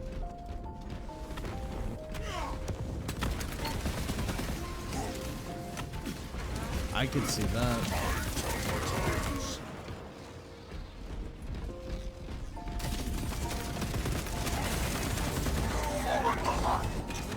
Shed more blood.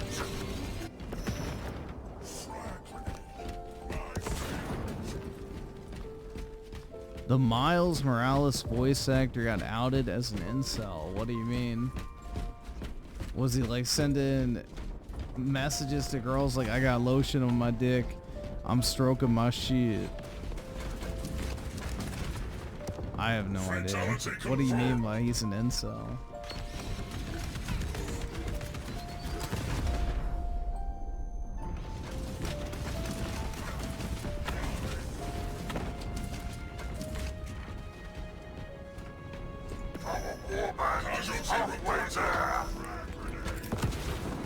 Diddy's not an incel. Diddy is an alleged sex trafficker. We lost one.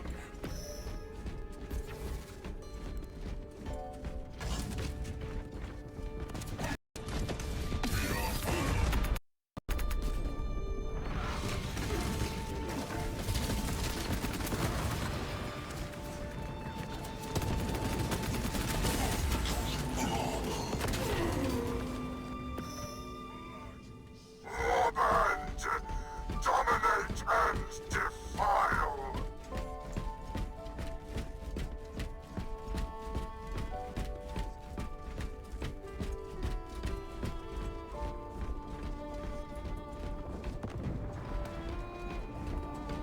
He tried asking out women that were already in relationships. That's not really too uncommon in Hollywood, though.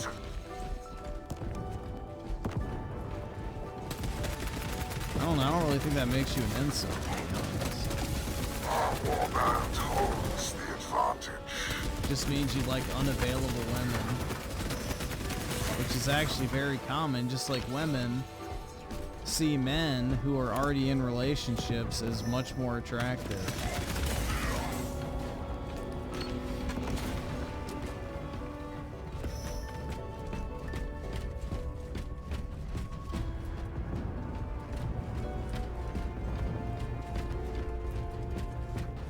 Cycle for 2 hours and I'm already tired of shit. Bro, that's the thing, is after I work out nowadays, I'm just like fucking fried. I have zero energy left. Shit blows.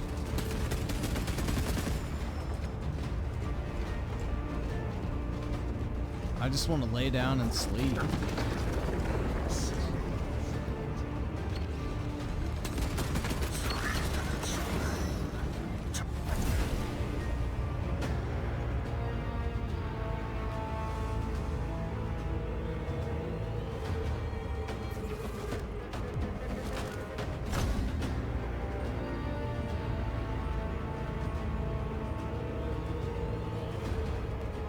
I saw a 10 out of 10 chick working in a grocery store today. I should get her number. Hey, why not?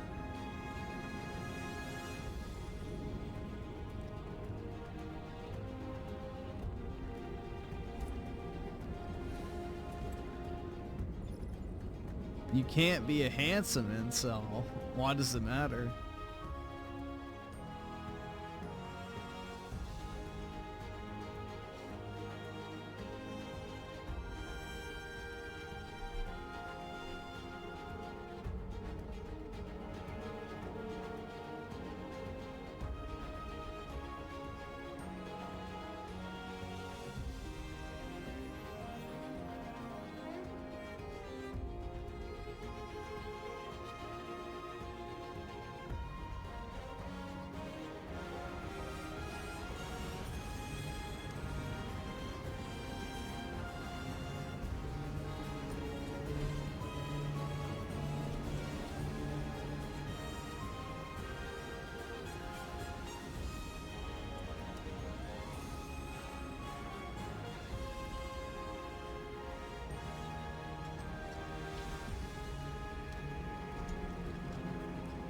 Forgot Insomniac devs confused the Puerto Rico flag for the Cuban flag. That was, yeah, especially because of how just virtue signally they were.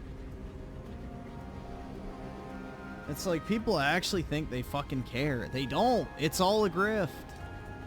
It's all a fucking grift, dude. They don't give a shit about any of this stuff. It's all just about pandering mindlessly. They don't have a genuine care about any of that crap. They just want fucking woke brownie points.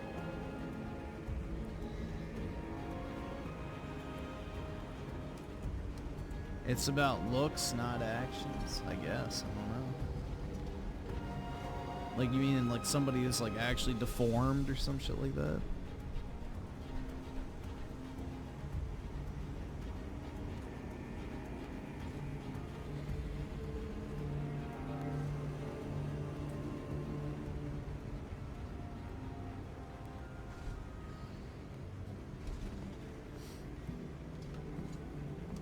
Why do leftists refuse to acknowledge BlackRock? Because they're an ally.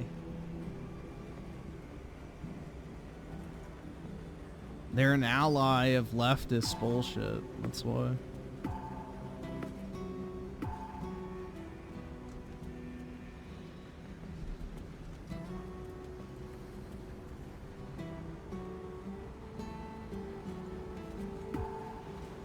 And they all probably have their money in BlackRock too.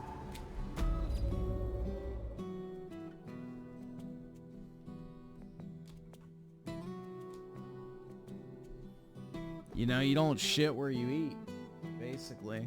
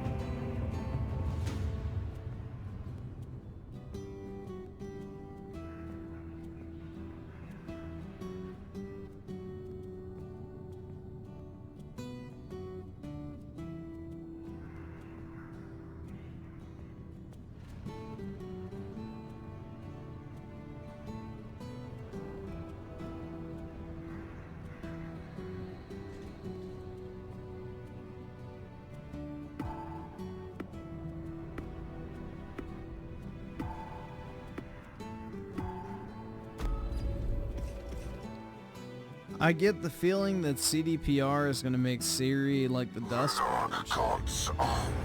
I'm not really too worried about like Witcher 4 being woke, to be honest. But they definitely made her uglier. That's undeniable. I don't think it's gonna be like a fucking woke mess, personally. We'll see, but anybody like lying to themselves that Siri doesn't look different is a fucking clown. It so obviously is a visual downgrade in terms of her looks. 100%. So that is pure denial.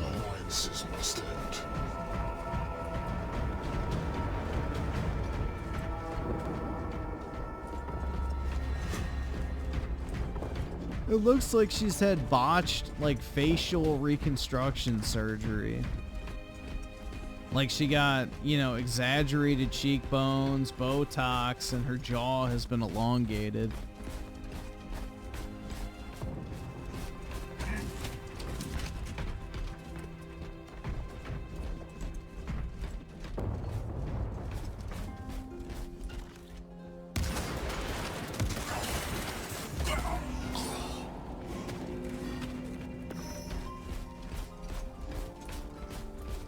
Z Herbert the 20th, so apparently the German Christmas attack was done.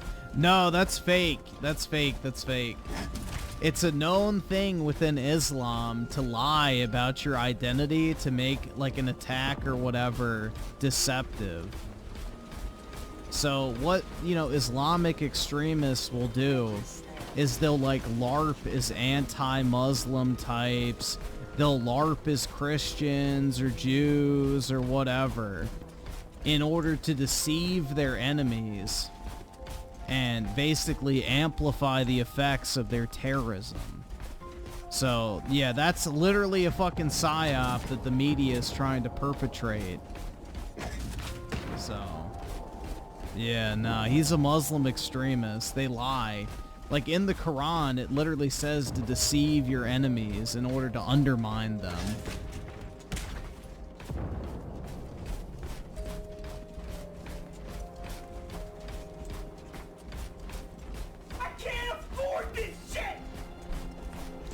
I don't know if I believe that, lol. Why attack a Christmas market if you're anti-Muslim? Am I crazy? I feel like the media's pushing bullshit, waiting to see more. Yeah, no, it is.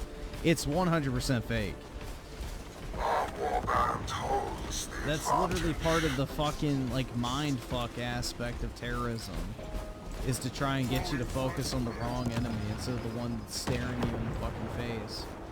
Which is unchecked immigration from Arab nations that openly hate Western civilization and are incompatible with Western values.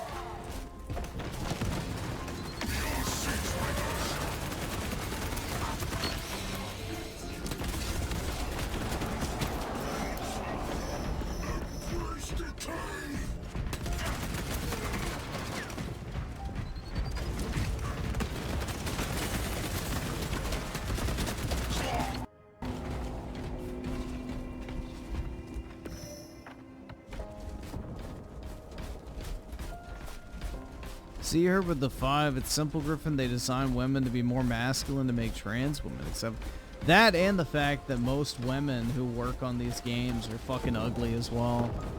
So women are super competitive when it comes to looks and all that type of shit. So they probably get jealous of the game characters.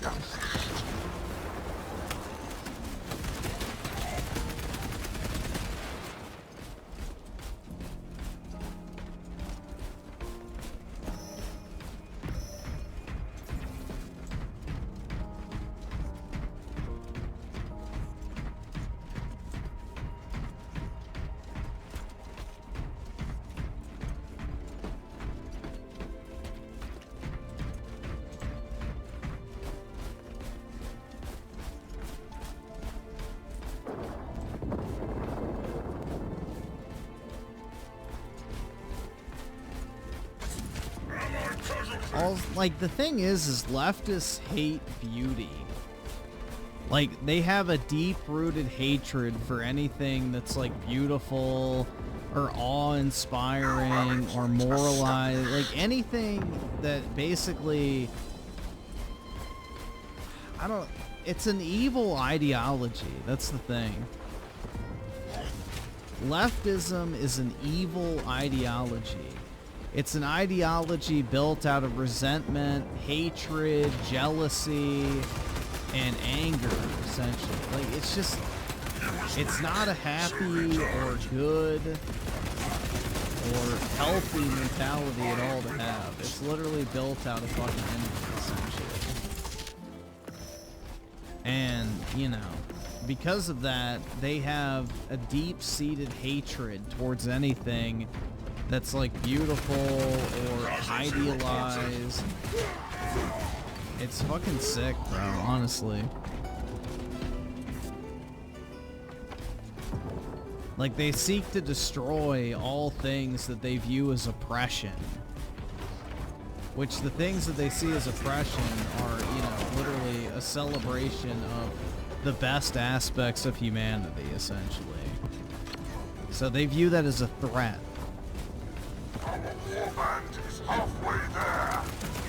They view it as an injustice that must be destroyed.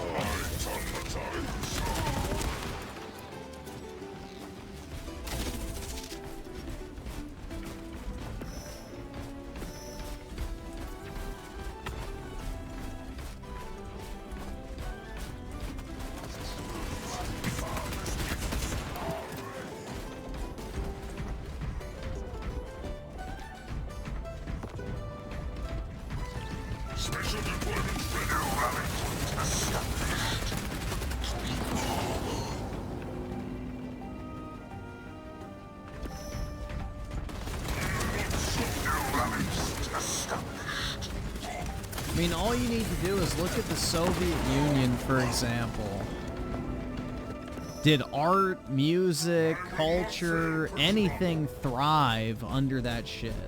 No, everything was bland, oppressive architecture that was used to demoralize and basically strip the individuality from people. Meanwhile, you know, the greatest artists of all time literally grew up and were basically brought up under the Catholic Church's rule.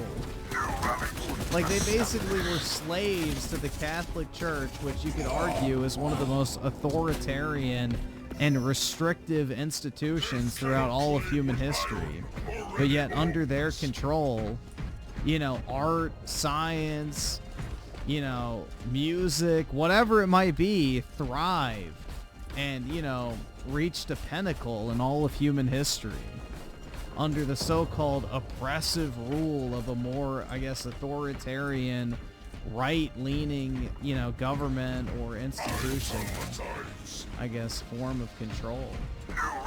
So it's actually ironic. The lefties love to celebrate art and all this type of shit and talk about individuality and fucking expression and all that type of shit, when in reality, left-leaning politics are the things that are the most restrictive on that because of the harsh rules and restrictions they have to put in place to maintain control, versus, you know, more right-wing governments that, you know, value individual liberties versus, you know, equality or equity type shit that has to be enforced by an authoritarian government. So it's just, it's actually really fucking funny. The things they all claim to care about suffer under their ideal form of government.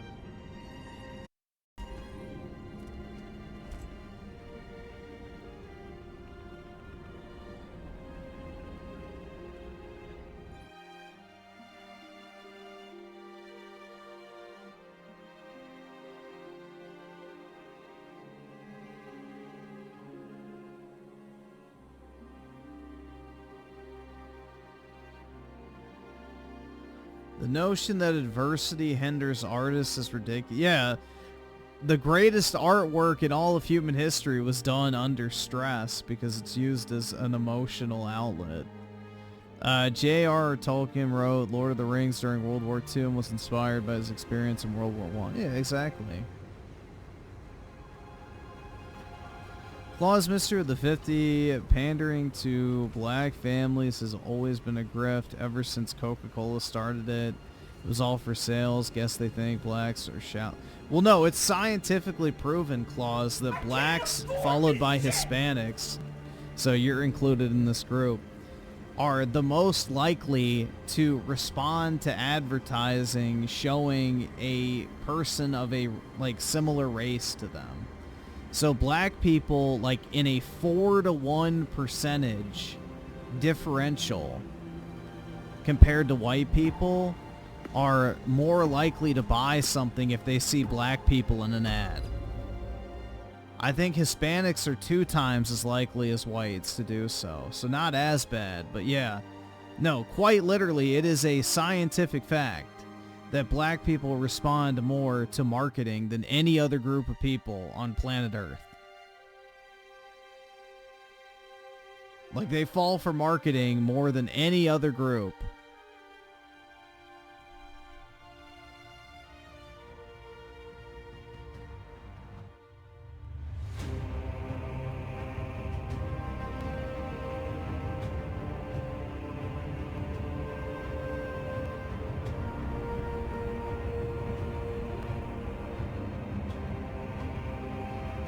So that's like an actual thing.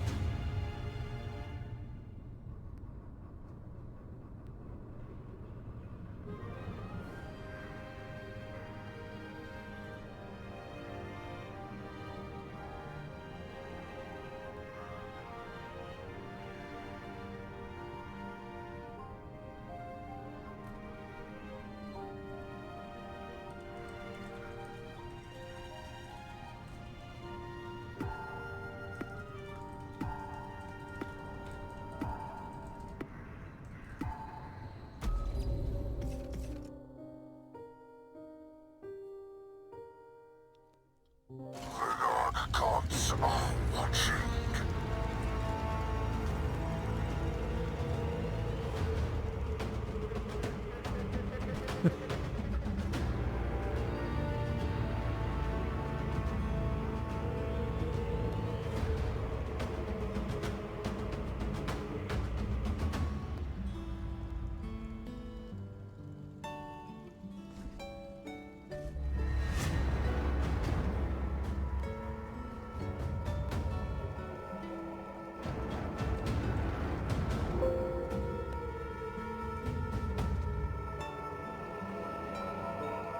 Warband holds the advantage.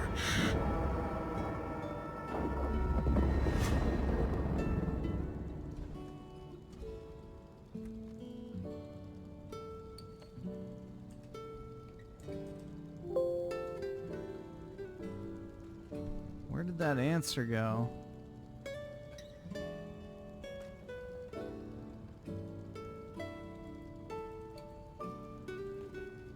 So apparently someone from a marketing agency answered a question. I just looked this up. I was trying to find the stat.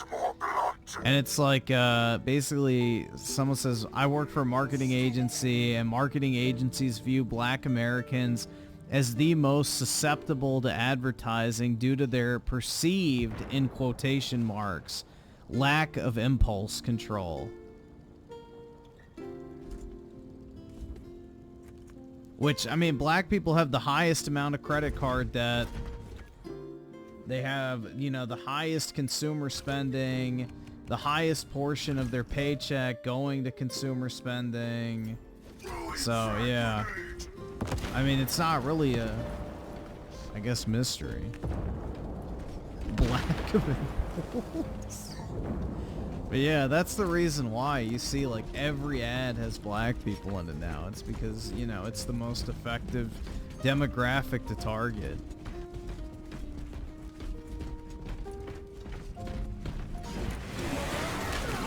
I mean, I've never bought or like purchased anything or been interested in a product because I'm like, oh my god, a white person's in the commercial, dude.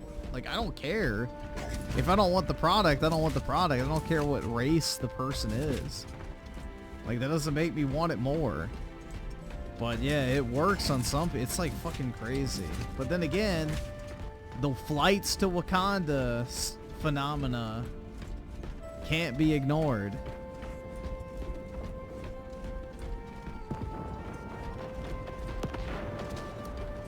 He was weak, so he died.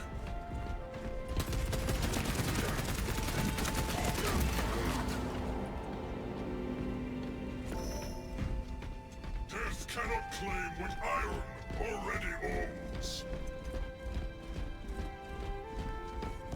Yeah, when Black Panther came out, the #1 search term under flights 2 was flights to Wakanda on Google.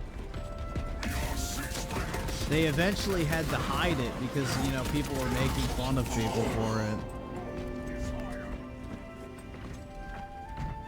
The true gods have further use of me. Yeah, you can look it up, dude. Look up flights to Wakanda, Google search or some shit like that. And like, it was a thing. It was the #1 search term on Google if you typed in flights to.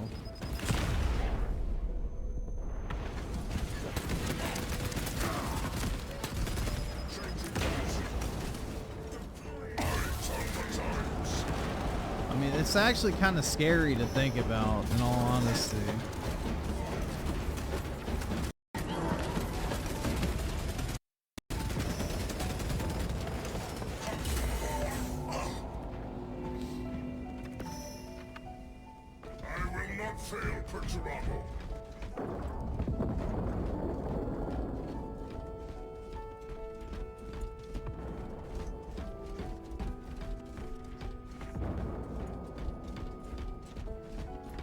Yeah, that'd be like if I saw Batman The Dark Knight and I'm like, oh shit, bro.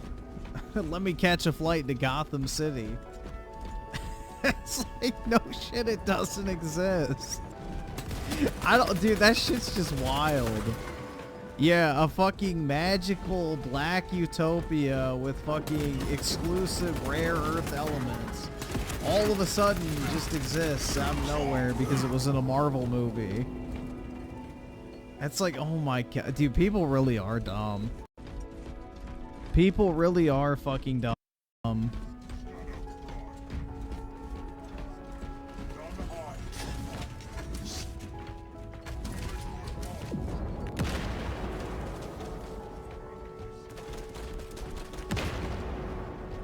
Frank on TV with the 10. Some marketing agencies are trying to get 13% of the population to get more than 50% of personal debt. Yeah. Never go into debt unless it's something for like a house. That's really the only debt you should ever be in. Debt is bad. It completely cripples your opportunities in life.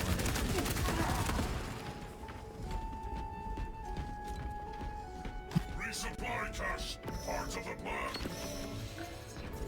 Yeah, let me catch a trip to Hogwarts after watching Harry Potter. Exactly, bro. Same shit.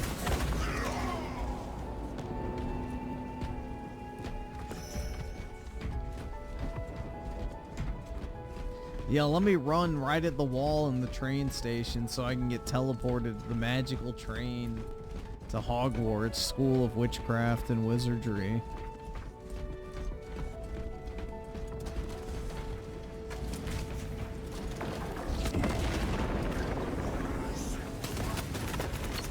Little piece of the plastic wrap. That's not too bad, then. As long as you didn't get a sliced spine, that's good.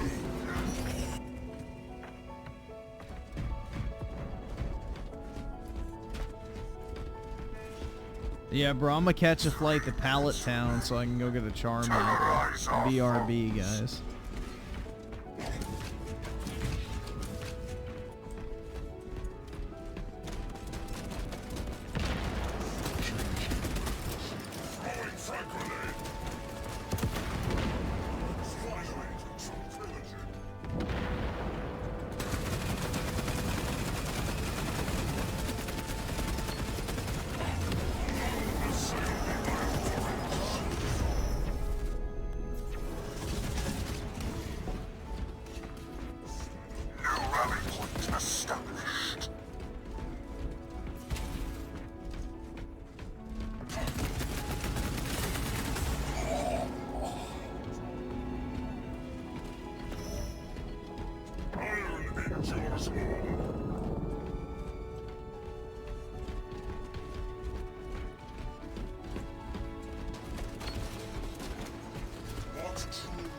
Book a flight to Costa del Sol. That's right.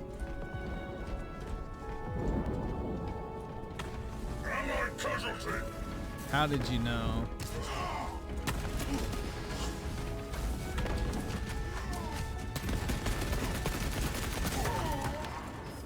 Dude, what are those weapons he has? They're like power gauntlets or some shit? I guess they just added those.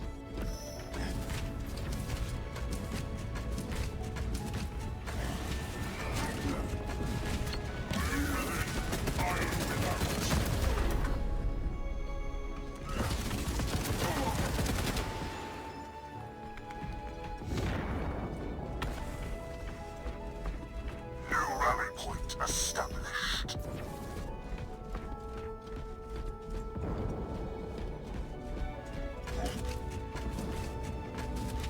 Minute remains. Now is the time.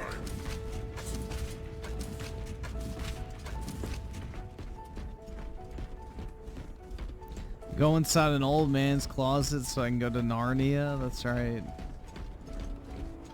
Dude, I remember, like, as a kid, I watched, like, some old-ass Narnia movie. Like, not the one that came out in, like, the 2000s. Something that came out, like, way before that. And I only vaguely remember it. It was, like, old. It was, like, in those DVD boxes that were, like, super thin. Like, a third the size of the normal ones in terms of, like, girth. Or fucking width. I don't know. But, yeah, they were, like, super thin. And it was, like, some old, like, I guess, adaptation of the books. I'm not entirely sure. Let me see.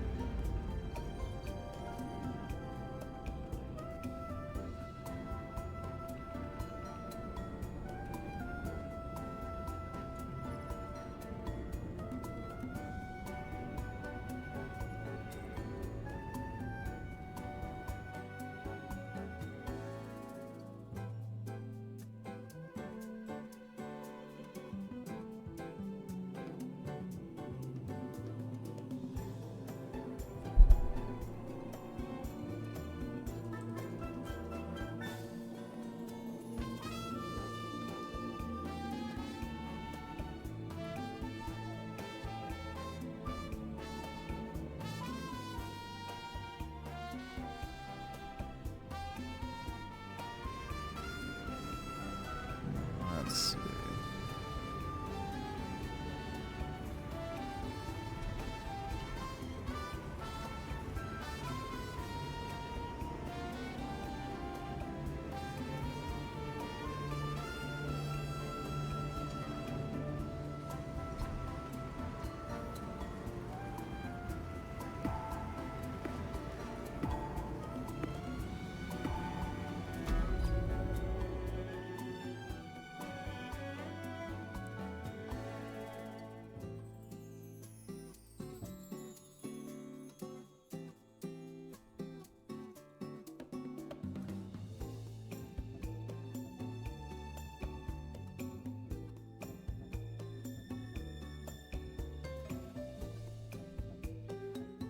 I think it was the BBC adaptation.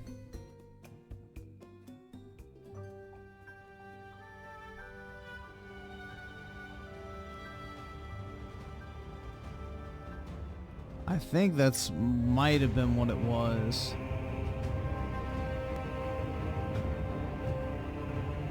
Because I remember I had like a box set. Here, let's see if this is it. No. Oh, shit. Because I remember what the box set looked like. Because I remember I got it as a kid.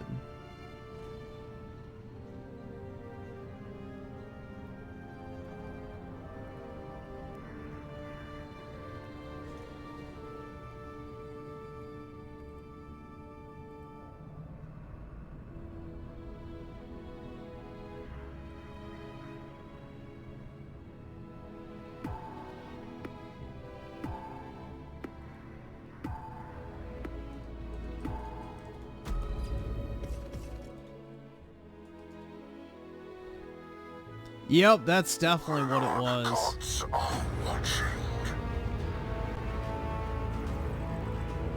Yep, that's exact. All right, yeah.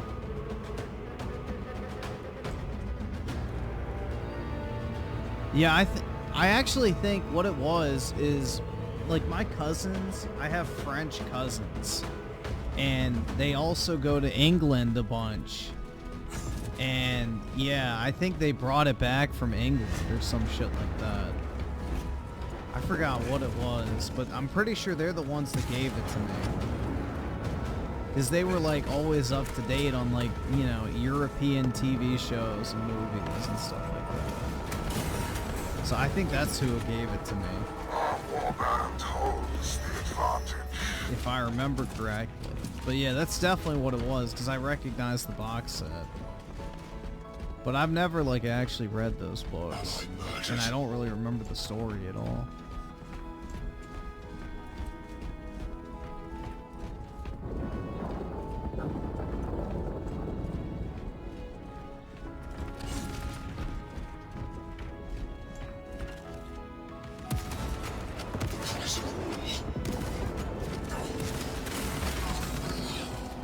How did I miss that?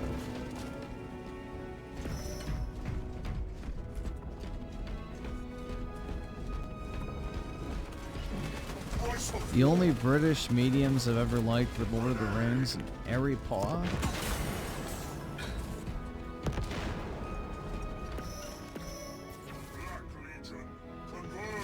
Oh, there's a lot of good British. Apparently Tolkien hated the Narnia books. I don't remember them.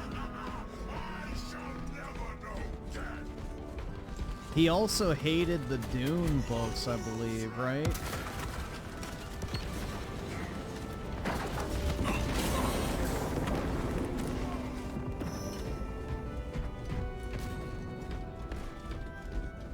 Because of how, like, nihilist they were.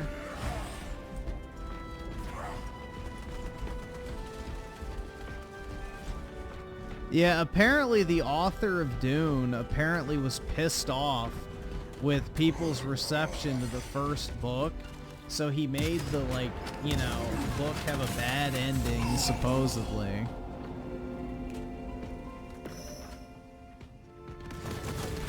So, apparently the creator of Dune had actual disdain for his fan base because they actually liked the main character of Dune, like Paul. So apparently he turned into a massive, like, nihilist, angry fucking author, desperate to fucking make the audience despise the main character. Where have we heard this before? Who's another creator that absolutely hates the fact that people like a male character that he wants to be perceived as a villain, so he goes out of his way to over-exaggerate how evil he actually was the entire time? Who might that be? Does anyone else you can think of share a similar personality trait?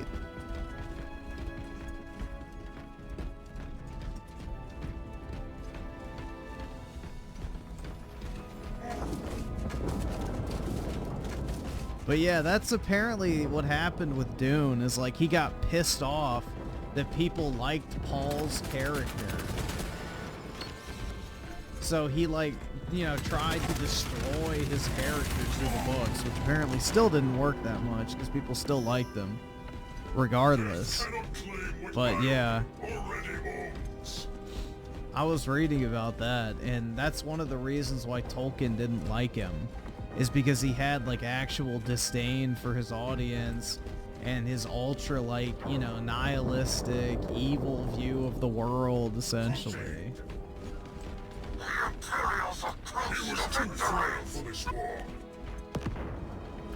And, you know, Dune is like a well, I shouldn't say it first, but towards the end is like a massive allegory for religion bad. So...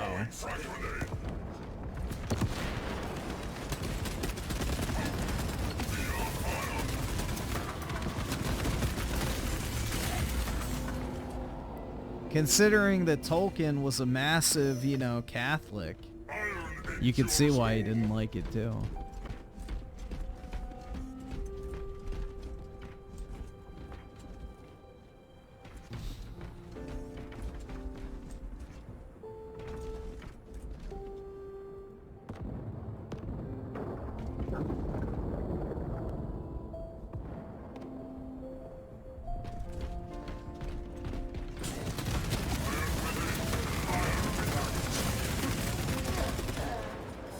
I mean, what did Tony really do wrong other than cheat on his wife, though, in The Sopranos? He didn't really do anything other than, you know, typical mafia shit.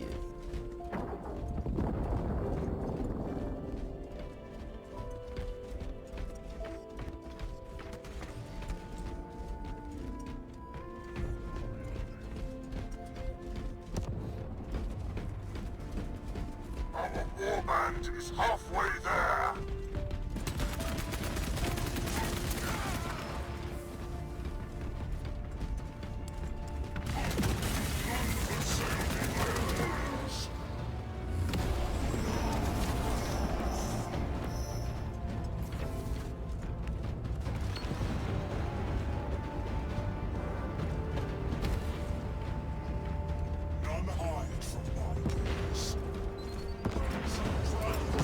You know, it's like you gotta put a sick dog down, so yeah.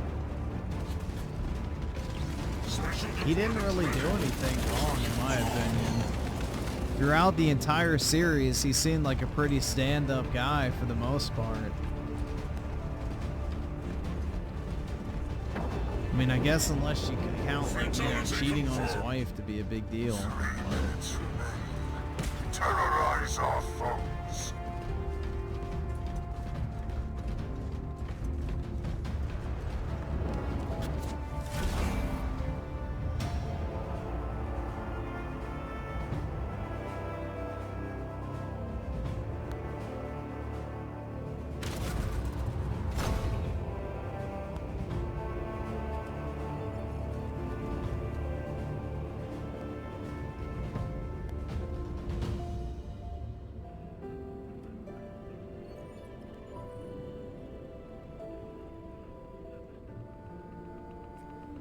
Yeah, honestly, I wasn't a huge fan of The Sopranos. I watched it. I thought it was just kind of meh.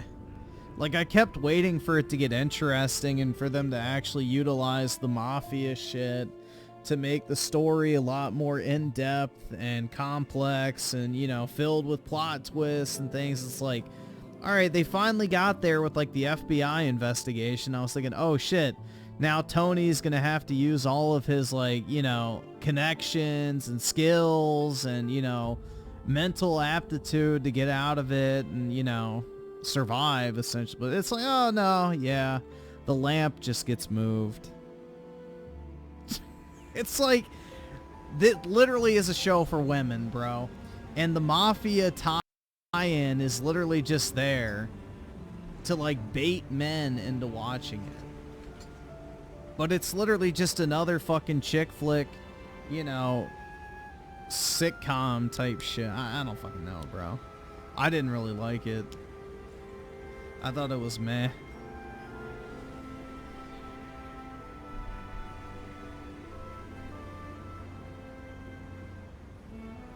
My favorite show? Breaking Bad, dude!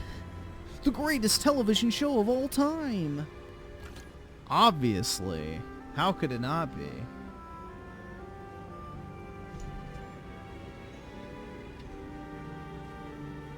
Say Doctor Who. I've never watched Doctor Who, and I probably never will. You killed Uncle Hank!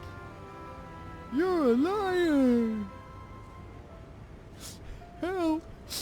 My dad has a knife! He's pulling on my mom! There's blood! Alright, awesome. Thanks, nigga. Alright. I'm retarded.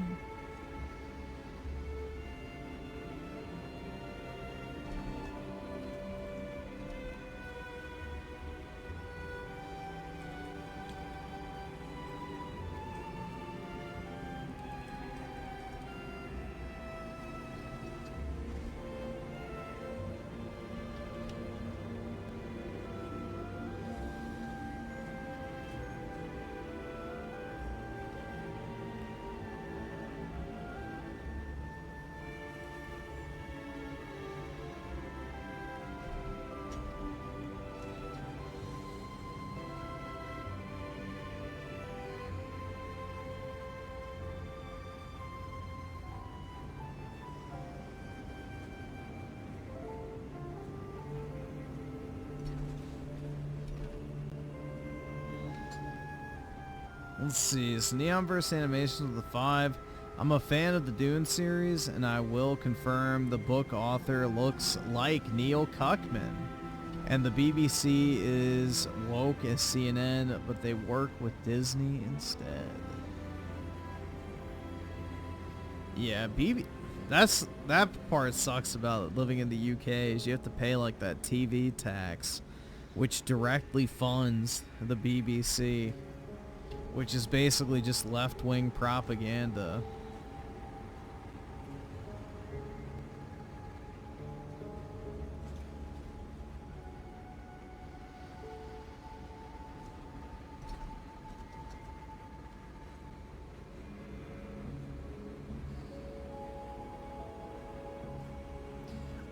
Dude, if you don't like Skylar in Breaking Bad, you're literally just a misogynist. So kill yourself, dude.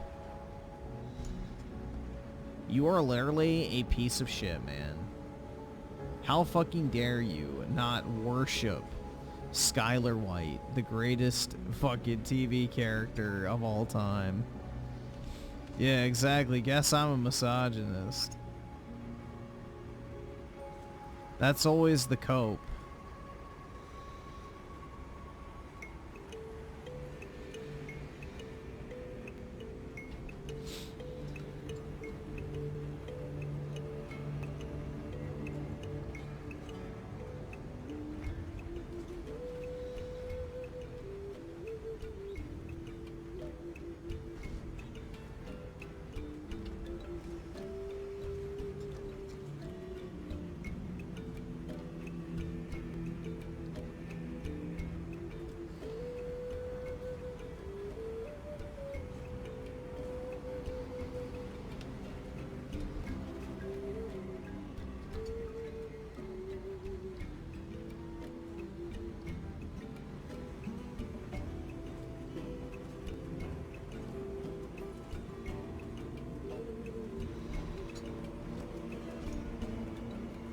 Neonverse Animation of the 2. See, my TV phone goes to Sky. Believe him better.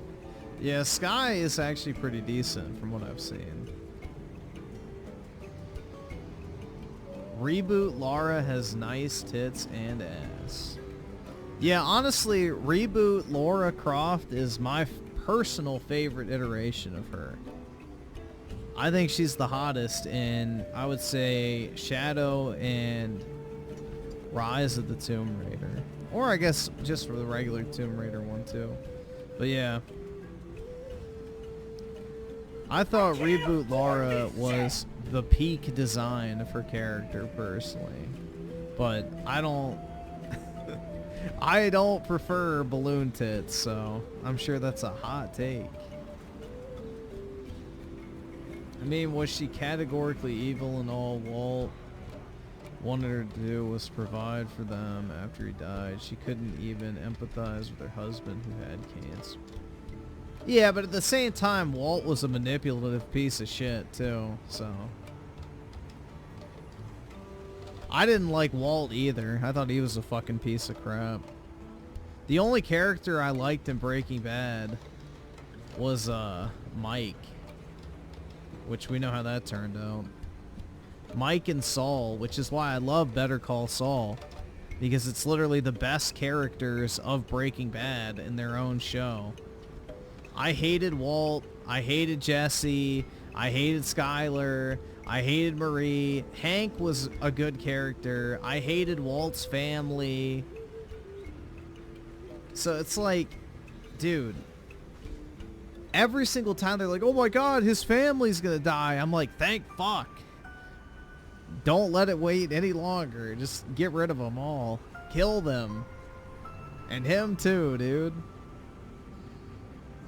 Yeah, Hank was like the only good, I guess, good guy or whatever in this. I don't fucking know. I didn't really like Breaking Bad that much.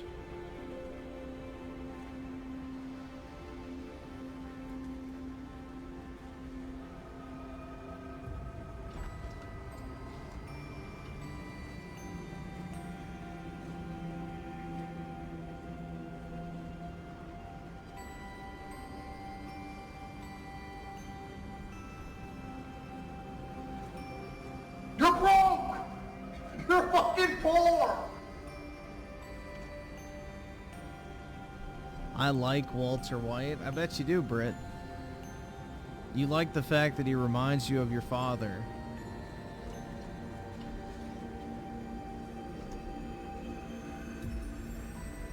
But yeah, I think Breaking Bad is an incredibly overrated show, personally. The first 3 seasons are fucking painful to get through. Compared to Better Call Saul, which is damn near perfect from start to finish.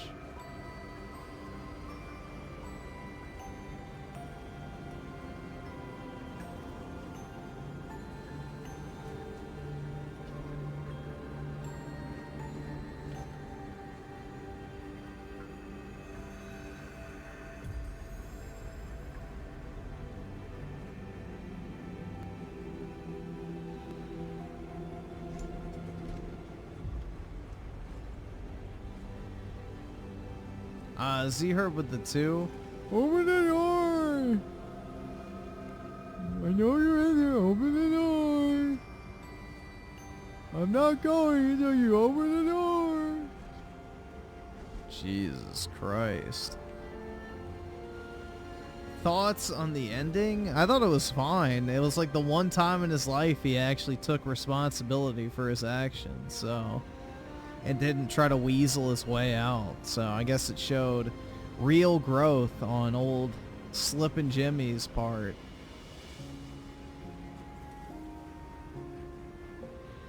So I thought the ending to Better Call Saul was actually really well done. Because like the whole series is about basically how he weasels his way out of everything at the expense of others. Like, that's the constant theme, is like, yeah, you know, you like him, you want to see Saul win, you want to see him, you know, beat whatever adversary he's up against, but the common theme is someone is left holding the bag every single time, whether it's big or small, whether it's something as simple as stealing 20 bucks or getting killed in the process, so... It's like the one time he actually didn't take advantage of a situation and actually decided to take responsibility for something he did wrong. So I thought I was actually really good in that aspect. Like, it actually showed good character development.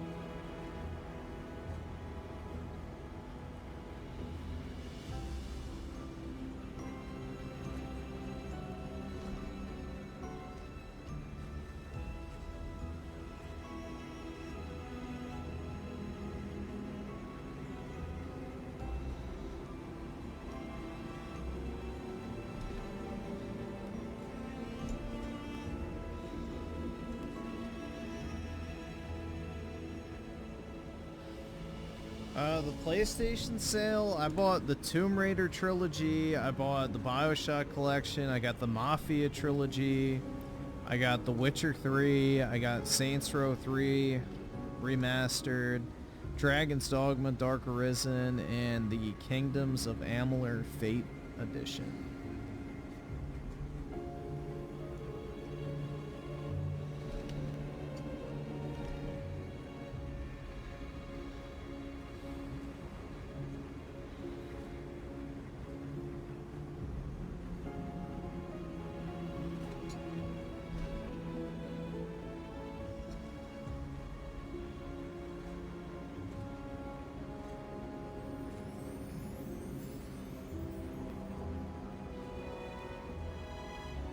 No, the Tomb Raider reboots.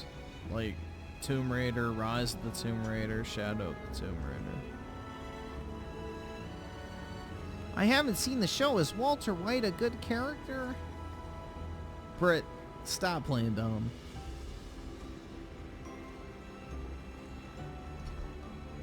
It's not very becoming.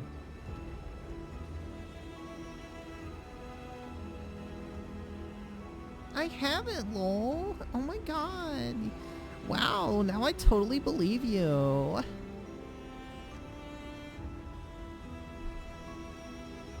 You know what really sealed it was the LOL. Like, oh my god, why would you be laughing if you were lying?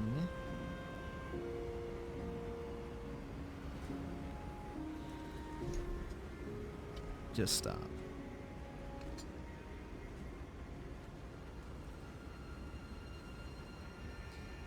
Walter White is a saint. That's right.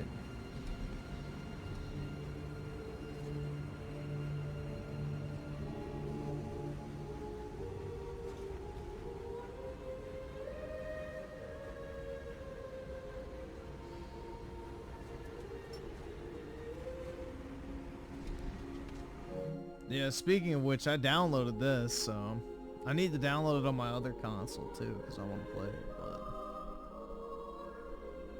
I bought, here, this is what I bought, my collection. So yeah, I bought The Witcher 3, Wild Hunt, Tomb Raider, Bioshock, Rise of the Tomb Raider, Shadow of the Tomb Raider, Saints Row the 3rd Remastered, Mafia 1, 2, and 3. And then, yeah, Kingdoms of Amalur. So yeah, I got some decent stuff.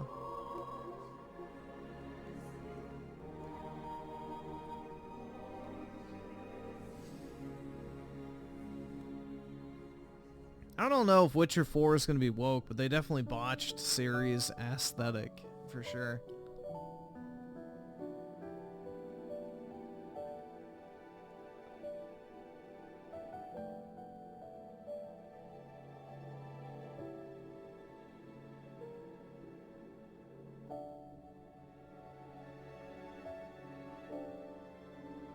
Yeah, it comes in a triple pack.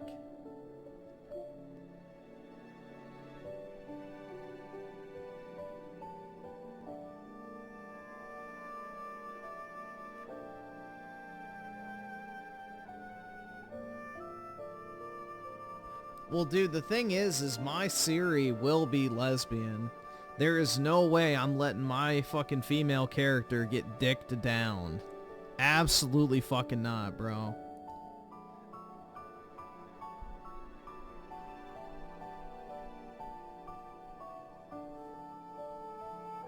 Siri's gonna be going down on that carpet like an all-you-can-eat buffet, because there is a 0% chance that I am gonna have any character I'm playing as suck or take a dick. Ain't no way.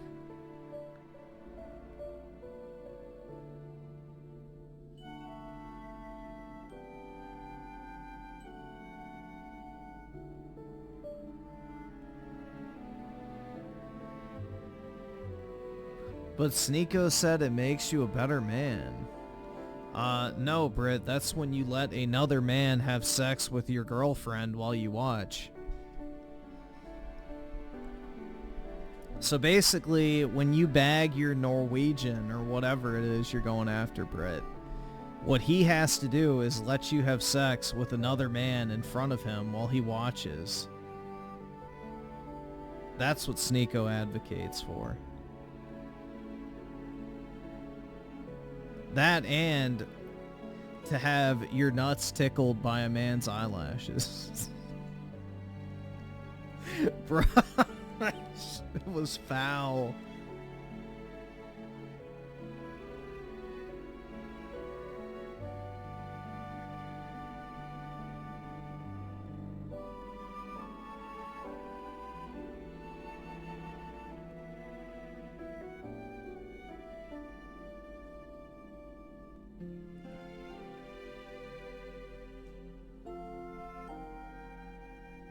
I don't know how you could come out and actually say that shit and walk it back like it was nothing. Like, oh yeah, I was just mistaken. Like, bro, how are... I would not even arrive in the same stratosphere as something like that. That wouldn't even come to mind as like a possibility. Like, yeah, let your girlfriend get fucked right in front of you. That's completely normal. I think everybody should have that happen. It's like, bro, what? You're supposed to care about this person. He was probably just thrilled to be in the same room as an exposed penis, in all honesty. Neonverse Animations with the 5, Griffin Gaming wouldn't say that out loud, because Neil Cuckman might be listening to you, probably going to give him my... All right, awesome. Thanks, nigga. All right. That'll be in the next game. Getting your ball sack fluttered by some eyelash. Oh my god. That sounds like something Griffin... Oh my god, stop. Dude, I am Mr. Vanilla, thank you very much. I have no weird tendencies.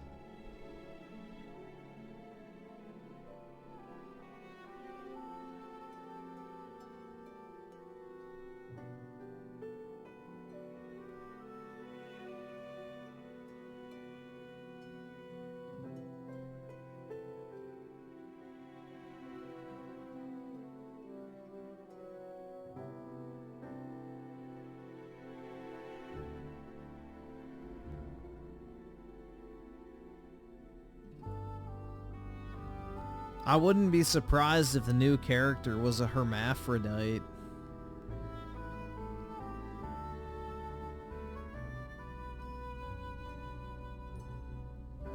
Mr. Vanilla, nice name, that's right.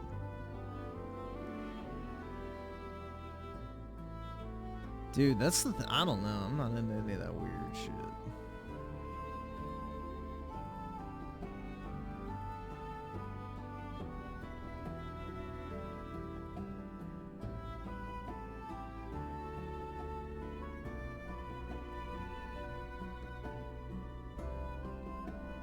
Let's see. I'm trying to see if there's anything we should watch. There's not really anything going on right now because, you know, it's just mainly Christmas time, so everybody's either taking time off or doing non-consequential shit, but...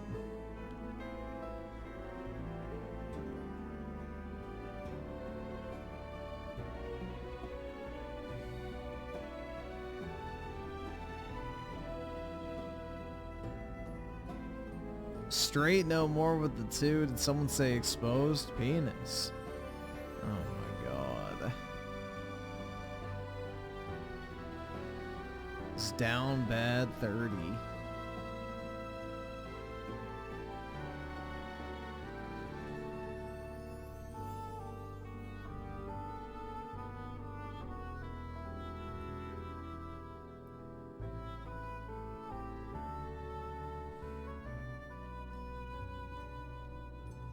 You don't want your ass tickled by another man's eyebrows? It was actually ballsack, but either case, no. I don't. No, thank you.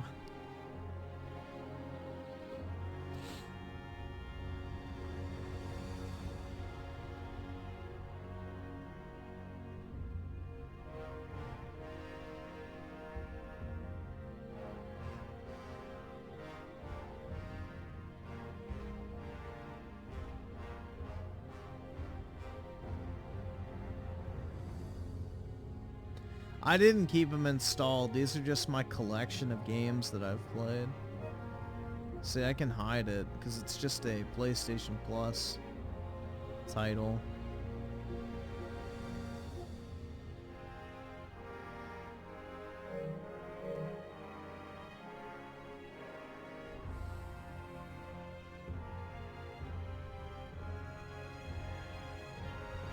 It's just all my games that I've purchased. Bro, there's like nothing going on right now. Wow. I'm scrolling back 2 days and I don't see anything.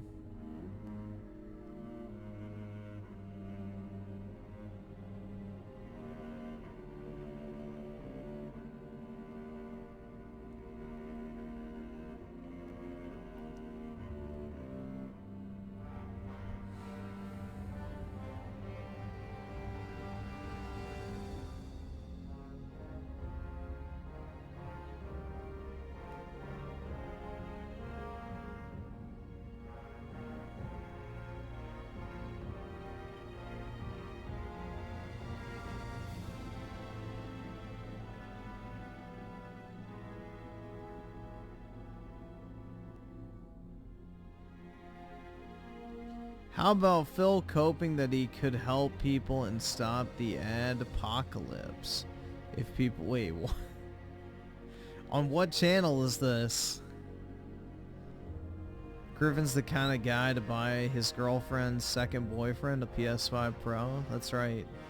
That way me and her can spend more time together.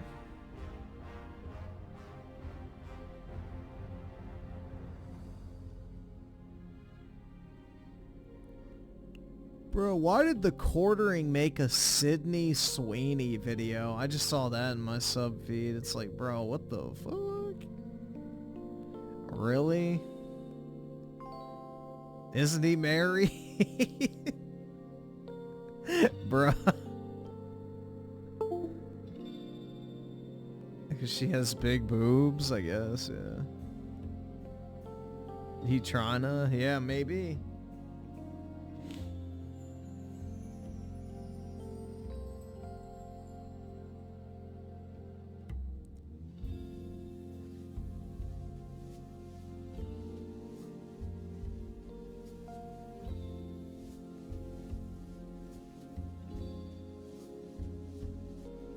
Oh, what's this? Hold on.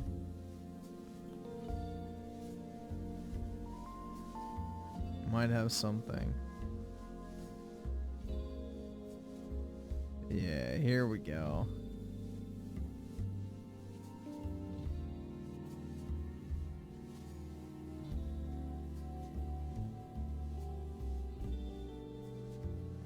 I found something.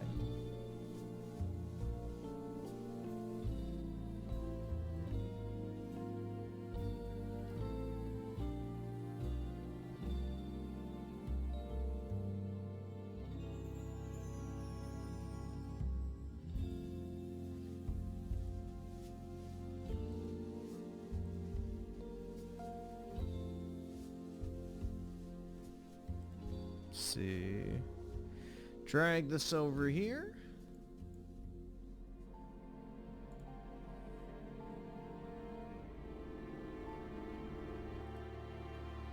All right, so we have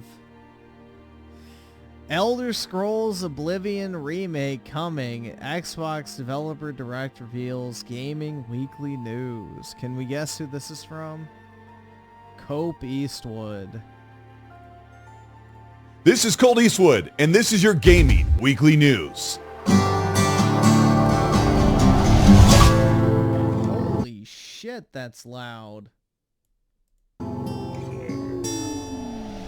Xbox has had a pretty action-packed end of the year for 2024, and the beginning of 2025 looks even more promising. Jeff Grubb of Giant Bomb reported that a big Xbox game that was slated for 2025 has slipped into 2026.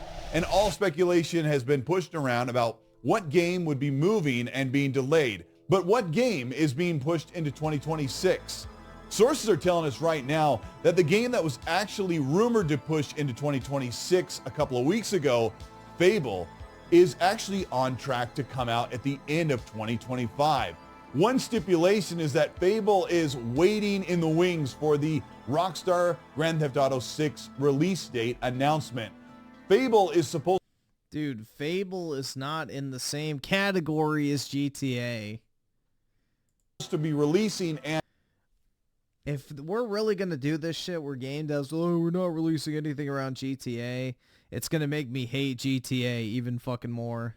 And up until this point, we've only seen about 38 seconds of actual in-game gameplay, which has been montaged to death on channels like mine and other media outlets.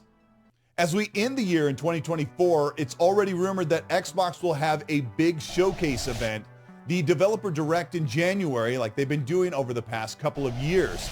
Here, it's rumored that Fable will make its big major debut with more continuous gameplay, showing us which characters we'll be able to play as and some of the combat and magic techniques that will be implemented into the game's semi-open world. So we're really only about a month away from getting that feature reveal of Fable and the actual release date if they're ready to pull the trigger before Grand Theft Auto is announced. But then it might be another holdout and they'll give a window for Fable, and I'm expecting Fable to be fall 2025. One game that is being pushed into 2026, according to the speculations and rumors that Jeff Grubb talked about on Giant Bomb, would be Perfect Dark. Perfect Dark was shown in the summer of 2024 with a bunch of gameplay, which looks like it's on track to be released anytime soon. But that's the rumored game that is pushed into 2026.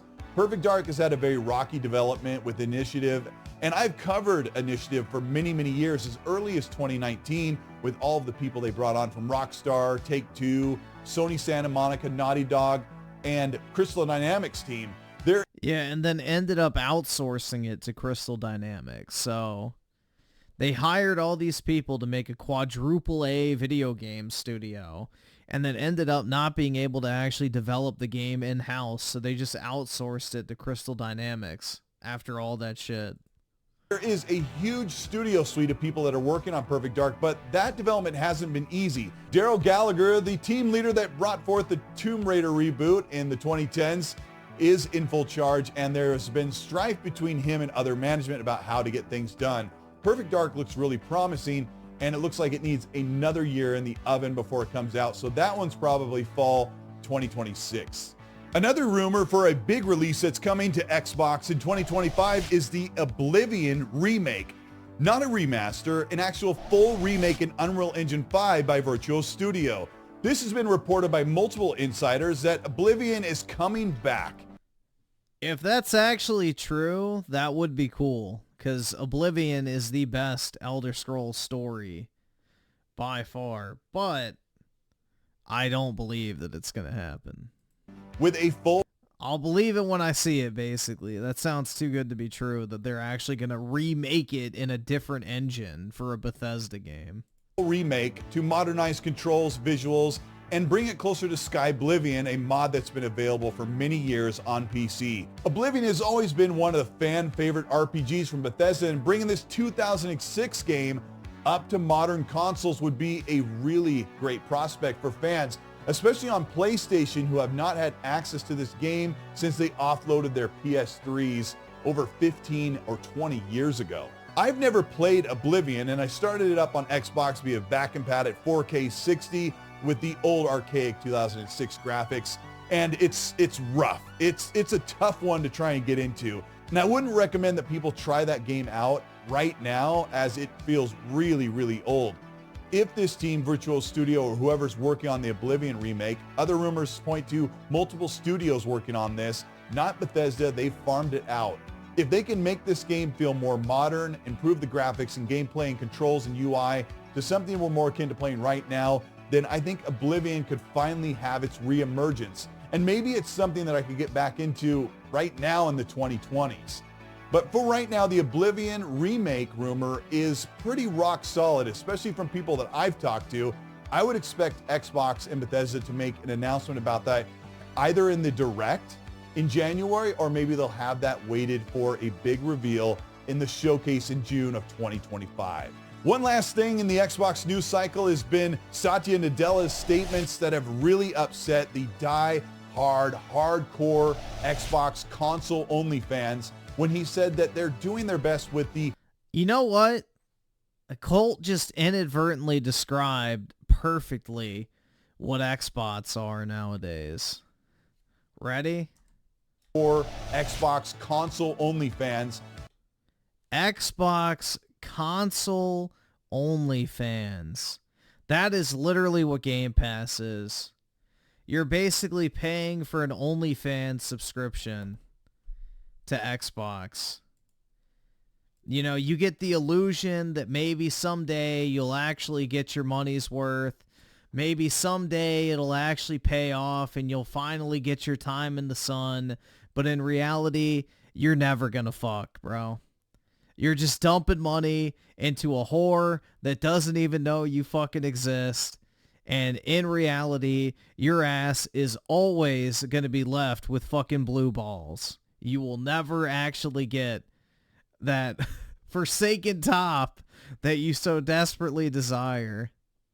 So Xbox OnlyFans is the perfect way to describe Game Pass. It's a constant tease of what could be, but you'll never actually attain it. When he said that they're doing their best with the This Is Xbox marketing campaign to bring gaming to everybody and to bring that platform to all devices. Now, one of the things that Satya Nadella said here wasn't specifically about bringing games to PlayStation, but it comes at such an inopportune time, which was highlighted from Jez Corden of Windows Central when the Outer Worlds 2 reveal trailer showed the game coming to PlayStation 5 day and date. It's important to remember that the This Is Xbox marketing campaign is really for the millions and millions and millions of people and haven't been with the console for almost 20 years. It is an advertisement to show people that you can buy and play Xbox's games and play them anywhere that has Xbox Game Pass or Xbox Live. So yeah, no, you can't do that. But yeah, you have to subscribe to Game Pass Ultimate to play the games on any device. You can't just buy the games and then play them on any device. So that's not true at all, but yeah, I really don't see someone with a fucking cell phone paying $20 a month to play Goy Pass games on their fucking, iPhone. But hey, maybe there's 100 people out there that'll do that. Satya Nadella said that right now we're really evolving what it means to be an Xbox fan. That statement alone really upset fans, especially thinking, who are you to tell us what kind of fan we're going to evolve into? Especially the 1 to 3 million people, that's my math, that think the Xbox console is the de facto way to play. That is where Xbox is at home. If Phil Spencer can make that a reality, where you can play all of those games, grab your save, have it come over through the Xbox network, that could be a literal game changer about how your game purchases seem to go further and further to eternity. Xbox Play Anywhere titles can do PC and yeah, but the whole point of this, everything is an Xbox advert, is for people who don't have gaming devices. So they wouldn't have a gaming PC or an Xbox. They would have a cell phone, a tablet, maybe a shitty laptop, a smart TV, an Amazon Fire Stick. And you cannot buy a game on Xbox and stream it. You have to subscribe to Game Pass Ultimate. Then you can buy the game. And then you can stream it as long as you maintain your Xbox Live or Xbox Game Pass Ultimate subscription. So you have to pay $20 a month to stream the games that you buy. So that's why that business model will never work on cell phones. It's why Google Stadia failed. You had to buy the games for full price, but you could still stream them for free. But if you wanted to stream them in full quality, you had to pay $10 a month. So it's not going to work. That business model is literally Google Stadia all over again, but even more expensive. More than any other platform offers. And that's the thing that people don't understand when they say you can get with this or you can get with that. Just when everybody was freaking out about This Is Xbox, Satya Nadella's comments, and the multi-platform approach of Xbox games on PlayStation, Xbox puts out you can play thousands of games on your Xbox consoles. This 1-minute trailer tried to reaffirm fans that the console means something to their ecosystem. Now, I want to break this down because a lot of people don't understand this. This is Xbox's attitude.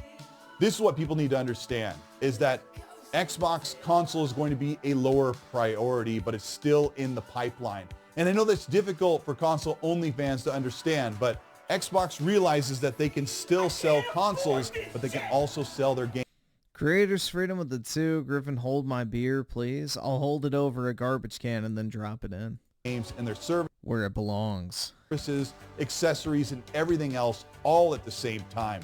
Think of it this way. Xbox thinks of all of these different avenues as a vehicle for them to sell and to make profit and revenue. So Phil Spencer said a few years ago that they will always have 20 or 30 million consoles sold. Remember, for I think that's being generous. I think next generation, they're going to be lucky to sell 20 million. They're going to be getting into Wii U territory once people catch on to the fact that every single game is now coming to PlayStation. There is zero reason to own an Xbox. If you can buy a PlayStation, get all of Xbox's games and all of PlayStation's games in one place, plus all third-party stuff, Why would you buy a box that you get all of Xbox's games, none of PlayStation's games, and then most, but not all, third-party games? There is zero reason to buy an Xbox next generation over a PlayStation. Absolutely none. You automatically get more games on PlayStation if you buy the console over there. I mean, you would have to actually be dumb to buy an Xbox next gen. Unless you have a massive library of games you quite literally cannot live without, there is zero incentive to buy an Xbox over a PlayStation next gen, considering PlayStation's going to be getting all Xbox games moving forward pretty much. Over a decade, Xbox said you don't have to buy an Xbox. You want to play any games that our teams make or our studios or anything we publish or partner with, you want to play those games, you don't have to buy an Xbox. This is the exact opposite thing that PlayStation and Nintendo are doing. You want their first-party games, their exclusives day and date, you have to buy their console. Now this attitude or this focus of having their games available to nearly everybody on multiple platforms should translate into more revenue generated, which will also recirculate back to buying and building more games and also continuing the console. One last thing I'll say, Xbox is not like Sega. It is if Sega continued to make consoles, if Sega had over 30 studios, and if Sega had an incredible gaming service where you could play hundreds of games for one monthly price. This is going to be a difficult thing for fans to cope with or understand or even evolve and get used to. And some of this is actually happening to the PlayStation brand as well as they get closer and closer to PC games day and date. But it's an ever-evolving market, and this is how it is setting up right now. And they have more games in the pipeline than their competitors, and that's still a pretty cool thing to look forward to. This is Colt Eastwood, and that's your Gaming Weekly News. What a crazy time it's been. People are really, they've kind of like gone both ways. As I talked about last week, the Outer Worlds 2 reveal and the multi-platform strategy. And a lot of fans, I thought, were outraged. Turns out most people were like, what did you expect? I mean, this game is multi-platform from the start with Outer Worlds 1. It's even on the Switch. We were expecting Outer Worlds 2 to come to PS5. So I thought, oh, everyone's kind of like warming up and getting normalized and stopping They're coping. Arguing and getting upset about They're defeated. The bots have been reprogrammed. this. And then Satya Nadella said we're evolving Xbox fans, and it's been an entire week of outrage and dismissal, and I'm leaving the platform. And one guy even said, I'm going to buy a PS5 and buy those games outright and play them for a few hours and then dump them. And I thought, yeah, that'll show them. Yeah, go get them. So yeah, I don't know. I've also made a lot of evolving changes as how I approach things, but there's just a ton of games to play. And next year, if you want to stay on top of what's coming out in 2025, you're going to have to pick and choose what you buy early and the stuff that you're just going to have to wait and get much, much later. Watch this channel for a huge video I'm putting out at the end of the year about an absolutely insane 2025. You're not ready. It's going to be so good. If you ended up enjoying this video, let me know by liking and subscribing to the channel. Hit the bell to be notified of new weekly content. If you want to further support what we do here on the Colt Eastwood channel, you can do that by hitting the join button below. Joined members will get early access to videos hours and hours before they go up, a day before. Majora Jeff with the 2. Let me see what this is.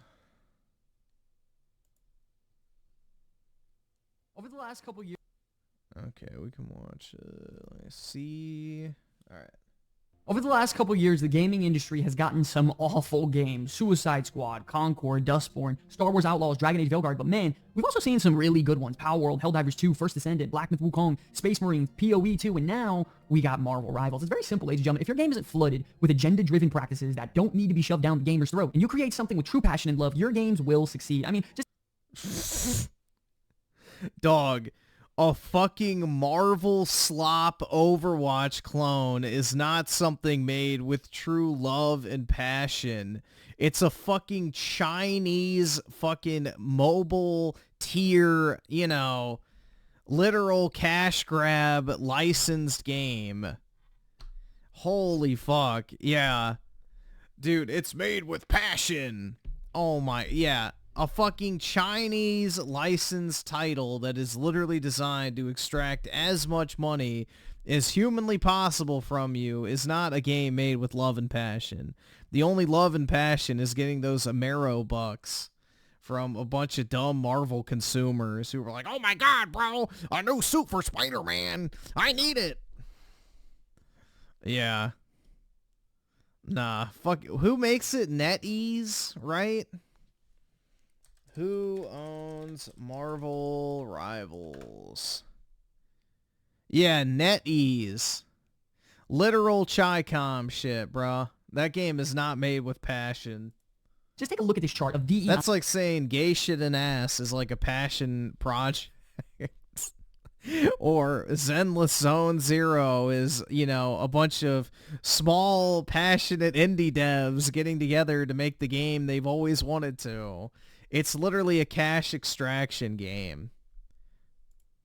DEI versus non-DEI games, and the effectiveness between the two. We as gamers have been at war with these large companies, spending hundreds of millions of dollars flooding games with these agenda-driven practices that nobody wants, and it's destroying the gaming industry. This is proof that you shouldn't just hire individuals based on diversity. You should hire them based on their qualifications and passion for the job to put out the best product possible. Woke critics and media right now are on a full-scale meltdown that MarveL Rivals is smashing the world right now, and they can't accept that this game is succeeding where they have failed personally. All of these game studios being shut down left and right, coming up with non-stop excuses that the market just wasn't right, and YouTubers are ruining the reputation of our games. Listen, we all know the truth, ladies and gentlemen. The snakes in the grass as of the last few years are finally revealing themselves for what they are. The media is so shell-shocked at the fact that MarveL Rivals is succeeding that they've gotten as desperate as saying that the character designs in the game aren't good and all the women in the game are too male-gazy, and that there's a serious lack of diversity within the game. And by the way, this is coming from individuals who literally admit openly that they have— No way, dude. Comic book characters are made for the male gaze? I would have never guessed. even touched the game yet. A game apparently that lacks diversity, where having nearly every race possible with characters like Captain America, Psylocke, Black Panther, Storm, Namor, all of this isn't enough, and they think they should add more diversity. And it's so blatantly obvious. There's no fatties, that's why. That's what the problem is. The problem is that the media and critics and all these large gaming companies soaking up hundreds of millions of dollars to come up with slop, they're so focused on the wrong things at what makes games great. They're focused on agenda and politics in modern day issues rather than focusing on what gamers actually want to see in their games, and that's why you end up with piles of trash like Concord, where half the roster looks like they could be found out of a freaking dump inside of a Star Wars universe on some random planet. This is the same company that blamed their $500 million disaster on the fact that hero shooters are simply oversaturated, and that even the phrase hero shooter— they are oversaturated, to be fair— is an instant turnoff for most players, and that is true. Even new entries are almost instantly shunned, and that's exactly what happened to our game, Concord, when it got revealed. The problem with today's day and age, ladies and gentlemen, is that no one has the guts to look inward when they're not succeeding and ask themselves, what can I be doing better to make sure myself or my product improves? All of these major developers do is simply point the finger and blame, and when there's no one else left to blame, they actually blame the audience that they're trying to sell the game to instead of take responsibility. The ex-Blizzard CEO, Mike Ybarra, is a prime example. Like, bro, let's be honest here, okay? Let's be honest here.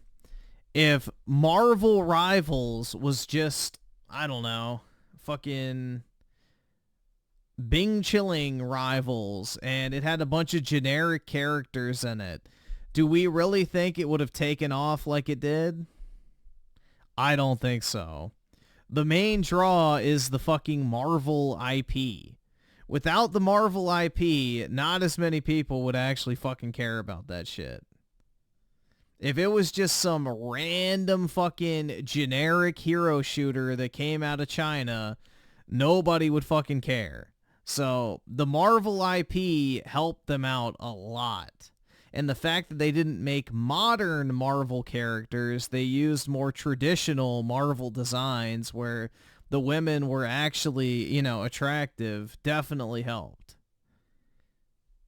So I don't really think this game is a smash hit because of the pure passion and love of the game behind it from the devs. It's because they have one of the most valuable and recognizable IPs in the entire entertainment industry, and they utilized it in a way that's actually appealing to the fan base of that IP.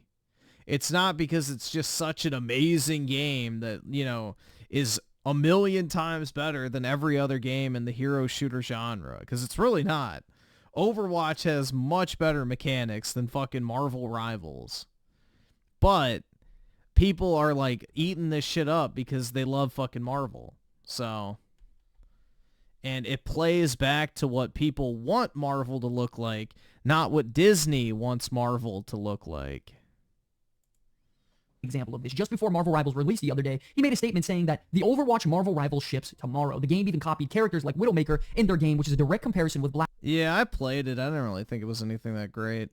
Widow in MarveL Rivals. NetEase and Tencent, it's all the same. Then he went on to get absolutely owned in the comment sections, with people stating that Black Widow made her comic debut in 1964, 50 years before Overwatch and Widowmaker were ever even a thought. I mean, maybe Mike's just pissed off that Overwatch is a steaming pile of dog crap nowadays. I mean, imagine saying a character that was made during literally the Cold War was copying Widowmaker, a character that they made. It seems to me like you guys kind of copied her. The fucking class, oh my god. Bro, it is so obvious that fucking Black Widow is a clone of Widowmaker in terms of abilities, weapons, everything.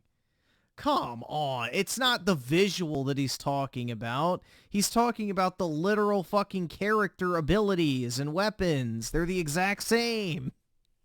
They literally have the exact same ability set. This is the same thing that happened with Paladins. They went in and ripped off every single Overwatch class. It's not really an open secret. Like, it's an open secret at this point. Everybody copies Overwatch. It's fine. You'd think people like him in really high positions of creating video games would have even the slightest bit of knowledge about MarveL or even gaming entertainment as a whole. He went on to, of course, delete the tweet, but how about you don't put out a post for the entire world to see without doing some research and go ahead and not spread misinformation that can be easily disproven? Once again, this is something that just proves that Western developers are just so out of touch with the gaming community that they have no idea what we're interested in. And this is why almost every game in the running for Game of the Year this year is coming from an Eastern-based development actually. studio. I'm gonna be real. Asian Bing chilling. publishers are destroying the cringe, woke, confused AAA garbage coming from Western developers right now. I mean, let me ask you this. You want to know the telltale sign to know if the developers for a video game are woke or not? The telltale sign is that the dev team actually keeps their mouth shut during the entire process of development. They don't insult fans. They don't target audiences based off of ideologies and political ideas. They don't say any stupid things that could trigger their prime target audience or even attack them for their own personal beliefs. Understand this, ladies and gentlemen. Eastern developers... Yeah, Grums is a fucking idiot, bro. ...from a completely different part of the world are that doing... That dude is a clown. American IPs better than Americans themselves. It is pathetic on every level, and all of these woke gaming... Straight no more with the 2. Does your gem have a sauna? Yeah, I don't use it, though. I don't do any of that shit. Studios and developers are fuming right now. It's also a perfect reason why the female characters in this game are actually attractive, and that really is just a final salt in the wound for anyone making these woke, cringy games. There's no more of these square-boxed, awkward-looking characters that we're forced to like simply because of their ideologies and agendas, that have zero style, zero creativity, and games like this will never ever be recognized and loved by the true gaming audience of today. For the first time in a very long time, I'm playing a video game and laughing so freaking hard on Discord with all my friends. I've covered so many games recently where these developers have destroyed franchises that I love, like Dragon Age, and I am so grateful that I can play a game with characters that I grew up on loving, and none of them are changed, and they're exactly how they should be. They stuck to the source material and created an amazing hero shooter that is respectful to the player base. The art style is unique. It looks like it's something out of a comic book. The voice lines, they give me goosebumps. Like, for example, when Captain America uses his ultimate, he yells, "Avengers Assemble." I mean, it's just all surreal that I'm even playing this right now. It's such an awesome experience. Just take a look at the quality differences between the web... I fucking hated the audio, like, the fucking quips and shit. The MarveL speak, I guess you could say. That was the most obnoxious thing. Like, it made Overwatch not sound annoying.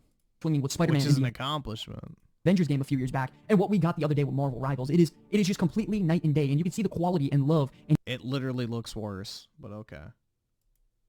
Right now, it's such an awesome experience. Just take a look at the quality differences between the web swinging with Spider-Man and the Avengers game a few years back, and what we got the other day with MarveL Rivals. It is just completely night and day, and you can see the quality. MarveL Rivals looks like shit compared to what you just showed.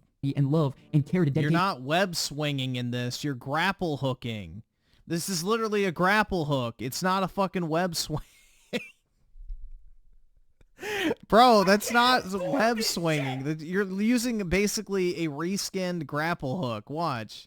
And passion to the player base is just 100% there, man. Not only that, the game is free to play with having the option to not spend $1 if you don't want to. On top of it, most of the skins in the game can actually be bought. Okay, it's not gonna go back. Yeah, it's like literally a grapple hook almost. By earning a currency through playing the game itself. A perfect example is that there was a really cool skin for Spider-Man that I saw that really looked cool and I really wanted, but I didn't spend the extra $5 Thanks, to nigga. it. So I clicked on the skin and I realized I can actually buy it with the currency that I acquired over the weekend playing for free. I mean, could you imagine that? Playing a game for free and earning points from, playing the game and getting skins for that game for free? Yeah, for now. Oh, sweet summer child. This is a Chinese free-to-play game. They're gonna sink their fucking claws into you, and when they got you, then they're never gonna fucking let go, and your ass is gonna start shelling out money like nothing. I mean, holy shit, I haven't This is gonna make Fortnite shit look cheap. played a game like this that actually respected me as a player in years. And I feel like that's... Bro, this is naive. Bro, nah. This is a Chinese mobile game, essentially. Oh, shit. Oh, yeah, nah. That's not gonna last. This is exactly how every one of these free-to-play games starts out. They're super generous. They give you everything you need up front. You can unlock stuff naturally. And then all of a sudden, it gets harder. It gets harder. It gets harder. And then all of a sudden, there are these amazing skins that are there for a limited time. And you just can't earn enough points. So what do? You finally break down and say, you know what? I really like this game. I'm going to spend money on it. And then the next time it rolls around, you're going to be like, well, you know, I already bought something last time. I'm really enjoying the game still. I think I'm going to spend some more money. And the cycle continues on and on and on. It's all about breaking you down slowly and eventually converting you into a whale. It's all about the conversion. So, lure you in with goodwill, and then snap the fucking mousetrap. It's like how gambling sites operate. Oh, get $500 of free bets when you deposit $100. But then they don't tell you you have to bet 5 times that $500 amount in order to withdraw money from the account. So basically they got you for $2,500. If you ever want to withdraw your $100 or your $500 you got for quote unquote free. So this is a classic bait and switch tactic that all these type of games use.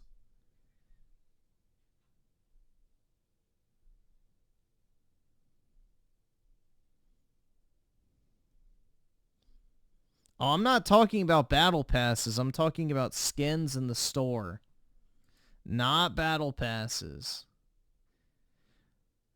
But you still have to buy the battle passes, so that's getting money out of you. What I'm talking about is the skins that you get for quote-unquote free. That is not going to last. Believe it.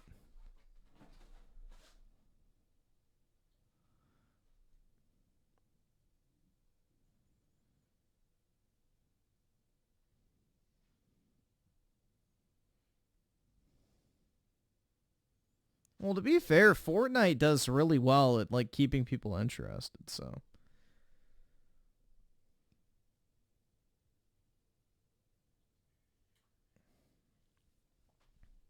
I think Fortnite is very much deserving of its success in a lot of ways, because they do a really good job of cultivating a good community engagement strategy of, like, just continuous content updates. That's what so many of us gamers actually want. We just want a game that respects our time and respects our wallets and just gives us the opportunity to at least try to earn something before automatically having to pay for it every time. Don't get me wrong, I can pay for some cosmetics here or there. I mean, I saw the Wolverine skin in the shop and I bought it probably within like the first 45 minutes of me playing the game because Wolverine and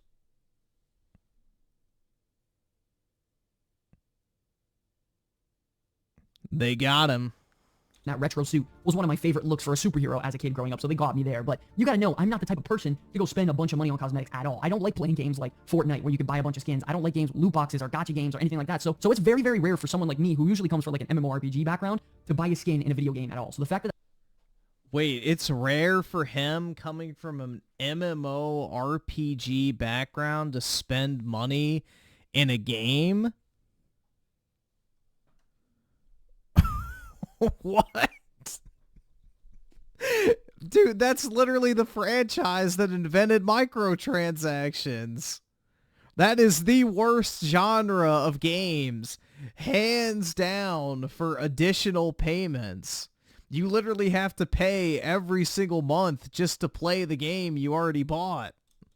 I just bought a skin, and then additionally played my way and completed missions to earn a currency to get another skin for 100% oh god free. Yeah. I mean, dude, it's just been an awesome experience over the last few days, and honestly, it keeps me playing more and more every night until literally... Yeah, dude, World of Warcraft, Japanese RPGs, Like all that type of shit, like the MMOs, those invented the extended monetization strategy of video games. The sun comes up. Marvel Rivals in just 72 hours reached a milestone of 10 million players worldwide. 10 million in just 3 days time. That is an insane number that should not be underappreciated. Not only that, over the weekend, just on Steam, the game broke almost 500,000 active players at once, showing that, listen, it's dominating on PC. This doesn't even include Sony or Xbox consoles active players, which can easily be a few 100,000 minimum to boost this number up. So for those... It's probably more than the PC numbers, if I had to guess, but no idea. I don't know the breakdown. Let's see. Claus Mystery of the 50 spoiler for non-retards like Griffin. Black Panther is inherently woke nowadays. Nuh-uh, dude. Because Black Panther has been used for a decade for propaganda. Yeah, basically.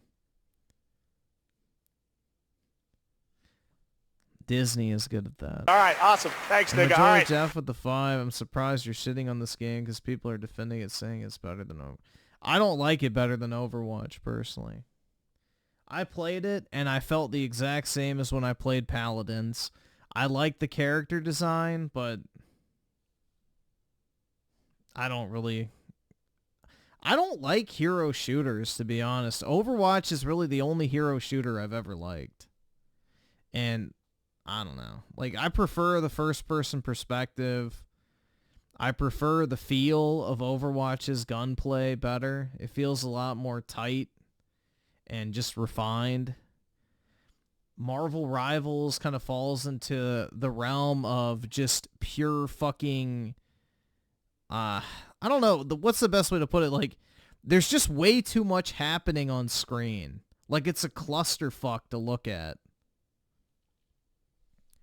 Like, you get that kind of clusterfuck, I guess, visual issue of where it's, like, almost impossible to track shit when people are spamming all these abilities and stuff with flashy fucking, you know, visuals and everything. And it's like, okay.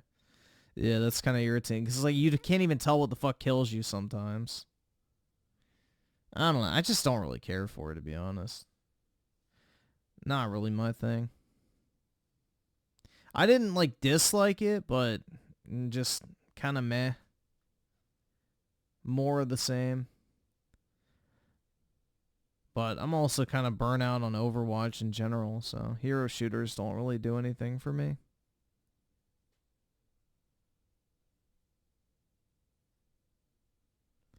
Neonverse animation of the 2, literally Marvel Rivals, Overwatch, but I don't agree. I think Overwatch is better gameplay-wise.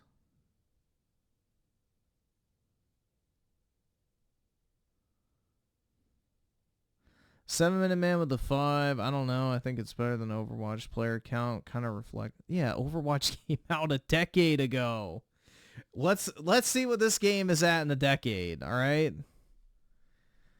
If we want to go there, let's compare what Marvel Rivals is at in 1 decade compared to where it is to Overwatch. It like, yeah, no, that's not a great comparison. Not a good comparison. In 1 decade, we'll check back and see how Marvel Rivals is doing. What is, like, I don't even know what Overwatch player count is on Steam. Because it's also split between Battle.net, so I have no fucking clue.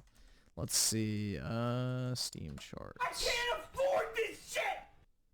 Overwatch, 38,000. So in 10 years, you know, somebody put it on their calendar. 10 years from now, or I guess 9 years from now, to be fair. In 9 years, let's see where Marvel Rivals is in comparison to Overwatch.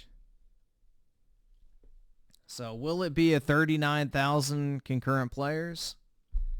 I guess we'll find out.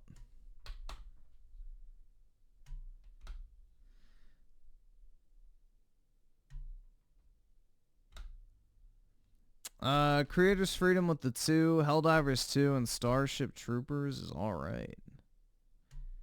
I never played Helldivers 2. Yeah, like I remember when Helldivers 2 was first showed off, and I was like, oh, that looks pretty cool. And everybody's like, nah, that looks like shit. And then it turned out everybody liked it, and I'm like, oh yeah, that does look good. And then I never played it because the community pissed me off. But yeah.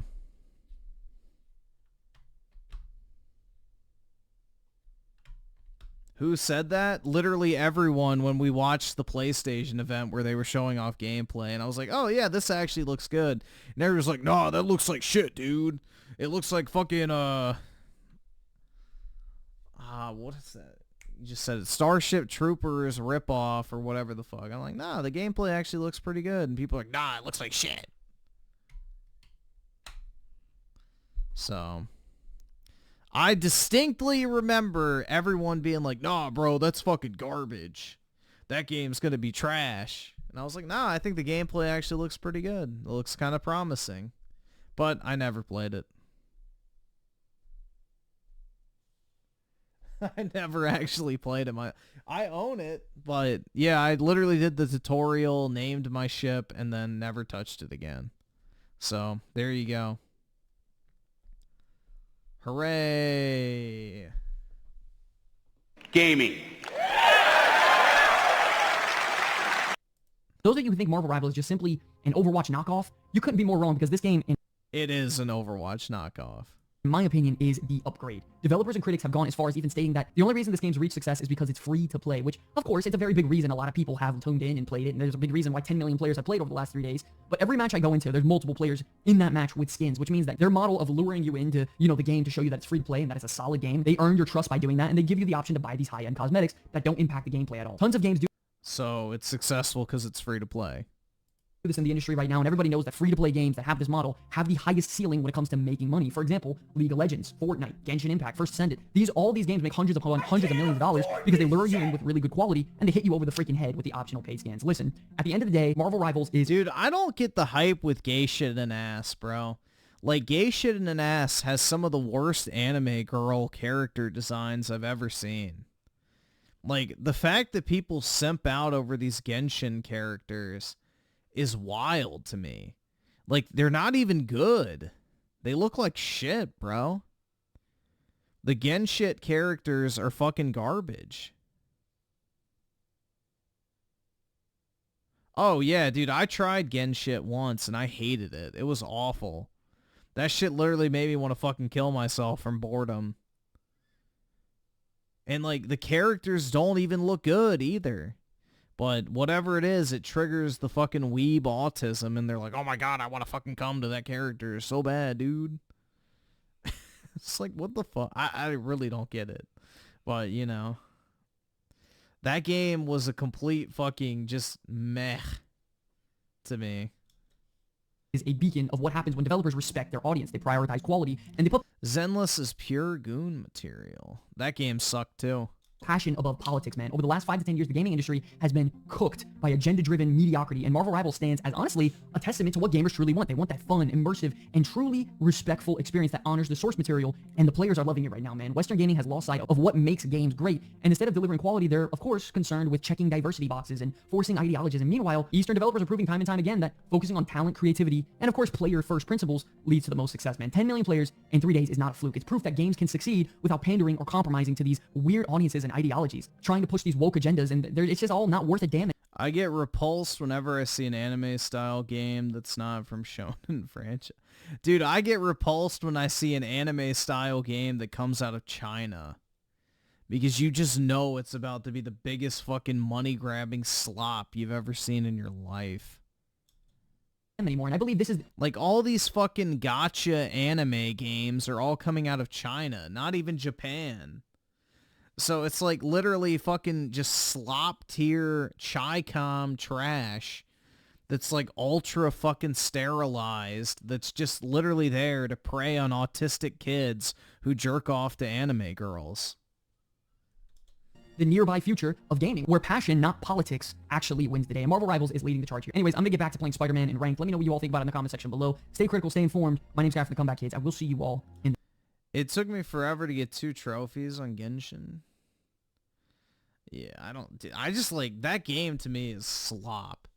There was nothing I enjoyed about Genshin. The biggest scam. Oh, is that honey shit? I have no. The scam, dude. The completionist is in huge trouble. Oh my god. Xbox is done hiding it. Uh-oh.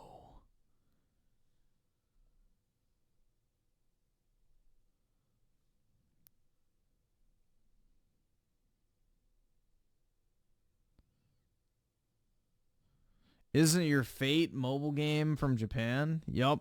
Born and raised. It's actually a Sony game. So, there you go. It's authentic. Yeah, Japan. Yeah, that was still pretty wild. I got 2 fucking Gilgameshes back to back, though. When I just randomly opened the app for, like, the first time in, like, several months while I was on stream. I got my Gilgamesh to NP3, which is something I never managed to do in my years of actively playing the game, but some random fucking time I decided to open it up and not play it and use my free rolls that I had accumulated over the past, like, 6 months.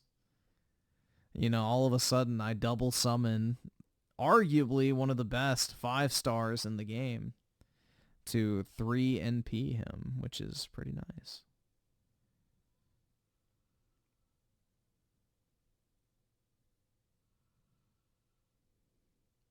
I don't know. I'm kind of down for an Oblivion remake, personally. I'd be cool with it. I'd play it. I like Oblivion, but if they modernize some of the mechanics to make it less obnoxious, I think that'd be fine. Like having to fucking jump throughout the game or else you literally get rolled. All right, awesome. Thanks, nigga. All right. All right. Did that happen to anybody else? They got to the end of Oblivion, and then there's like that one part when you go through the gate of Oblivion at the very end of the game, and there's like that one spot you have to jump over. And I had to go back into a save like an hour before because like I couldn't make the jump because I hadn't jumped enough during the main game. Because I don't really jump in Elder Scrolls games unless I have to. So I had like barely jumped and my acrobatics or whatever the fucking skill wasn't high enough. So I literally had to go back an hour before I started the main quest and just jumped for like 40 minutes straight in order to get that fucking stat up high enough so that I could clear the like broken pathway or whatever the fuck it was in order to get to the next building.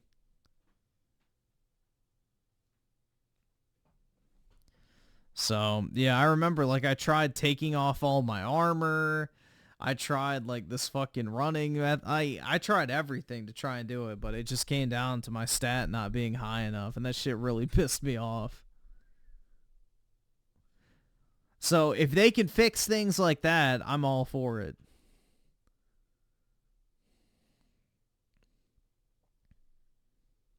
You've beaten Oblivion one time, and that never happened.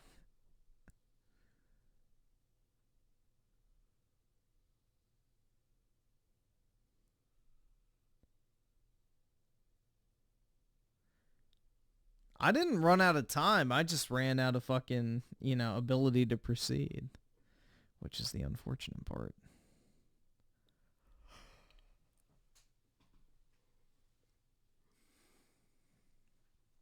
So, yeah, that was like my one negative experience with Oblivion, so. Aside from that, I really liked it. Just that one part pissed me off because I had to go all the way back over an hour at the very end of the game, and it's like the fucking climax. I'm like, oh shit, I can't wait to see the ending. Nah, bitch, get fucking cocked. You didn't jump enough throughout the campaign, so fuck you.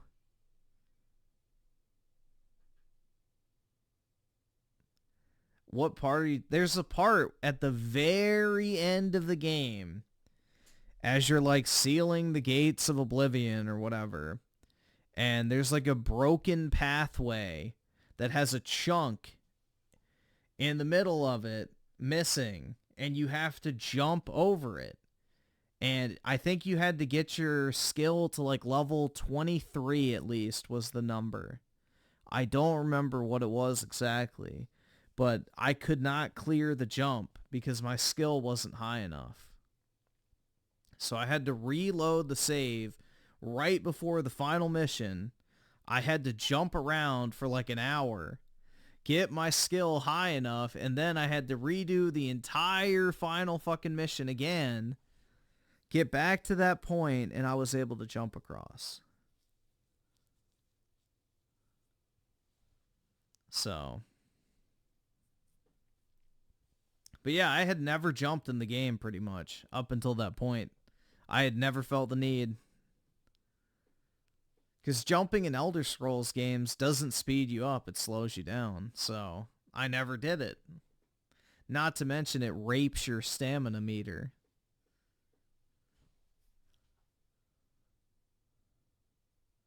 But yeah, it was like the acrobatic skill or something like that.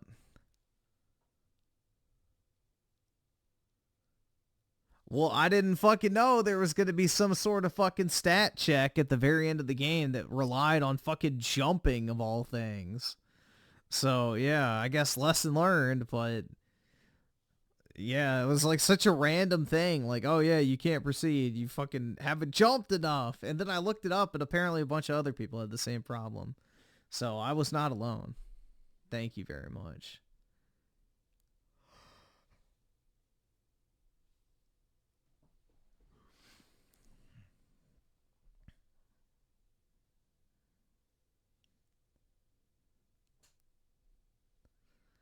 Mr. DC Comics with the 2 thoughts on Claire Obscure Expedition 33. I need to see more on it. I haven't seen enough to make like an actual opinion. They just showed like that brief snippet, so I want to see what it looks like in motion, like unedited.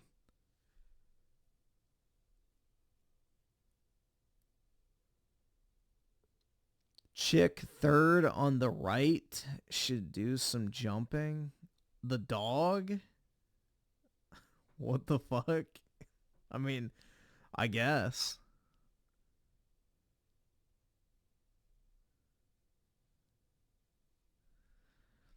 Let's see.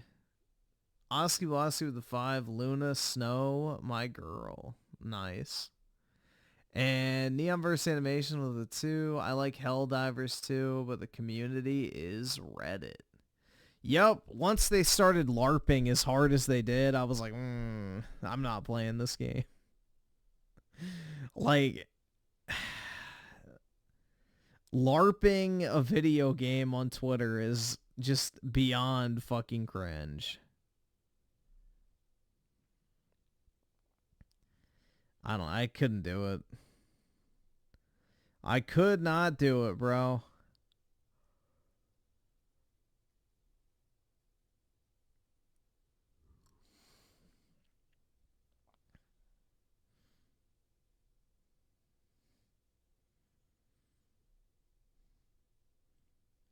Zoophilia is not cool. Hey man, you're just bigoted. Furries didn't do anything to you.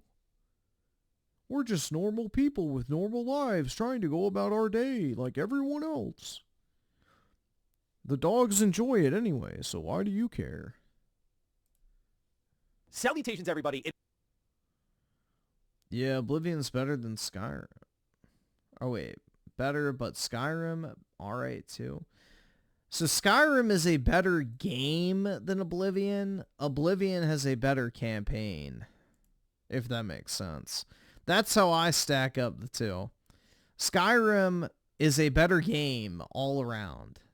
Oblivion has a much better setting and story, in my personal opinion.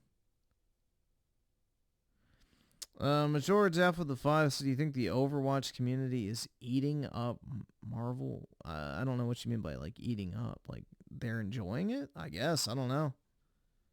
Maybe. Potentially. I have no clue, honestly.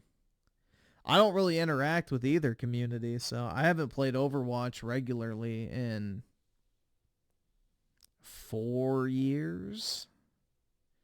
Maybe 3.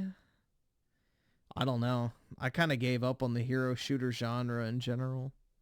All right, awesome. Thanks, nigga. All right. A whirlwind of a 2024 would be a bit of an understatement. I mean, for God's sakes, think of the top of this year when many of us were losing our minds to just the rumor of Sea of Thieves leaving the platform and the hand-waving and the fanboys, and that was rampant. Like, no, there's no way they would do that. All the way to the business update where things really hit a critical mass, and now here we are, almost 9 months removed from all of that. And it's like blinking when you hear Xbox is saying that they're doubling, tripling down on this basically multi-platform strategy. But perhaps this is one of the most significant statements yet from CEO Satya Nadella sitting down and talking about now redefining what being an Xbox fan is, which even the Xbox indifferent, not even the Xbox faithful, the Xbox indifferent, the ones who are like, whatever to anything Xbox has been saying this year, have taken issue with it. And we're going to, from there, dive into a fantastic article from our boy Jez Corden, where we get into really Xbox's multi-platform strategy. Why is The Outer Worlds 2 going from console exclusive to now available everywhere? What is Project Rainway? What is Xbox's vision for multi-platform moving forward? How do you keep this as an Xbox alive on PlayStation? And would they even allow it? There's a lot to discuss here today. As always, these conversations about Xbox are deeply fascinating, and we'll continue to talk about them both here and on Defining Duke as we continue into 2025. So if you're into that stuff, consider subscribing. And now we gotta go fast into today's sponsor. If you like card games, tactics, strategy, all that stuff, I got a game for you. Castle.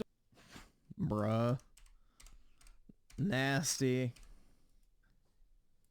Love for gaming. If I think about it, right, we chose the secular growth category in entertainment, which we think is gaming, and said, let's double down on it. And it's been a passion for Bro, he needs to put baby oil on his scalp. Microsoft ever since. He needs that nice, clean mirror effect. In fact, I think Flight Simulator launched before Windows or Office even. And so it's like one of the longest franchises in this company. And so we said, let's take that joy of gaming everywhere. And that's why even these ads with Xbox now, where we are redefining what it means to be an Xbox fan. It's about being able to enjoy Xbox on all your devices. So our strategy with Activision content now is in full force. We feel fantastic about the progress we've made. And more importantly, I think long term, as a company, we can bring the best of AI innovation. Dude, look how retarded that shit looks like. In cloud innovation, console innovation, PC innovation, to build the best games that can be enjoyed by gamers everywhere. Very strong words from Satya Nadella, obviously, but this is just throwing up gang signs. Hell yeah, dude.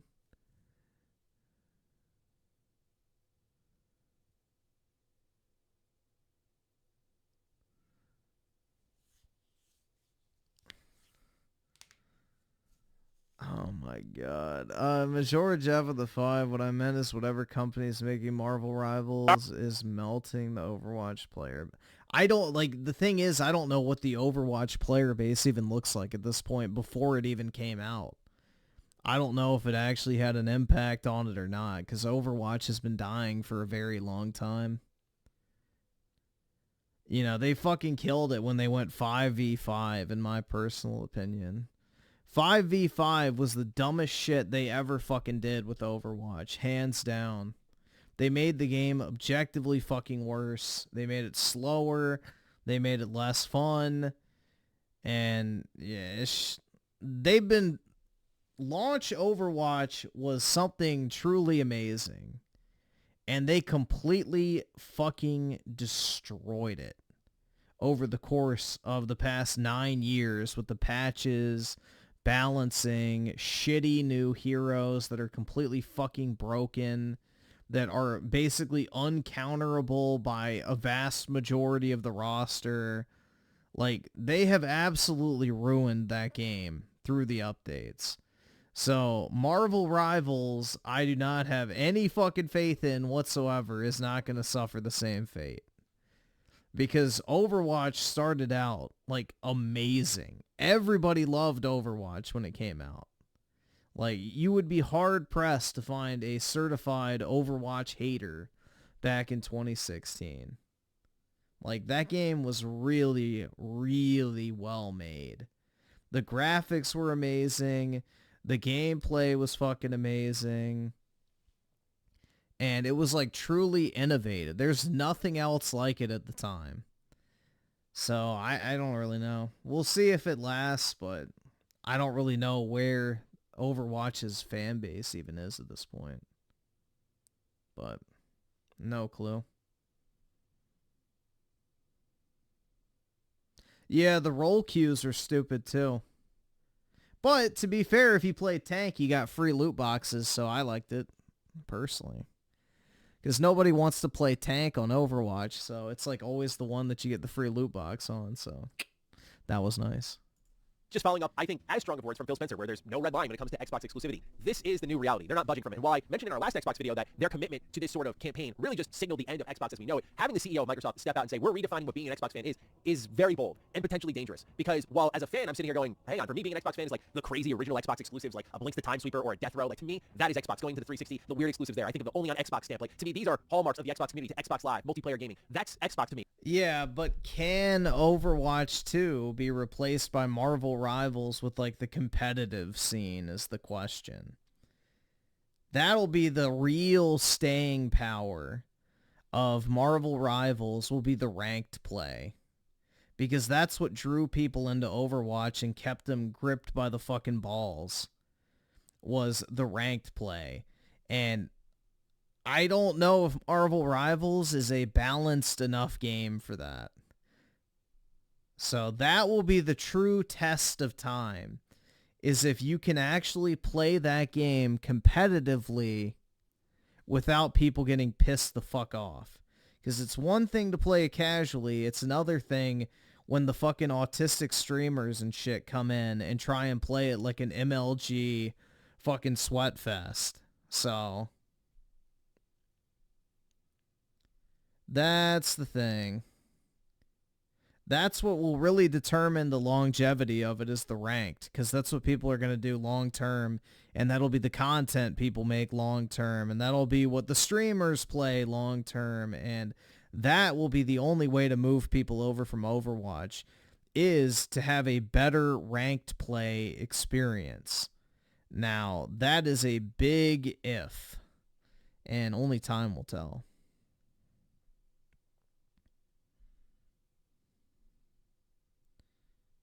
Majority Jeff with the 5, they did bring back 6v6, and it was more fun than 5v5. Yeah, 5v5 was way too slow.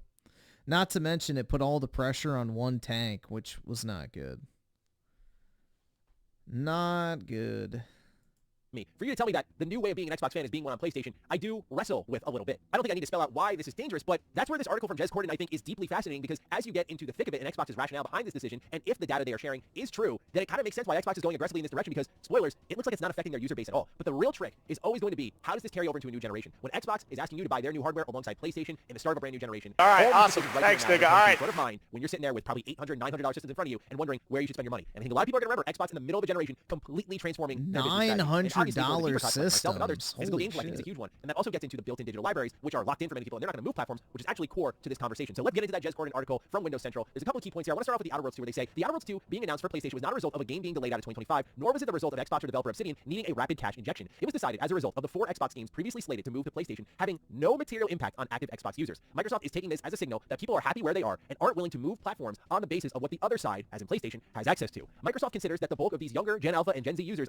Yeah, this generation, the next generation will not be the same. I mentioned earlier in the article, are graduating from iPad and Nintendo Switch all the way to Windows PC, which more closely mimics the versatility and openness of a mobile device. So what this lays out is one thing in particular, Xbox trying to get ahead of a trend. The sad reality is, they're not really targeting people like me or you as much anymore. They're trying to get ahead on a trend and capture this new generation of gamers that, sadly, you parents out there, I'm holding you accountable, you decided to hand little Johnny one of these things. Hey, play games on this thing. Why don't you buy him a Game Boy? Why don't you buy him a Nintendo Switch? What are you doing with yourself? I'm kidding. I'm not out here to tell people how to parent. That's pretentious. But in all seriousness, that's what's happening. I mean, I think of like I'm on the train in New York City, like I'm always seeing kids grinding their iPads. They have phones that they're grinding games on, and all of them are free. And a lot of them are junk, by the way. I just want to throw that out there. But this is what they're growing up on. So that's why Game Pass, free games, access everywhere, versatility, speaks to potentially that generation that Xbox is targeting. And when you look at the results... No, it's not... What did you just say? Those games are free. Do you really think mommy's gonna pay for little Timmy's $30 a month Game Pass subscription? Fuck no. There's no way they give them an iPad because all the games are free. You can go buy a $350 iPad at Best Buy, or $250 depending if it's on sale. Download a bunch of free slop from the App Store. They have to watch ads every once in a while, but who fucking cares? They're kids. They don't give a shit. So, it's like... Yeah, no, I just really don't see this $30 a month or $20 a month, whatever it settles at. It's not going to be 20 for long. It'll keep going up. So like $25, $30 a month to play games on your fucking phone, I don't see that, personally. Majority of the 5, do you agree that a competitive audience can ruin a game, kind of like same fate? Well, I don't think Smash Bros. Has been ruined by competitive at all. If anything, Nintendo makes sure that the competitive audience doesn't have any real say in the actual development of it. They don't seem to really care about competitive Smash in the slightest. So, But competitive play is like literally what a hero shooter is all about. So like the ranked play within a hero shooter is like the entire point. Because it's all about using the hero in a competitive manner that counters or complements the heroes you're supporting or fighting against. So that's where I guess the game's formula really shines, is in ranked play. But we'll see. I mean, that's what made Overwatch fun. I liked Overwatch ranked back in the day. I used to play it all the time. And I don't typically like ranked. So I used to play ranked Overwatch. And typically I usually only play casual in games. But yeah, no, ranked in hero shooters is fun, personally.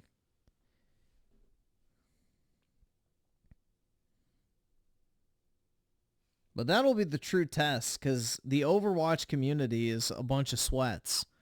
So if they can't be sweats, then they're not going to stick around. And that's just the reality. They're reporting record numbers in revenue and in users for the history of Xbox. It's tough to argue with that strategy, even if, as myself, a hardcore gamer who has a lot of love from when Xbox was first made, like that was one of my first systems, to look at where they're at now, I wrestle with that a lot. It's like, okay, I get where they're going, and it sucks, but, you know, again, the Outer Worlds 2 is one that, when you go back to that 2021 Game Showcase, it was debuted as a console exclusive, and their strategy is so deeply accepted by me at this point, I'm so indifferent to it, that I didn't even blink when I saw the PlayStation logo at the end of the Outer Worlds 2. In fact, I was finding Duke, I literally forgot that this was announced as a console exclusive. But this also shows that myself and others were correct about our assessment of what Xbox was going to do when they decided to move 4 games over to PlayStation. I've been live for almost 7 hours. Jesus, no wonder why. If those 4 games had no material impact, as we see they did not, they're going to feel emboldened and do it more and more and get more aggressive. Indiana Jones and the Great Circle, I think, being the example of the most aggressive they've been, where they went, hey, Xbox fans, this exclusive you're waiting for, you don't know when it's coming out, but guess what? Here's the date, and PlayStation fans, here's the window. Like, at the same time, in the same breath. That was an incredibly aggressive move by Xbox that signals they're not really fearing anyone here. But again, I think it comes down to that next generation where they'll actually feel the impact. Because I don't think anyone's itching to switch consoles right now, given where the economy's at. If we're really honest with ourselves here. Food, medicine, housing expenses, like, everything is way more expensive now. So even if I had an Xbox and I was unhappy with my purchase, it's not really like I didn't go out and buy a PS5 Pro. Like, I'm not out here shopping for a brand new console. It's a luxury device. And at the end of the day, I can access my games when it's time to access a new slate of games. I'll be thinking about these decisions at that time, where I think that's where I can catch up with Xbox. But maybe Xbox's strategy is in place by that point in time, because where things get really interesting here is with Project Rainway, which they continue on the article saying sources tell us that Microsoft is also working on a set of in-game APIs and user interface features called Project Rainway, which is some form of cross-platform Xbox guide menus. Microsoft has been inspired by the in-game Battle.net social features seen in Hearthstone, Diablo 4, and World of Warcraft, which lets you share and communicate cross-platform. This means that for games running on other platforms for Xbox, they will still have an Xbox flavor and in-game Xbox systems, maybe even cloud saves. Indiana Jones on Steam, for example, supports Xbox cloud saves. We'll talk about that in a little bit. Diablo 4 keeps your progression no matter what platform you're on, too. Microsoft wants to extend that to all games, and that's what Microsoft ultimately means with its marketing campaign. This is an Xbox. Every game itself will become an Xbox if Project Rainway reaches fruition. So yeah, this is actually a secret feature, if you will, in Indiana Jones that wasn't marketed at all, that people have discovered incidentally, and it's only picked up through word of mouth just a little bit. Like, I tried to search it up and didn't find really any articles written on it. But yeah, for those who don't know, Indiana Jones, like, if you're like me, I had the game on Steam, that's where I reviewed it. I can bring my save over to my Xbox and load it in over there. Like, it has that cross-platform support. And that is, admittedly, as much as I'm against a lot of Xbox's practices, an exciting feature, because when I'm looking ahead at Xbox, I think of Valve. And I said that numerous times now, but I always think of Valve in that sort of way where you have some defining IP, your Half-Life, your Portal, your Left 4 Dead, that you're known for, and then you have hardware that can support this sort of thing. So obviously, their dominant market is Steam on PC. Then you get a Steam Deck, right? 4 million users plus. Then you get maybe a Steam box one day that sits in your living room. That's another couple million users. And then this kind of storefront can live on different devices. I think Steam and Xbox are going to work together and get something done there, where the next Xbox device is designed to basically be a PC in disguise in your living room. Like, my prediction has been for a while that the next Xbox won't just be your Xbox storefront. It's going to have Steam on there if they can get that done. It's going to have the Epic Game Store on there if they can get it done. Any storefront. Because what I'm trying to think... Dude, they are not going to make a console with a different storefront. The entire point of a console is to not have competition when it comes to a storefront. If Microsoft does that, then they're going to have to make profit on every single console sold, which that means it's going to be expensive. Think of is we're getting to a point of platforms and libraries uniting, which is exciting, but at the same time, who's going to be the first platform holder to start to unite them all? And when we have a slew of great PC handheld options out there, the Steam Deck OLED, in my opinion, being the best option there in terms of OS, how user-friendly it is, how wonderful the device is from screen to battery life, like everything about it's great. What is the point of Xbox? Griffin is going to his parents' house to celebrate... No, they're coming into town here, so they're renting a place, so I will be taking the dog over to see them. All right, awesome. Thanks, nigga. All right. George F with a 5. I still enjoy Overwatch, but my competitive drive is not as strong as mine neither. I think that just like changes as you get older, personally. Like, I used to strive to be good at multiplayer games. Nowadays, I just don't give a shit. Like, I really don't care. Like, I feel like that's more of like a younger guy type thing. Like, when you're young, you know, teenage years, maybe early 20s, you're like, damn, bro, I want to grind this game and get good as fuck. And then after a while, you're just like, I don't really give a shit.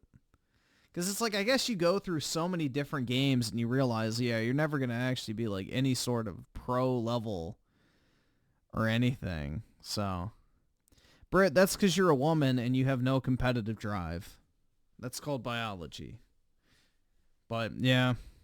That's pretty much everything, I feel like now. The older you get, it's kind of like, I don't really give a shit about being that good at video games anymore. It is what it is.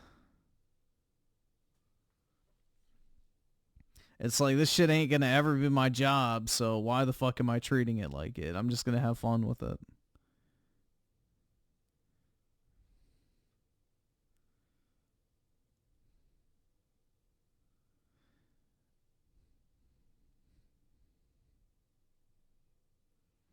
Dang, they don't want to visit Asmund Griffin now. Well, considering I live in a tiny-ass apartment, it's not really conducive for two grown adults to stay. So, I'm sure they'll come over here at some point, but they're not going to stay over here. That's kind of dumb.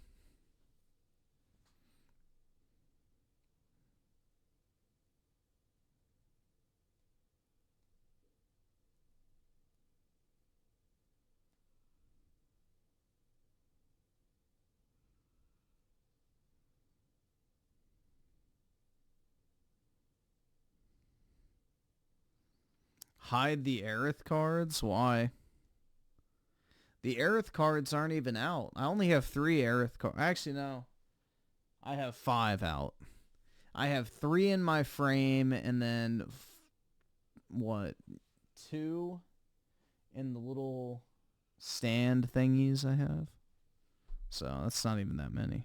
Jumping into that handheld race, unless they can do what the Steam Deck does, and then better. And what's better is being able to say, I can access my... I have more Trump cards than that out, so it's all good.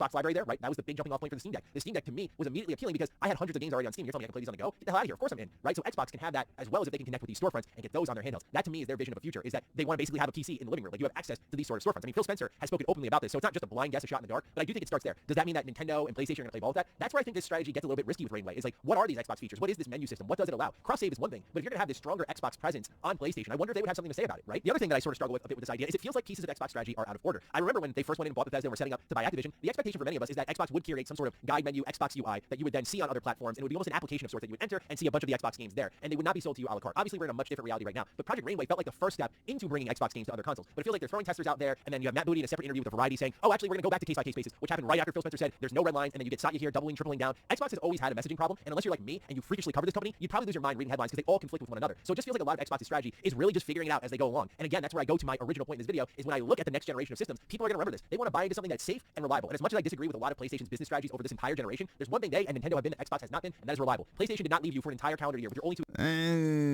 I don't think PlayStation's been very reliable, personally, but if you like the Horizon Forbidden West style game, then I guess, maybe. Alright, awesome. Thanks, nigga.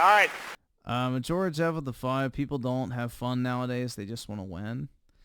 Yeah, that's the thing. Everybody wants to make gaming their job, so everyone wants to be that next big streamer. You know, the number one job that kids want in school now is to be a fucking live streamer or a YouTuber. So, you know, everybody treats this shit like a fucking 9 to 5 and then grinds their fucking ass off around the clock in order to try and make it their job, which is never going to fucking happen, and you end up just wasting your time and not really having a good time because you're not treating it like a video game or entertainment. You're treating it like work, and it's just, it's kind of sad, man. 2 exclusives being Pentiment and Grounded, which are great games, but let's not kid ourselves. These are support pieces. These are games that are supposed to bolster otherwise excellent tentpole. Would Griffin Dad have the talk is he's gay without dating any chick in what? I don't even know what that means. AAA exclusives. Game Pass is great, but launching your system with Game Pass is another blemish that's going to be tough to live down. And the best way Xbox can remedy all this is with fantastic Everyone games. wants to be the next DSP. That's right, dude. They want their 300-pound porker wife, their inability to have a credit card, a bankruptcy, court trial or whatever the fuck. I don't know, dude. Yeah. Absolutely. Who wouldn't want to be like Phil? But again, it just feels like a lot of the strategy is out of order. But Xbox isn't the only one toying around with different things. One thing we have seen this year that, again, works in favor of Xbox's strategy is that more developers than we've really ever seen in pockets of the development community that typically wouldn't support Xbox are now joining in, namely Japanese developers. That has always been a weak spot for Xbox since the Xbox One generation. It's a shame because when I look at the 360 generation... Yeah, because Xbox is paying them again. That's what happened in the 360 generation is Xbox paid Square Enix. They paid Bandai Namco. They paid Sega. They paid Capcom to release games on the Xbox 360. That stopped during the Xbox One gen and has now resumed this generation, so... Stuff that lights my fire, man. They were so popular. They had all the banging JRPGs. They had Lost Odyssey, which is one of the greatest JRPGs ever made, like a top 5 JRPG for me. To have that exclusively on Xbox nowadays, I'd faint because it'd be like such a foreign sight. But Xbox has managed to start to court games over. Genshin Impact, which funny enough, Xbox was in conversation of getting exclusively, but then stupidly passed on, ended up bringing Genshin over to their systems. But something more recent would be a Death Stranding, which we actually played here on the channel. Shout out to our editor Dan. That was his first video on the channel. But that was a game that finally came over. Capcom's more readily supporting. Atlas is more readily supporting. Sega is more readily supporting. All these big Japanese publishers, Bandai, readily supporting, are getting in on Xbox day and date more often than not. So these games are coming over now, and they're coming over because the market's becoming more open than it's ever been, which is cool to see, right? I'm not really fully advocating for exclusivity. I'm just not sure. Kind of like Xbox with their whole digital library thing and not sharing physical games and like how that didn't matter during the start of the Xbox One generation. You look at where most of the game purchases happen now, which, spoiler alert, is digital, and you see how right Xbox was, just they were way ahead of the curve, and this could be another example of them being way ahead of the curve. But you look here, and you see PlayStation's doing a similar thing as Xbox is, where they're starting to bring more games over to other systems. You see them doing things on PC. There's reports of Lego Horizon Adventures coming to Xbox, which would be pretty hilarious, but also Jez reports here. Dog, they don't...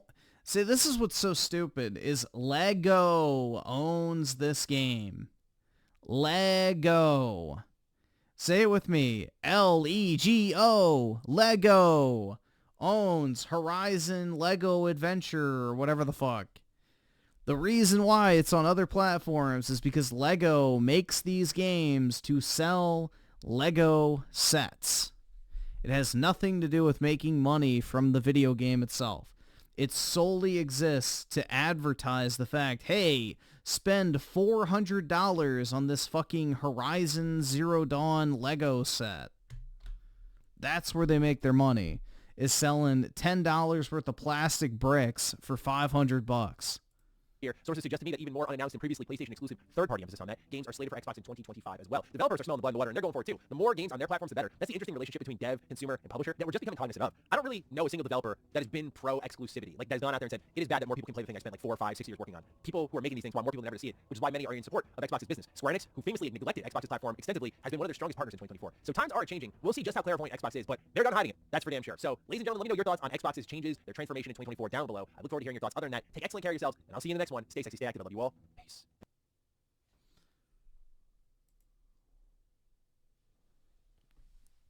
AI slop is here. Good. I hope AI replaces the job of all these fucking hack game developers. The writers, the fucking shitty ass, whatever it is, bro. Character artists. All of these people need to get the fuck out, bro. We need some real talent. And artificial intelligence probably has way more. Honestly. Well, you paid for then $5,000 on plastic cases for shitty cards. So, what? Bro, I have not paid $5,000 for cases for my cards. I have like maybe $400 worth of cases for my cards. But the cards that are in those cases are worth probably more than $400 each. Like one of them's worth $2,500, the other one's worth $1,800. The two Final Fantasy, or I guess the 4, I have one that's worth probably about $300, probably about $400, or no, that one's worth like, I think $800 now. Then the 2 gold cards, those are like $1,900 a piece, if you can even find them. My Dark Paladin is about $700. I've got a lot of stuff. Griffin is poor. That's right, dude. My Trump card, that's sold, the last one similar to it, which is worse, sold for like $900. The one I have is better. I got a lot of nice stuff.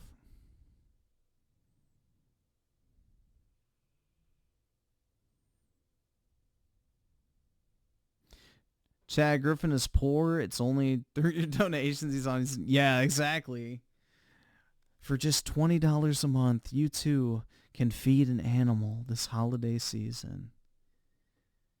Animals around the world are looking to you this Christmas to put food in their bowl. For just $19.99 a month, you can be their Christmas angel. What is that fucking... What company is it that does that shit? And they show like the dogs in their cage like getting beaten with chains and shit like that. Bruh. Like the beaten dogs chained up in a fucking tiny ass little cage. Like the main... Oh, ASPCA? Okay. Yeah, there you go. Just imagine me beating Apollo with a fucking chain and think whether or not you want to, Give me monies!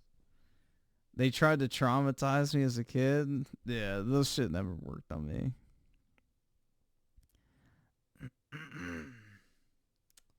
I have an original Final Fantasy VII disc sealed and graded. Same as mine. 8s online for $8,000. Nice, man. Yeah, Final Fantasy VII sealed, if you have the Black Label American version, is worth quite a bit. Because it's what people regard as one of the best games of all time. Yeah, basically that emote of Apollo looking like he's been beaten is what you should imagine. So, be careful what you wish for.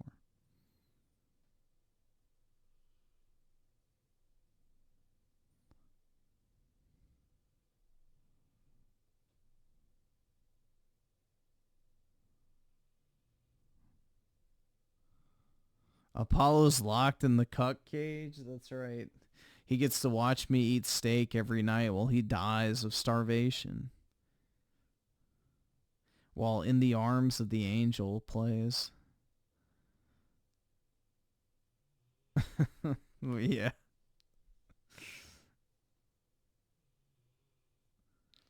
Majora Jeff with it too. Can you watch that Activision? Yeah, we can watch some of it. We'll see how it goes. I don't know. Well, look, I don't know about you, but for me, I absolutely love a fresh helping of slop, and that's why today's news is absolutely fantastic. The good news is that our dear friends at Activision, are coming under fire for allegedly leaning into generative AI to produce their endless torrent of microtransactions. Who cares? Is obviously where we're all headed, but it actually turns out it's not just that. Actors are allegedly cutting ties with the company for similar reasons, and that even includes some fairly big names. We haven't found out because of an announcement, we found out because players took a look at the credits and then players used their ears. Of course, live service games are exclusively about making as much money as you can from as little investment as you can get away with. Just look at how any new season of a live service is marketed. The focus is always, well, it's always microtransactions, the new store events, the new collaboration, the new theme, not exactly the gameplay or the content. Taking a look at you, Overwatch 2. But with that in mind, we already see extensive outsourcing being used to make these cosmetics. In fact, we recently saw the absolute money printer known as Riot Games restructure their art team seemingly in the direction of substantially more outsourcing of their skins and that kind of thing. So that's just how the industry works, and if that is how they work and how they've shown they work, how do you think AI is going I don't like his background color to be approached? I mean, what's easier, spinning up some compute on a model that is fine-tuned to your own data, or hiring an entire company of fallible humans? Well, today we're going to find out. Does it bother anyone else? Backed by our sponsor. I just learned a pretty spicy story. Google are suing the Consumer Financial Protection. Their federal supervision of its digestible. Here we see Santa Claus of the year for my subscribers and only for a limited time. So check it out down below. And to make matters even worse with this video, Activision are out here shattering our childhoods because here we see Santa Claus as a zombie with 6 fingers, which is pretty disappointing. Oh my god, 6 fingers. I'm going to kill myself. Actually, most image models these days are well beyond making such simple. Alright, does this color bother anyone else? I don't like it. It's very unappealing to look at, in all honesty. Especially with the black tiles, it doesn't contrast very well. Simple mistakes as getting the wrong number of digits. If you look closely, you'll see the texture work is also deeply suspicious. I mean, AI art often looks okay until you examine the details. So take a look, right, at these 2 wrap gifts. They make no sense spatially, and you actually see the texture sort of morph into each other at the middle. And that means that, like, this is ridiculous, and people are rightly unhappy when they see this in the game that they paid for, because this is Activision not even being bothered to have actual developers make art for an in-game reward. And yes, it is that. This isn't just some random loading screen. This is an unlockable reward. And this sort of thing is... I think that makes it funnier, personally, but hey... actually present across Season 1 of Call of Duty Black Ops 6. But today's story is not just that. Actors are also dropping out following a bombshell report that confirms that it's not just that some rogue developers are cutting corners at the company and, you know, using the generative AI in the down low so that they can take the day off early. Oh no, this is new company policy. And if Activision, one of the largest, most successful players in our whole industry, gets away with it, well, you can be damn sure that others will follow. Call of Duty Black Ops 6 is a game made by 9 different studios and it was actually one of the largest... What do you think Microsoft is going to do? Microsoft is one of the biggest investors in generative AI. Like, don't they own the majority of OpenAI or whatever the fuck it is? So, of course, Microsoft is going to be using AI in all of their games. And, of course, most people who work in game development should lose their jobs. So, it's only a natural course of action. releases in the series' history. And to be honest with you, I think it actually deserves that. So here's where I stand. I love Call of Duty Black Ops 6. It had my favorite character, Russell Adler, on a star-spangled banner motorbike. I mean, come on, try not to get overexcited about that. But my point is, the campaign was a total blast. It was actually really well designed. It was great at a narrative level. Gameplay feel was great. And I think the multiplayer is slick as hell. The fucking campaign was amazing. It was great on a... Wait, hold on. I need to hear that again. It actually deserves that. So here's where I stand. I love Call of Duty Black Ops 6. It had my favorite character, Russell Adler, on a star-spangled banner motorbike. I mean, come on, try not to get overexcited about that. But my point is, the campaign was a total blast. It was actually really well designed. It was great at a narrative level. Gameplay feel was great. And I think the multiplayer is slick as hell and so much fun. There's only one reason. Really well designed, great at a narrative level. Holy shit, dude. People are just literally so accustomed to consuming the slop. Go play Black Ops 1's campaign and then play Black Ops 6's campaign and tell me with a straight fucking face that Black Ops 6 has a good campaign. You are lying to yourself. Well, I'm not playing it right now, and it's my PC went kaput. But despite that success, within only a few weeks, the accusations would begin to flow. So the Christmas event... They are lying to themselves. They don't remember what a real COD campaign is. Featuring, loading screens that feel off. One example, of course, is our six-fingered zombie Santa, and there are in fact others. Just take a look at this image. It's from the zombies mode. Those are gumballs, which are featured in the gameplay. But take a look at the hand, the gloved hand that is holding said gumballs. You will in fact see 6 fingers, plus where, the musculature says there's also a thumb. So what you're actually seeing there is a hand with 7 digits. How did a hand with 7 digits actually manage to ship in one of the largest, most financially successful games in the history of our entire industry, that in addition to that, is also one of the most well-staffed and resourced games in history? And again, these loading screens are not there by default. They are an in-game reward, something that they expect you to invest time and energy into earning. And that shows a contempt and a disregard for customers. But of course it gets worse. Gotta talk about the actors. Activision... Yeah, don't you guys love spending a third of the campaign going through the childhood memories of a minor campaign character who you really don't fucking care about at all? I know I do, man. God, I'm so glad I got to learn all about her childhood trauma as you go through a fucking dream sequence ripped straight out of BioShock Infinite. Oh boy. It was so great. I loved it. Collecting mirror fragments. What an absolute banger of a Call of Duty campaign. Or that mission where you take pictures and have shitty fucking stealth. Oh wait, which one? There's multiple. It's just, bro. It's not a COD campaign. It's some fucking garbage, like... I don't even know how to describe it. It sucked. It was bad. At least Modern Warfare 3's campaign was all shooting. Is currently one of the studios that is being struck by the Screen Actors Guild. This is as a and don't even get me started on that fucking awful zombies campaign mission. Jesus Christ. Fucking boss fights in a COD campaign. No. On better compensation and also protections against the use of generative AI. And the point of that's pretty damn simple. If you are a voiceover artist, your vocal performance is your livelihood, right? And with modern technology, it can be cloned. Now, I wanted to see how this kind of thing was going maybe 6 months ago. So a while back, I threw a whole bunch of raw recordings into 11 Labs to see what sort of AI horror show version of my own voice would come out. And here's what that sounds like. Hey, it's me. I'm the real Michael. The guy you're listening to is an imposter. He's trapped me here. Please let me out, skibidi. Yeah, that's a horror show, and it's obviously fake. The 5th Black Ops was Cold War. But of course it seemed. Cold War was originally codenamed Black Ops V for 5, so... Yeah, it's just not numbered, but Cold War is Black Ops 5, because Black Ops 6 is a sequel to Cold War.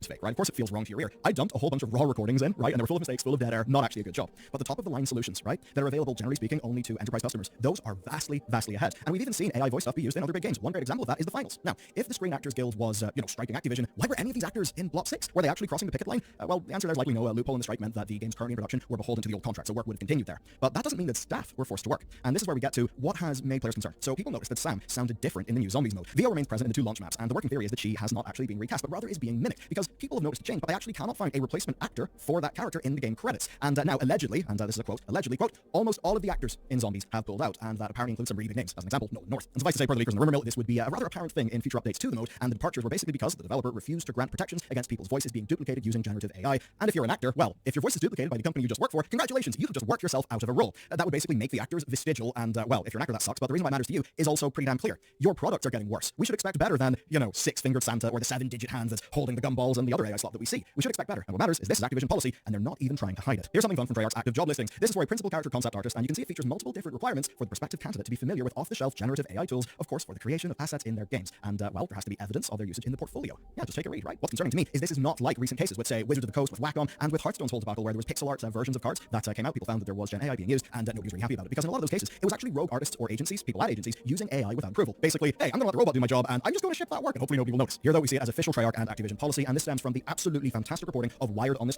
Dude, this is what I think is funny about the whole AI art shit. The only people that are outraged about it are people who should not be making art their full-time job. Like, literally, it's just a bunch of nerd Twitter artists that literally have nothing to complain about because they're not even really working at all. They're just pissed off that their fucking furry porn business is going to go from $50 a month to $0 because, you know, all the fucking degenerate furries can just put it into fucking OpenAI or whatever the fuck AI they want to.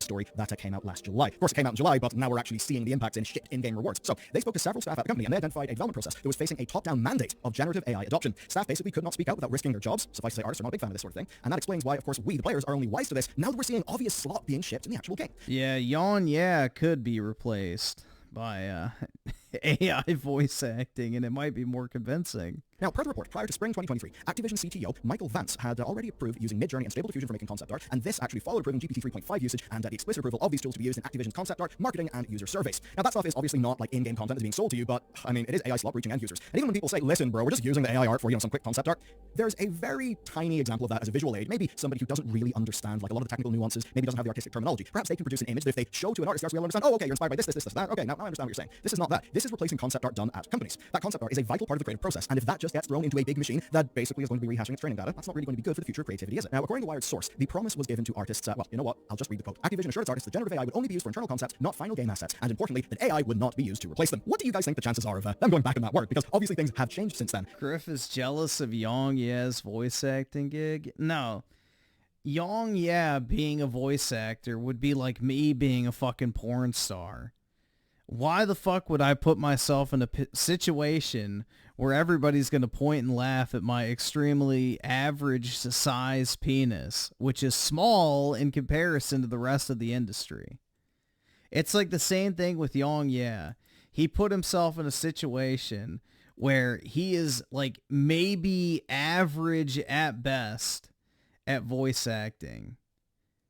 So naturally, people are going to take his abilities and compare him to the best of the best, and he's going to look awful by comparison. So don't put yourself in situations like that you know you're going to fail. Obviously. Don't openly embarrass yourself. Do it. Fuck no, bro.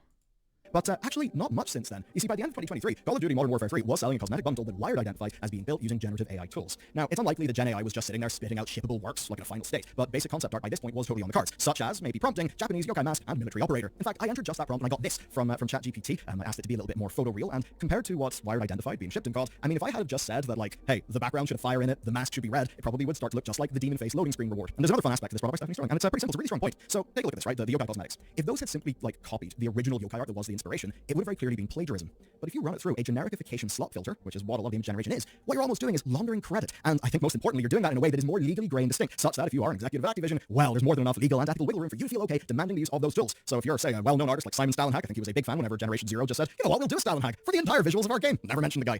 That's only going to get worse with the AI, isn't it? So that idea of almost like credit laundering, plagiarism laundering, that is really compelling and a little bit disconcerting. One of the things in our industry that would lead to work being more unique is quite simply that you would have references and inspirations, but if you just straight copied them, you'd feel like a massive dickhead. And that actually create an incentive to make things that are new, different, transformative. And of course, if you're a concept artist, this is not a good time. We literally see them using this for— What the fuck? Why is Griffin always bringing up porn when it was never mentioned? Coomer brain. I guess so, man. It's 4:45, so it's horny hours. What the fuck is this shit? Video cannot be monetized. Oh, this shit's old as fuck. I don't care. September 2019. Yeah. Oh no. I lost ad revenue on a 2019 YouTube video. Shit. God damn it.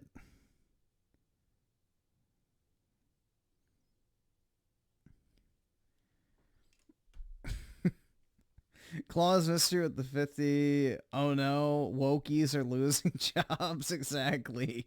I sleep. The same people who want you dead are now losing their shitty fucking corporate, tech industry jobs. Wah.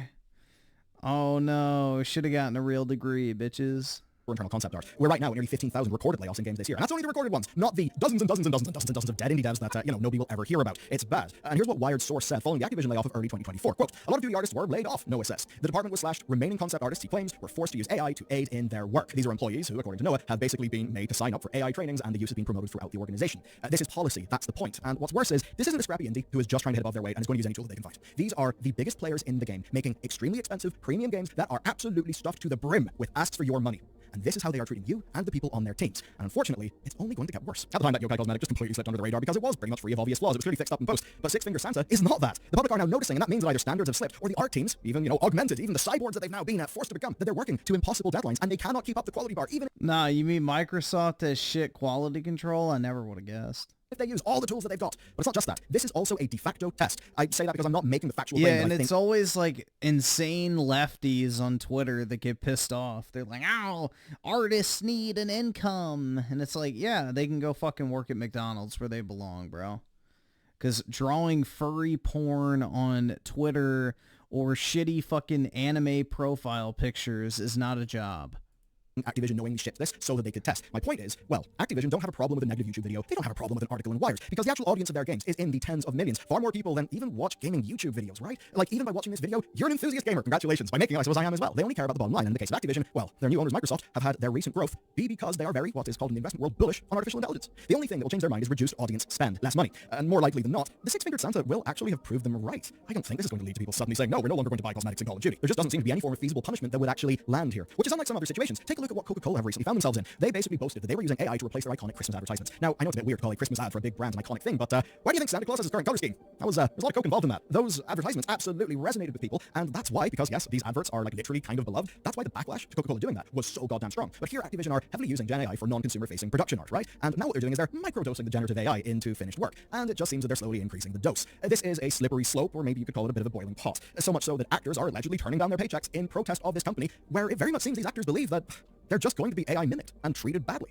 Now, as a final exercise, I would like you to consider where we were in 2014, before generative AI, before the complete assault of microtransactions. I mean, personally, I take it back to 2006, where I was there for the horse arm, I was there for the beginning, but no, think about 2014. Then think about 2022, just before the AI stuff was really about to explode and when image gen just couldn't be used for concept art. And then think about now. Think about how quickly the advancement has been there. And if you're only thinking about Midjourney and DALL-E and the ones we've seen in the West, you should take a look at what Tencent are doing. The models coming from China are genuinely impressive from just like a computer science standpoint. They are going to wreak havoc. Do you think this will get better directionally or worse by the year 2034, in a decade? You see, a lot of AI doomsayers will tell you that it's about to hit a brick wall. And yes, Sam Altman, of course, is very, biased whenever he says. The thing that's really exciting about AI and game development is eventually it's going to get to a point where literally any dumbass with a computer can literally make a fucking video game with simple AI prompts. Like, imagine how powerful that will be in making like actual good video games. Like, eventually, all programming, software development, game design, graphic design, music production, you name it, will be able to be done with simple text prompts. Like you're typing a SQL query, essentially, but even more basic. So, it's actually pretty cool to think about. Like, we're really gonna, as, the buzzwords love to say, democratize development. And pretty much anyone and everyone will be able to do it. So, that'll be cool, honestly. We might actually get some good fucking games, finally. You never know. I don't know. I personally like AI for that type of stuff. I think it's smart. Because if you use AI as basically just a translator, because that's all coding is you're typing in a different language, telling a computer or a program to do a certain thing. you know, all AI acts as is a translator for you. So you tell the AI what to tell the program in order to make the computer do what you want it to do. It's just acting as basically a translator for you. And I think that's great. That to me is the number one function of AI, is being able to get a computer to do what you want without having to learn these like impossibly complex coding and software development languages, which is nice. It's basically like Google Translate, but for computer code. And that is the number one functionality that will definitely change a lot of shit. Because you'll be able, like, I think you already can in some cases. You can have it build you a website. You can have it make you logos. You can have it fill out documents for, like, everything, bro. It's great. It's absolutely great. And that is a powerful and beneficial thing for people to have access to. There is no wall, because, you know, OpenAI has got every incentive to not have there be a wall. People say the purely scaling up compute won't work, and I actually think that's kind of likely. Yeah, if I take a look at the new generation of ChatGPT, I take a look at the new Claude 3.5 Sonnet that does actually use some more chain of thought reasoning and how much better its results are. I'm reminded of Moore's Law. So for a long time, we got yearly claims that Moore's Law, which by the way would be the rough doubling of compute every 18 months, and this held from, just off the top of my head, like the 70s, like it held for a stupidly long time. Yet there were yearly cries of, Moore's Law is about to stop. The compute is going to slow down. But guess what happened? It sort of didn't. We got multi-core chips, different instruction sets, new manufacturing techniques and breakthroughs. Do you remember when GPUs were dominating Bitcoin mining only for ASICs, which basically are just purpose-made pieces of hardware, and basically the ASICs came and they would absolutely wallop GPUs when it came to just all of the number crunching involved in crypto mining. That's just the idea of fixed function hardware. Well, right now, multiple early stage companies are working on similar, right, like bespoke on the actual hardware AI processing that is, you know, not a GPU. It could be the next generation of this. They could make the compute absolutely in that specific domain skyrocket. And that means that we should not think this Weebs hate AI art, but love AI when Japan uses it to dub and sub their own English anime. Bruh. Fine, it's just a trend. Oh no, I hate to be a doomer at this time of year, but it's absolutely not going to go better. All of these companies have shown that rather than increase the size of their internal art team and treat people better, they would rather just outsource as much as they can to keep cranking out the skins. Those next companies have shown that rather than increase the size of their internal art team and treat people better, they would rather just outsource as much as they can. Absolutely disgusting. Look at that slop. But it's absolutely not going to go better. All of these companies have shown that rather than increase the size of their internal art team and treat people better, they would rather... Disgusting, bro. Whoever made this character needs to be shot. Just outsource as much as they can to keep cranking out the skins. Those very same companies with the very same incentives will obviously replace people worth $100 a year with some compute time. I mean, come on. And that means this. The best that me and you can do is guard ourselves. And we need to make sure that we are supporting teams of artists rather than the executives that seek to replace them. That should be illegal. Me and my team will be doing all that we can to keep you in the loop on this story because it's one of those ones that I think is generationally important to our industry and is a true point of danger and I suppose an inflection point in how games are made. That's it. Oh my god. Canon Aerith. Yeah, watch your whore fucking mouth.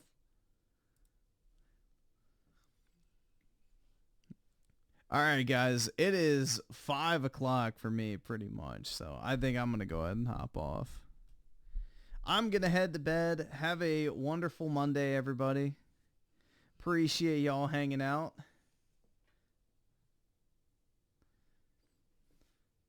And I will talk to, I guess everybody later tonight, so have a good one, everybody. Peace out. Well, Griffin Gaming is an incel. No one his age, what is he, like 30? No, he's not saving. There's no one that acts like he does on stream and can be unbearably fucking a dickhead, but he stops at the fact that he won't stick his dick in a pussy. That is an incel.